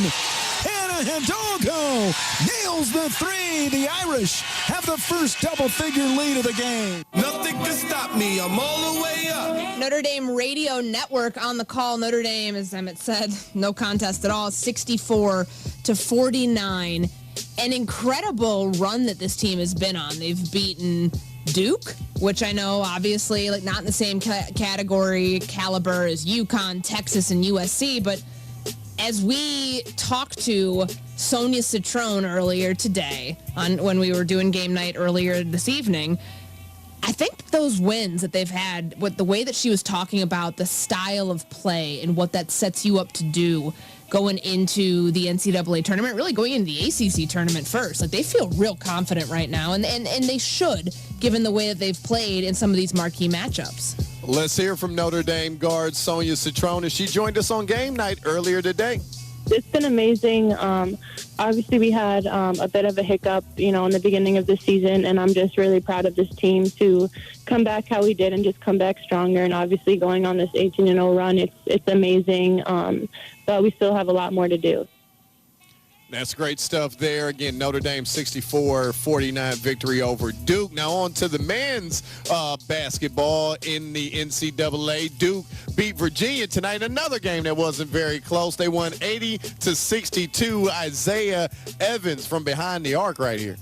Right wing, long shot. And it's Isaiah Evans. Another three. He's 5 of 5 from three, 15 points. And he turned back to his own bench to celebrate, maybe a little bit in disbelief of how well the game is going for him. Nothing can stop me. I'm all the way up. Heard the call there. Mike Cousins, Bob Valvano, ESPN Radio. I know we're talking about Cooper Flagg a ton, and he deserves it. We deserve to get to talk about the player of the year, probably going to win that award in that way. But like Isaiah Evans, an incredible night for him. That was his 5th three-pointer that you heard there on ESPN Radio. Wow, yeah, big night there for Isaiah. And then finally, we saw number 19 Arizona take on Baylor. They get the 74-67 victory. Caleb Love throwing it down. Full court pressure put up again. Townsend to Love and to Lewis. KJ now gets the midcourt. Here comes the double team. Bounce it ahead to Love. Love's going to drive right into the lane and dunk it over the top of Omer. A poster job on Omer for Caleb Love. Nothing can stop me. I'm all the way up. That man got up. I have seen the highlight here. This is going to be SportsCenter top 10. Duncan down in the lane and flexing the muscle too. The call there, Wildcats Radio Network. Arizona goes on to win 74-67 over Baylor. And that is all the way up. I love this. I'll ask you this question. I love answer because I don't know if there's a right answer. What's the best sound in sports? Is it a buzzer beater, a walk-off home run, a golf swing, or someone getting dunked on? Ooh, gosh, hearing like that rim rattle, and you could hear it on the Arizona Wildcats Radio Network call. They're like, I'll have to say it's probably the buzzer beater because there's usually like a rush of silence that takes place as the ball is like traveling through the air and into the basket.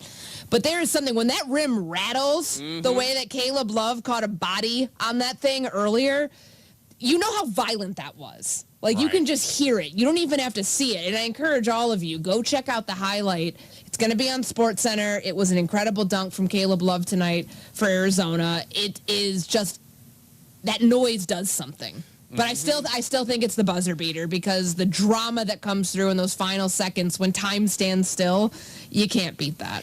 I always go back and forth between the buzzer beater and the walk-off home run. I mean, the sound of the bat, when there's that crack and it's like, and I keep thinking back to the Yankees when they did that in the World Series. Like that, but that ninth inning. To your point, though, after when the shot's in the air before a buzzer beater and right after the crack of the bat, there's silence. Yep. And the silence make the eruption of the crowd when it goes over the fence or when the ball goes through the net makes that crack of the bat or the swish of the net sound so much better.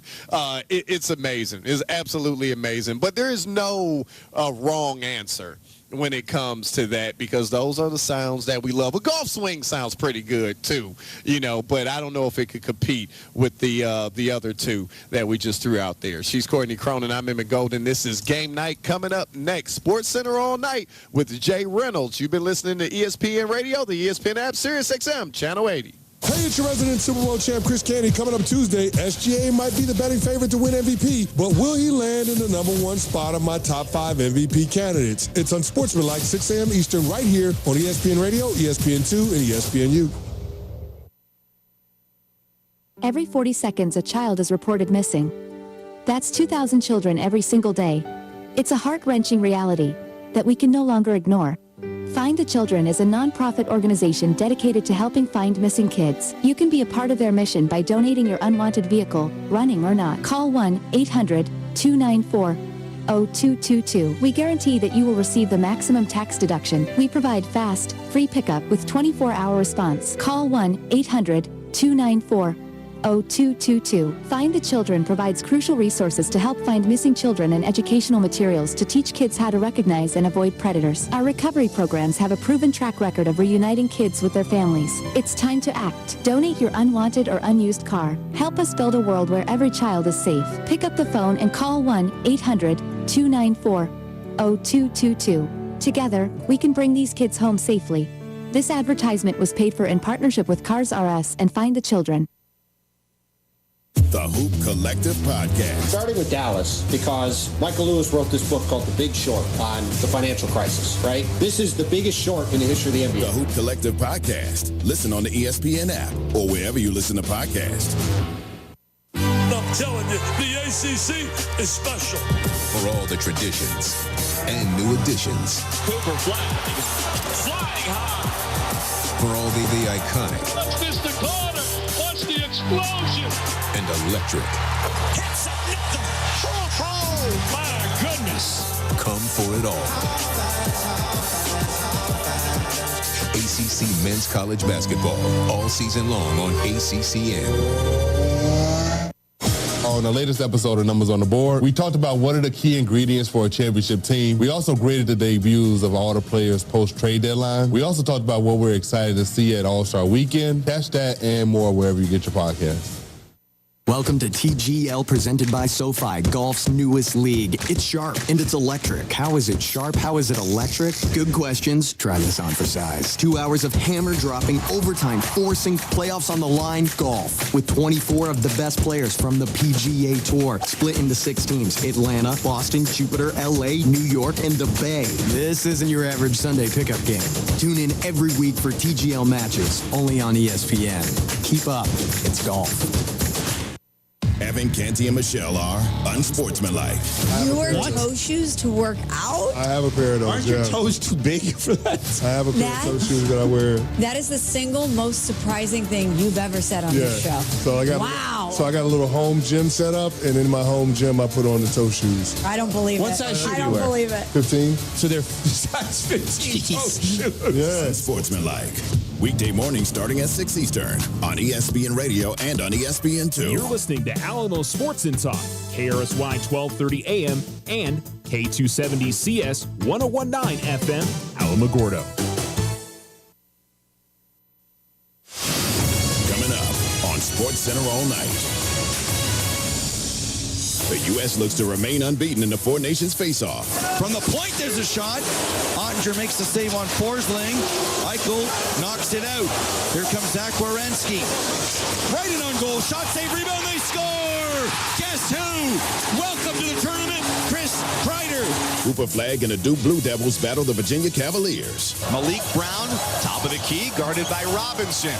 Quick pass to his right, Flag dribbles into the lane, goes up with the left hand and scores. He got right by Robinson. Anna Hidalgo and the #1 Fighting Irish seek their 18th consecutive victory. Down to westbound left block, double team, dribbles once, finds Hidalgo down in the right corner, the three-pointer up, the three-pointer down! Plus, all the latest news from the NFL offseason. You bring in a guy that's won 4 MVPs, won a Super Bowl, and all of a sudden, if you're Caleb Williams and Aaron Rodgers is telling you you need to look at a play differently, that matters. I have a hard time being able to find a landing spot for him to be a starting quarterback in this league, but if you're talking about Aaron Rodgers accepting a backup quarterback role, Chicago might not be the worst place. From the worldwide headquarters of ESPN, This is Sports Center all night on ESPN Radio and on the ESPN app.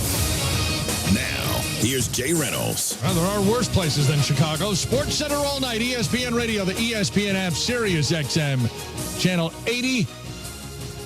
They have one of the best players in the country. They've been beating teams by an average of more than 20 points per game this season, and they would pick up another win on Monday. 53-33. Knippel open, straight on three, and that goes down. Con Knippel, 15 points. It's a game high for the freshman, and Duke's up by 23. Right wing, long shot.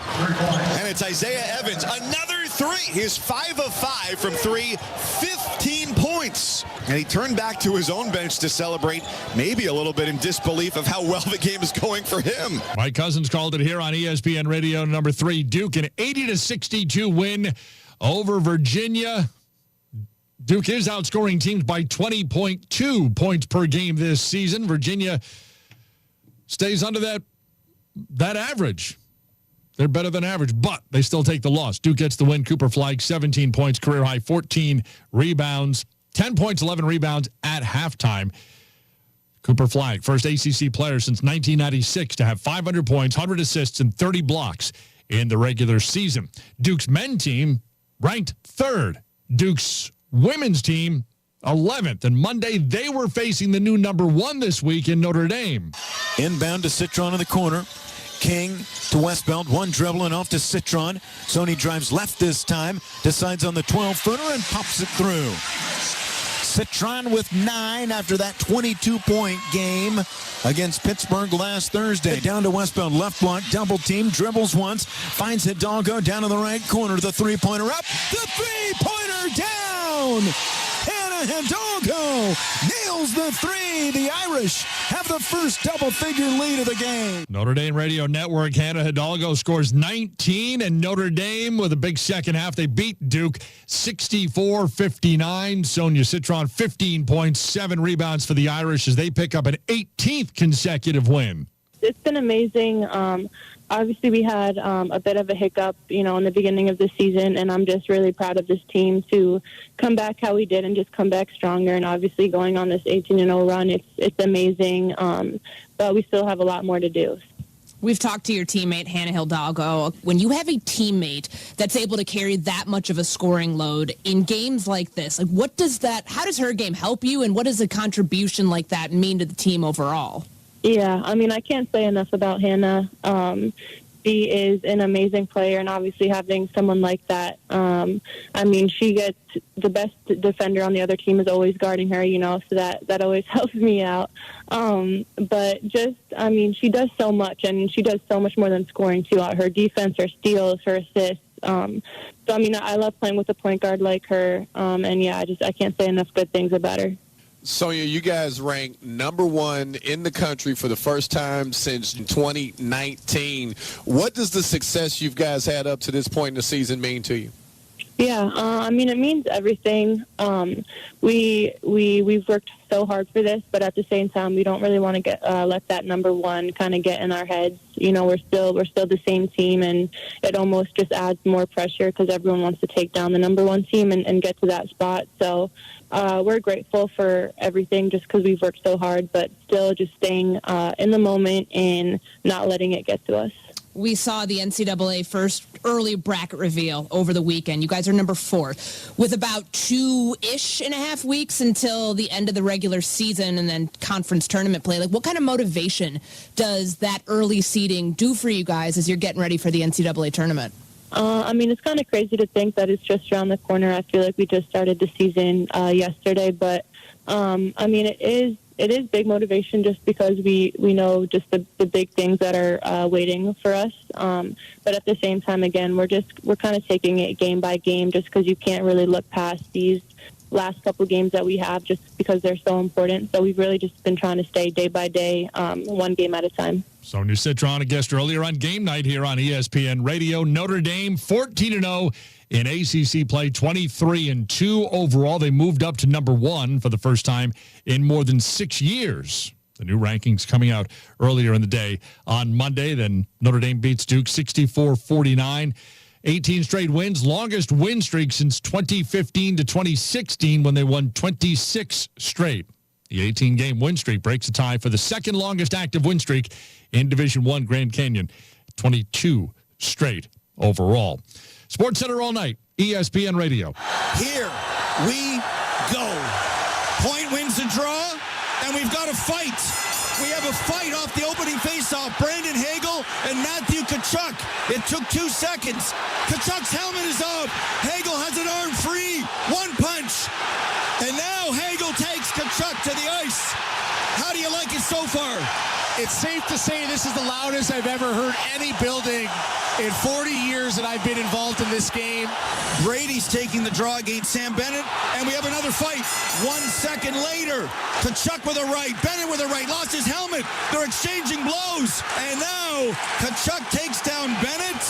3 seconds into the game, 2 fights, and the Tkachuk brothers will be side by each in the penalty box. Have you ever seen a start to a game like this? Charlie McAvoy gains the zone, throws it right on the net. Another stoppage, scrums in front of the net. JT Miller drops the gloves with Colton Parayko. Miller and Parayko. Parayko's got a right free. He catches Miller. Miller falls to the ice. Falls again. Parayko, big reach, knocks his helmet off. And now the linesmen step in. And our third straight fight. The NBA this past weekend gave us a couple of games to 40 points. The NFL gave us a flag football game. Hockey, NHL's giving us the Four Nations while they're on their break, and it's been a different level. We will get part due on Thursday. We're approaching the 5-minute mark here, period number 2.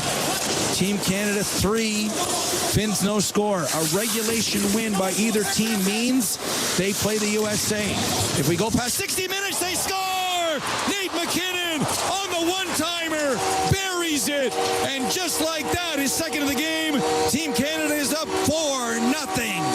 65 seconds to go in regulation. Hold on to your hats. Saros goes back to the bench. Rink-wide feed for Granlund. Knocked off the puck. Crosby into the empty net. He scores! Sidney Crosby into the empty net. Team Canada, sigh of relief. They lead 5-3. Big sigh of relief. Finland had scored 3 in the third period, including 2 goals 22 seconds apart to cut the game to 4-3 with 1:17 to go. But Sidney Crosby puts the nail in the coffin, as you heard on NHL Network Radio. And Canada beats Finland 5-3. Canada clinching a spot in the Four Nations Face-Off Championship matchup. So, yes, part 2 coming up. Actually, part 2, because it's in Boston. First round was in Montreal. Either way, it's on ESPN Thursday, 8 o'clock Eastern Time. Canada has made the tournament finals in all 9 NHL international tournaments. Nathan McKinnon, 2 goals. And McKinnon becomes the first Canadian with a multi-goal game in international competition since Brad Marchand in 2016 in the World Cup of Hockey semifinals against Russia. Connor McDavid scored a goal, his second of the tournament, and Sidney Crosby had the empty netter as well. As for Team USA, obviously, they were already into the title game, so Monday's matchup against Sweden didn't mean anything in the standings. From the point, there's a shot.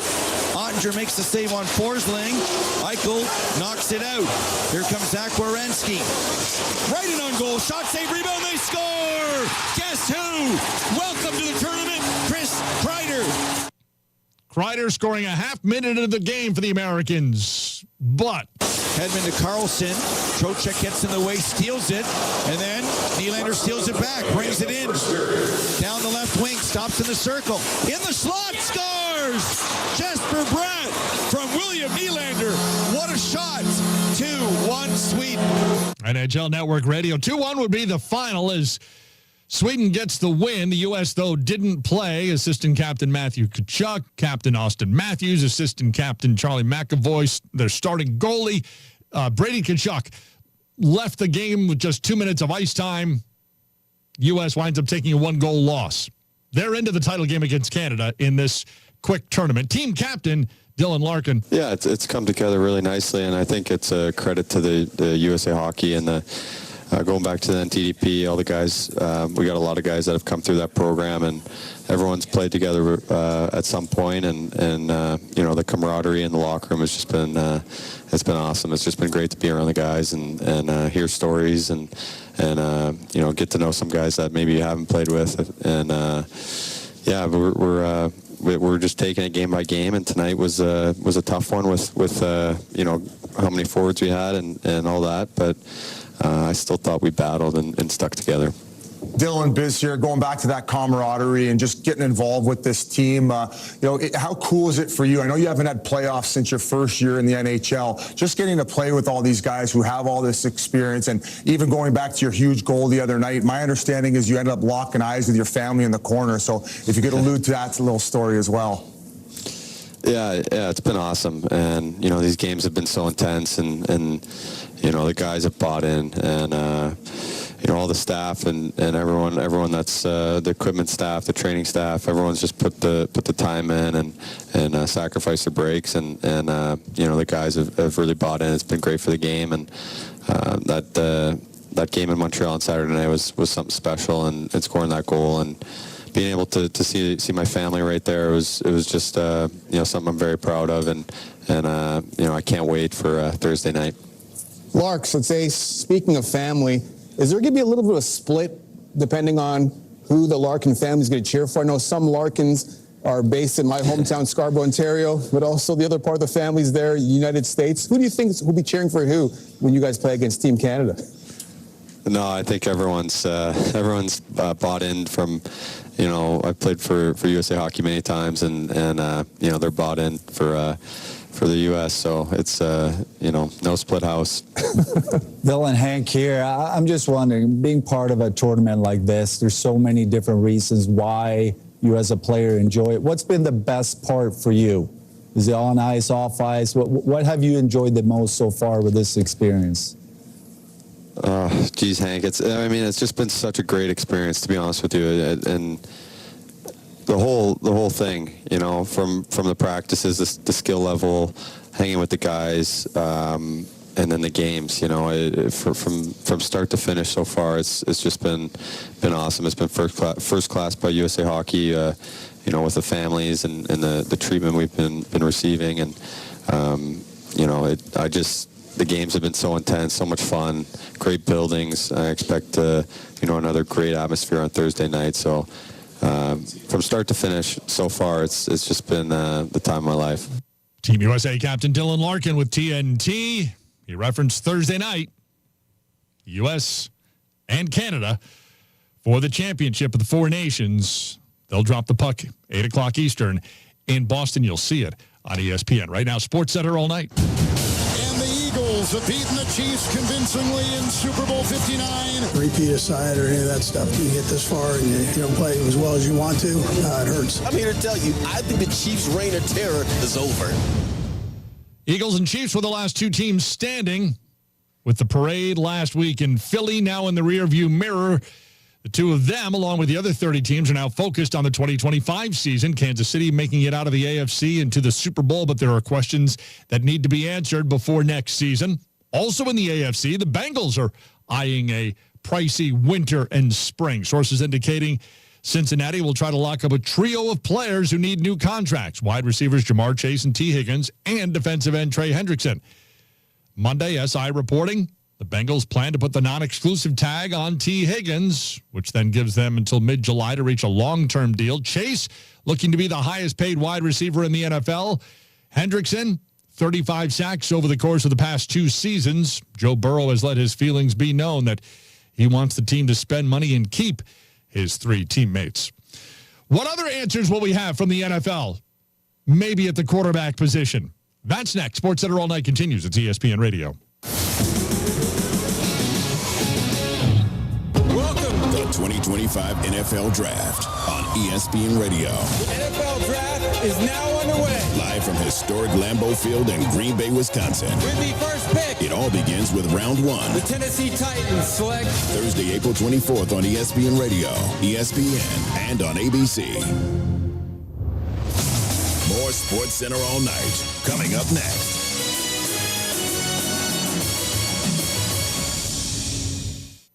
Prescriptions require an online consultation with a healthcare provider who will determine if appropriate. Restrictions apply. See website for details and important safety information. Price varies based on product and subscription plan. Hey guys, let's talk ED because millions of men experience it, but not everyone can access or afford treatments like Viagra. Well, Hims can help. Through Hims.com, you can get a full range of treatment options for ED, including daily or as-needed meds through a 100% online process. It all starts with an online intake form. Get started at hims.com/joy, and from there, a medical provider licensed in your state will determine if ED treatment is right for you. If prescribed, your medication is shipped to you for free. Find the ED treatment that fits your needs with options up to 95% less than the brand names. Millions of men experience ED, but Hims can help. To start your free online visit and save up to 95%, go to hims.com/joy. That's hims.com/joy for your free online visit. HIMS.com/JOY. Hey, it's Evan Cohen. Coming up Tuesday, Draymond Green guaranteed that the Warriors would win the title this year. I'll tell you why that guarantee isn't far-fetched. It's Unsportsmanlike, 6 a.m. Eastern, right here on ESPN Radio, ESPN2, and ESPNU. The Hoop Collective Podcast. I ripped the hell out of Luka after Game 3, the finals last year.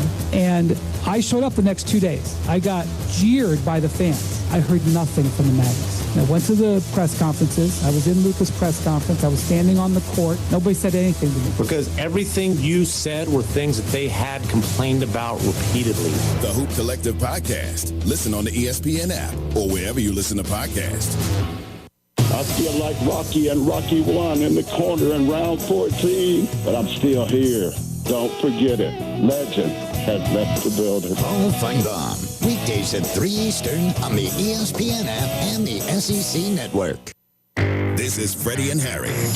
If you're the New York Jets, you say, we gave it a shot. We got a new head coach. He's going to be 41 years of age. You know it. If we're going to start fresh with a coach and GM, then we got to start fresh with a quarterback. And it's beyond what he played like towards the end of the year. Well, you're right. He did look a lot better playing the quarterback position. That doesn't mean that he had earned the right to come back for one more year. Woody Johnson was tired of Aaron Rodgers and the circus. Check out more from Freddie and Harry weekdays at 3 Eastern on ESPN Radio and the ESPN app. Hey, did you miss Clinton and Friends? There is a core generation of NBA fans that because they didn't follow the game from the youth level on up, they weren't privy to this development until all of a sudden every guy was sort of a wing who could sort of shoot from outside. There was a time when that wasn't the case at all. We're well past that now. So when Draymond Green makes a comment like, the NBA is boring, well, that sounds to me like he's representative of that generation. Clinton and Friends, weekdays from 10 to noon Eastern on ESPN Radio and on the ESPN app. Holloman Air Force Base. Thanks for listening to ESPN Radio on Alamo Sports and Talk, 1230, 1019 FM.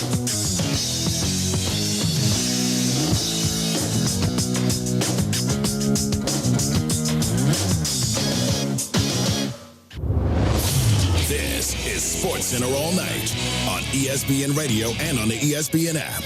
Now, here's Jay Reynolds. Glad you can make SportsCenter All Night part of your night. If you had a long weekend, back to work we go and back to school. SportsCenter All Night is presented by Progressive Insurance. Your small business keeps you on the go. Progressive Commercial Insurance keeps your policy within reach with their easy-to-use mobile app. Learn more at progressivecommercial.com. The grown man, like you cannot force anybody to play hard if he doesn't really want to. Nobody's asking you to compete like you're going against each other in the regular season of the playoffs. But in the summertime when you're working out with each other, you show a little bit of effort. You could do that for NBA All-Star Weekend. NBA still in its all-star break. Shaq's OGs winning the mini tournament Sunday night. A mini tournament that may have been too many for some. Anscape senior writer Mark J. Spears. I think there was too many distractions because the game was good. And we got to remember that these players have a routine, and that is something that the NBA has to work on.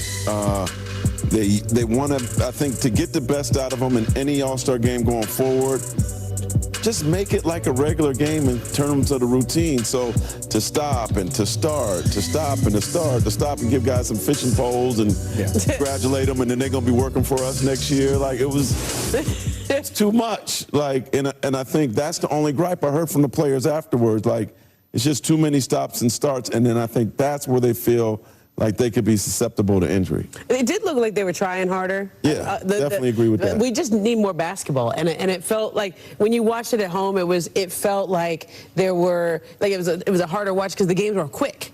They were real fast, like it's basically a quarter of a normal All-Star game. And then that was over. And then the guys who came out for their first game, the young guys, they really didn't get to play very much. It was just that little game. Couple minutes here and there. Cade Cunningham played like 4 minutes. Yeah, Tyler Hero, first-time All-Stars. 7 minutes. They didn't get to do much.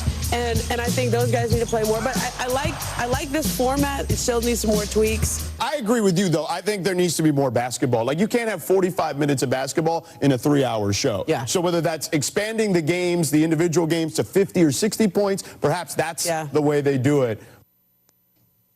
Among the players not taking the court Sunday night, LeBron James, which was something we found out late Sunday afternoon. You won't see anything from me tonight. Unfortunately, I will not be in uniform tonight.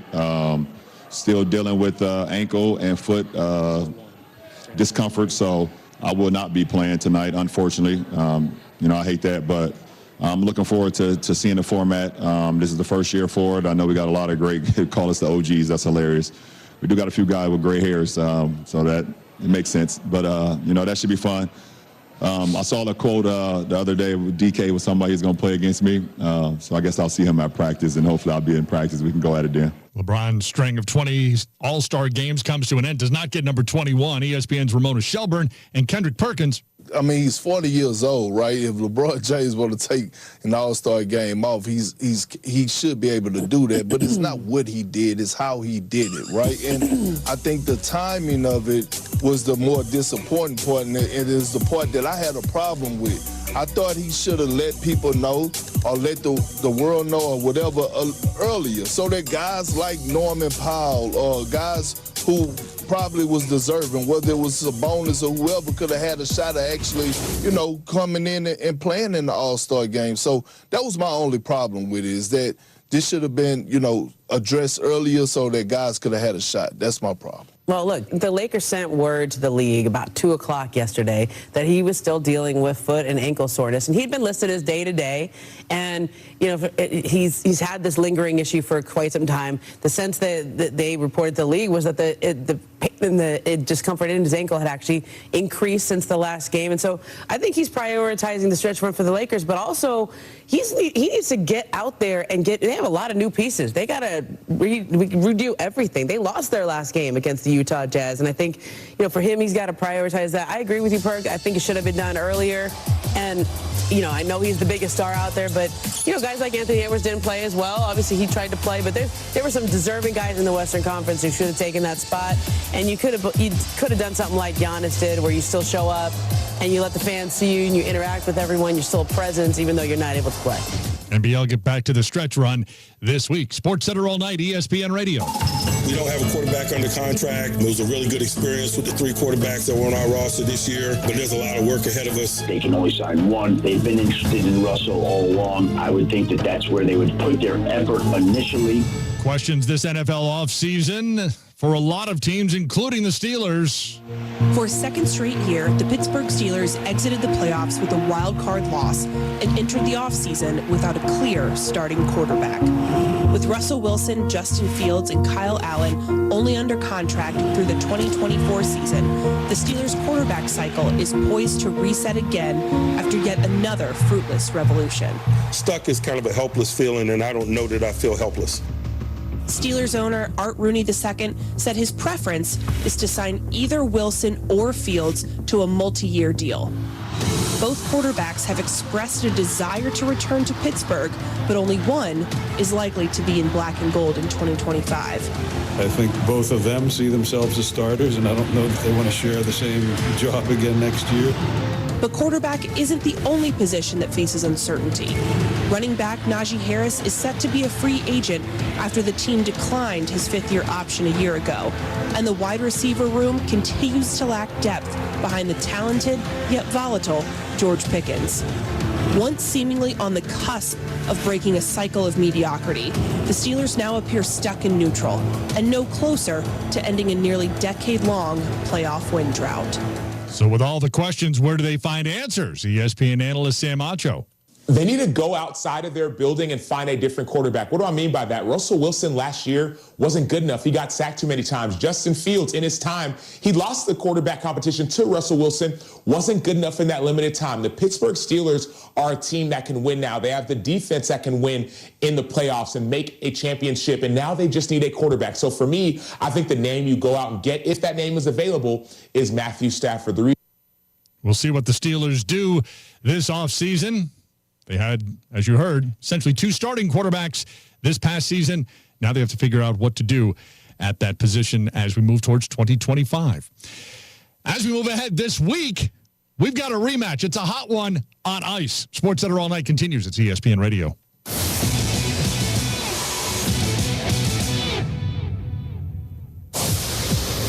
It's your resident Super Bowl champ, Chris Canty. Coming up Tuesday, I'll tell you what the best and worst case scenarios are for quarterback-needy teams. It's Unsportsmanlike, 6 a.m. Eastern, right here on ESPN Radio, ESPN2, and ESPNU.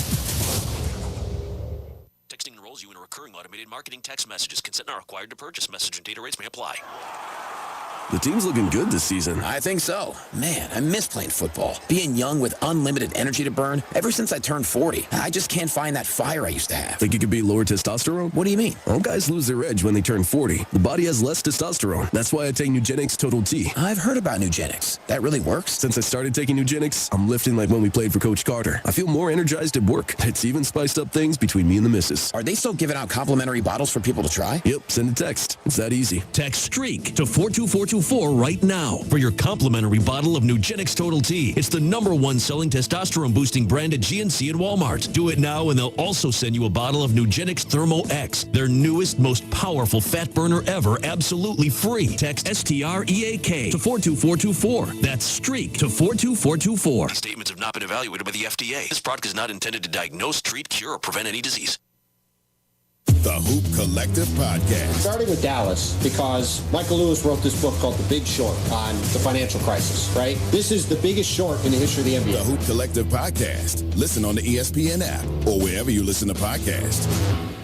Welcome to TGL presented by SoFi, golf's newest league. It's sharp and it's electric. How is it sharp? How is it electric? Good questions. Try this on for size. 2 hours of hammer dropping, overtime, forcing, playoffs on the line, golf. With 24 of the best players from the PGA Tour, split into 6 teams. Atlanta, Boston, Jupiter, LA, New York, and the Bay. This isn't your average Sunday pickup game.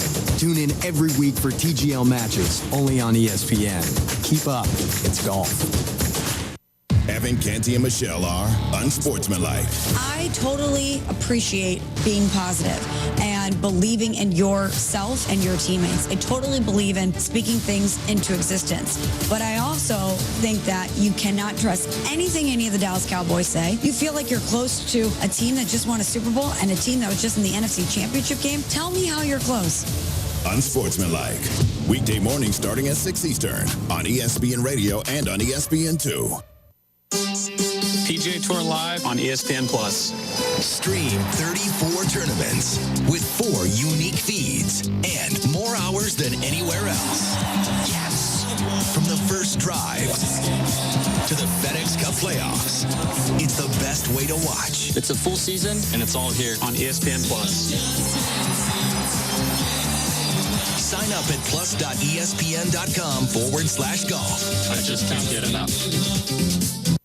Coming up Tuesday on Joe and Q, the rematch is set. It'll be the U.S. and Canada in the Four Nations Face-Off Championship. Plus, apparently, 68 teams isn't enough for the NCAA tournament. That's Tuesday, Joe and Q, 12 to 3 Eastern, weekdays on ESPN Radio and the ESPN app.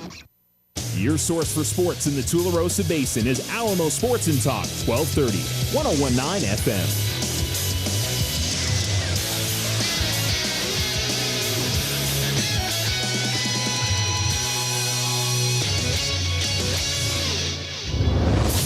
This is SportsCenter All Night on ESPN Radio and on the ESPN app. Now, here's Jay Reynolds. SportsCenter All Night taking you to 6 o'clock Eastern and unsportsmanlike. Evan Cohen, Chris Canty, Michelle Smallman. They come your way each weekday morning, 6 to 10 Eastern time here on ESPN Radio. Half-hour headlines on SportsCenter All Night. Notre Dame, the new #1, picks up an 18th consecutive victory Women getting a victory over Duke. The Bengals will be looking to sign all three of their big names this offseason. And we get a U.S.-Canada rematch on the ice this week. 65 seconds to go in regulation. Hold on to your hats. Saros goes back to the bench. Rink-wide feed for Granlund. Knocked off the puck. Crosby into the empty net. He scores! Sidney Crosby into the empty net. Team Canada, sigh of relief. They lead 5-3. NHL Network Radio, Canada had a lead. Finland scored 3 in the third period, but Canada hangs on for the 5-3 win. They clinch a spot in the championship matchup of the Four Nations tournament. That other spot is held by the U.S. So it's a U.S.-Canada final. ESPN senior writer Greg Wyshynski. I think they're pretty fired up. I think it's a little muted because they did take an L against Sweden tonight in a game that absolutely meant nothing. And they're also dealing with some injuries. You know, Matthew Tkachuk didn't play tonight. Austin Matthews didn't play tonight. Brady Tkachuk left the game in the first period after slamming into the goal cage for Sweden. So, you know, according to Jack Eichel of Team USA, they'll all be good to go for Thursday against Canada. The dynamic completely shifts for this game as the action shifts from Montreal to Boston. I mean, you could feel it tonight. Even in a game that didn't really mean anything, the chance of USA, the Boston crowd getting fired up every time the Americans touch the puck, like that's going to be amplified by 1 billion on Thursday when Canada is the opponent instead of Sweden, and it's going to be a real distinct home ice advantage for the Americans. Canada scored the first 2 goals in a 46-second span of the first period in their matchup with Finland on Monday. Canada gets the win. Sweden, they both finish on 5 points, but Canada's overtime win over Sweden puts them into the championship on Thursday against the United States, 8 o'clock Eastern. You'll see it on ESPN. So the NHL with its midseason break, the tournament's been great. Any possibility of an encore? I've asked a number of the players, how do you possibly go back to the All-Star game after having this much excitement and this much energy in the building for these international games? And some of them said, look, you know, All-Star Weekend still serves its purpose. You know, it puts the spotlight on the players that don't play for these four nations. It's a chance to connect with kids and be more, you know, have a little bit of fun in the skills competition. So as much as we might think something like this would kill the idea of an All-Star game, the players still kind of dig the idea. But we might not get it frequently. The NHL is going to go to an international calendar where it's the Olympics, then 2 years later the World Cup, then 2 years later the Olympics, and have that cadence. And then maybe we get All-Star games in the years when there isn't an international tournament. But for now, U.S.-Canada Thursday night for the title of the Four Nations. Sports Center all night, ESPN Radio. Right wing, long shot. And it's Isaiah Evans. Another three. He's 5 of 5 from 3, 15 points. And he turned back to his own bench to celebrate, maybe a little bit in disbelief of how well the game is going for him. Duke had been outscoring teams by more than 20 points per game this season. Monday, an 18-point win over Virginia, 80-62. Virginia's 8th consecutive loss against a ranked opponent. They've lost by an average margin of 18 points during that streak. This one is here on ESPN Radio. Mike Cousins, Bob Valvano had the call. Back to John Paul Jones Arena. Mike? Thank you, Jay. On Monday night in Charlottesville, Virginia, the third-ranked team in the country, the Duke Blue Devils, got an 80-62 win over the Virginia Cavaliers. Duke is now 23-3. They stay at first place in the ACC, 15-1 overall. They had 3 players with 17 points, all of them freshmen. Cooper Flagg, Con Knippel, and Isaiah Evans. And this team looks as good as any one seed is right now in the country as they're projected by our own Joe Lenardi. You can just take a dart and throw it at the board and see they had statistical dominance. They out-rebounded them. They out-rebounded Virginia 41-21. They shot a 53%, held Virginia to 38%. They only turned the ball over on the entire evening 6 times. They had 16 second chance points. They scored 42 points in the paint to Virginia's 18. This is just what every statistic is just screaming at you about their dominance. And you already mentioned one thing, how much balance they have. Cooper Flagg deserves to be celebrated like he is because he is a generational talent. But he is far from alone on this team. He gets a lot of help. There's a lot of other good players out there who bring it at both ends.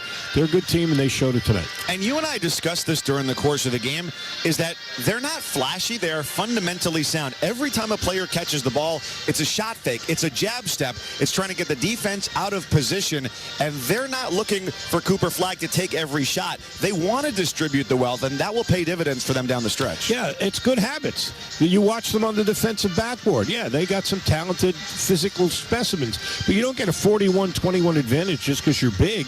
They block out magnificently, and you talk about every guy who gets the ball, faces the basket, gives you a shot fake, a jab step, freezes the defense, and that starts opening up other people because that's the unselfishness that they have. They had 16 assists in the game on 31 baskets. Over more than half their baskets were assisted, and they do just a very, very good job of working together. And as this year's gone on, keeping in mind, obviously, with so many new players, it takes a while for the chemistry to kick in, and right now it looks like it's kicked in pretty good. Well, there are some big luminaries in the house to watch. Duke alum Carlos Boozer, whose sons will be playing for the Blue Devils next year. Ralph Sampson, whose name hangs in the rafters here in Charlottesville, and former Virginia head coach Tony Bennett on hand as Duke defeated Virginia 80-62. One injury note as well.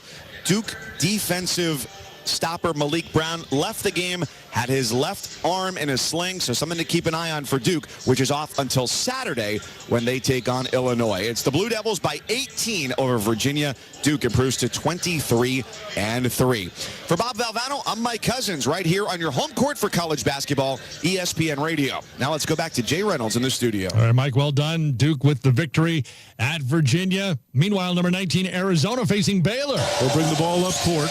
Roach defending him, getting Bradley plenty of space.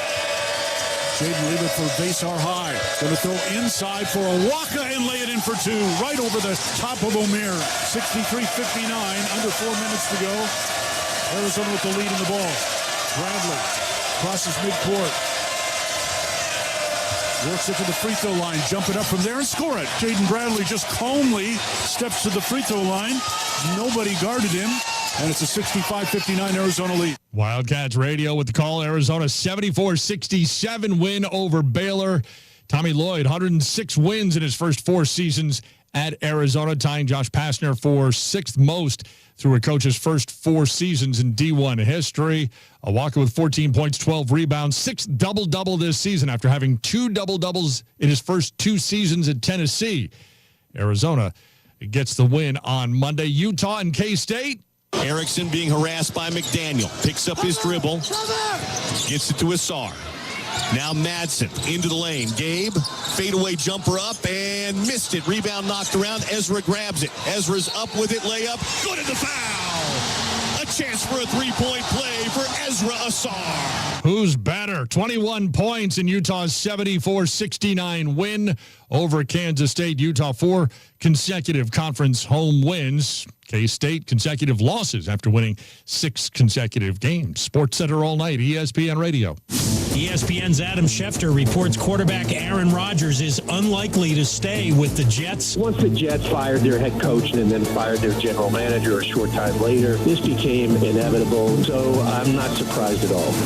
Changes in New York this offseason. After 2 years with the Jets, changes from Gang Green, and Aaron Rodgers won't be back next season. Where will he be? ESPN's Jeremy Fowler. This one's fascinating because talking to people around the league, they do not see a perfect natural fit for Aaron Rodgers right now. Doesn't mean he can't get a good job. He's a bridge quarterback at this stage, 41 years old. There aren't 3 or 4 teams where you say it's perfect. I will start with the Cleveland Browns because I do go back to what sources in the building have told me that any veteran starter with experience is going to get evaluated. So everybody from Rodgers to Kirk Cousins, probably Daniel Jones and the like, they will get looked at, and he could be a fit in that offense. You look at the Las Vegas Raiders, they could double dip with a draft pick and a free agent, although There are questions about whether he would fit Pete Carroll's culture. They're trying to start something new there. New York Giants are going to become in the market as well. So maybe he could stay in New Jersey, go from the Jets to the Giants. Oh, my goodness. That's kind of crazy to think about. Sam, what do you think is the best destination for Rodgers? If he decides to play, by the way. I think if he decides to play, and if I'm Aaron Rodgers, I think I would prefer to go to Las Vegas if I'm Aaron Rodgers. The reason why is that you have a system and a structure that wants to and is built to try and win, and to win pretty immediately. What do I mean by that? Tom Brady, all he wants to do is win. He did it as a player. Now all of a sudden you brought in a head coach in Pete Carroll, who's won Super Bowls before. You all of a sudden have a high draft pick, and maybe they'll use it as a quarterback. I get that. But you have guys like Michael Mayer. You have guys like Brock Bowers at the tight end position. Maybe you bring in a receiver, and yes, you might be a bridge quarterback, but if I'm Aaron Rodgers, I think that might be a better option and opportunity for me to go to Las Vegas rather than a team like, let's say, a Tennessee or a Cleveland, where you may not get as much of an opportunity to win. This sounds a little weird, so hear me out for a second. What about the New York Giants, the team Jeremy mentioned a moment ago? I know obviously not close to winning necessarily, but that defense played very well the first half of last season, especially with a pass rush. And I think the two things for Aaron Rodgers you want to see a left tackle, and they have that in Andrew Thomas, a very good player, and you want to see an offensive coordinator, a play caller who has success building offenses around other people in years past. You saw it, Brian Dable got Josh Allen going in Buffalo, took him to the next level. Daniel Jones, almost a victim of Brian Dable's success when he did the first year in New York. Certainly you want to have an offense that plays to Aaron Rodgers' strengths. He's going to protect the football. He's going to make a few plays out of structure, not as much as he's done in years past, but I think an offense with a coordinator who has experience with different kinds of quarterbacks, building that kind of offense, I didn't think it's crazy to think Aaron Rodgers could stay in New York and maybe stick it to the Jets, who decided to let him leave after the season. Could be an intriguing 2025 for the NFL and Aaron Rodgers. Sports Center all night, ESPN Radio. I think the physicality has been taken out of the game. To me, that's boring. The old style of refereeing will come back, where if you've earned stripes, you get a better whistle. He's entitled to his opinion, but he's a provocateur. He's clever and knows how to get attention. NBA All-Star Weekend, making headlines on the court and off the court. Draymond Green into the microphone talking about the current state of the association. It's not smart basketball no more. I saw a clip not too long ago where Kobe said, like, yo, it's accidental basketball. He couldn't have been more right. It was so refreshing to play against Bron because every possession is like a chess match. But you don't just get that on a regular basis. Who can run faster? Who can hit more threes? It's no substance. I think it's very boring. I love Draymond. We appreciate the energy he brings to the game. We're also as focused on athleticism and skill and don't want it to become overly physical. And I felt he was reacting really more to sort of a little pushback on his particular style. So he's entitled to his opinion, but he's a provocateur. He has his own podcast and he's clever and knows how to get attention. NBA Commissioner Adam Silver pregame here on ESPN Radio, reacting to Draymond Green making his comments on TNT. ESPN's Ramona Shelburne and Kendrick Perkins. Look, I love what the state of the NBA is right now. The playoffs actually started in February because of the addition of the play-in tournament. The guys today are more skilled.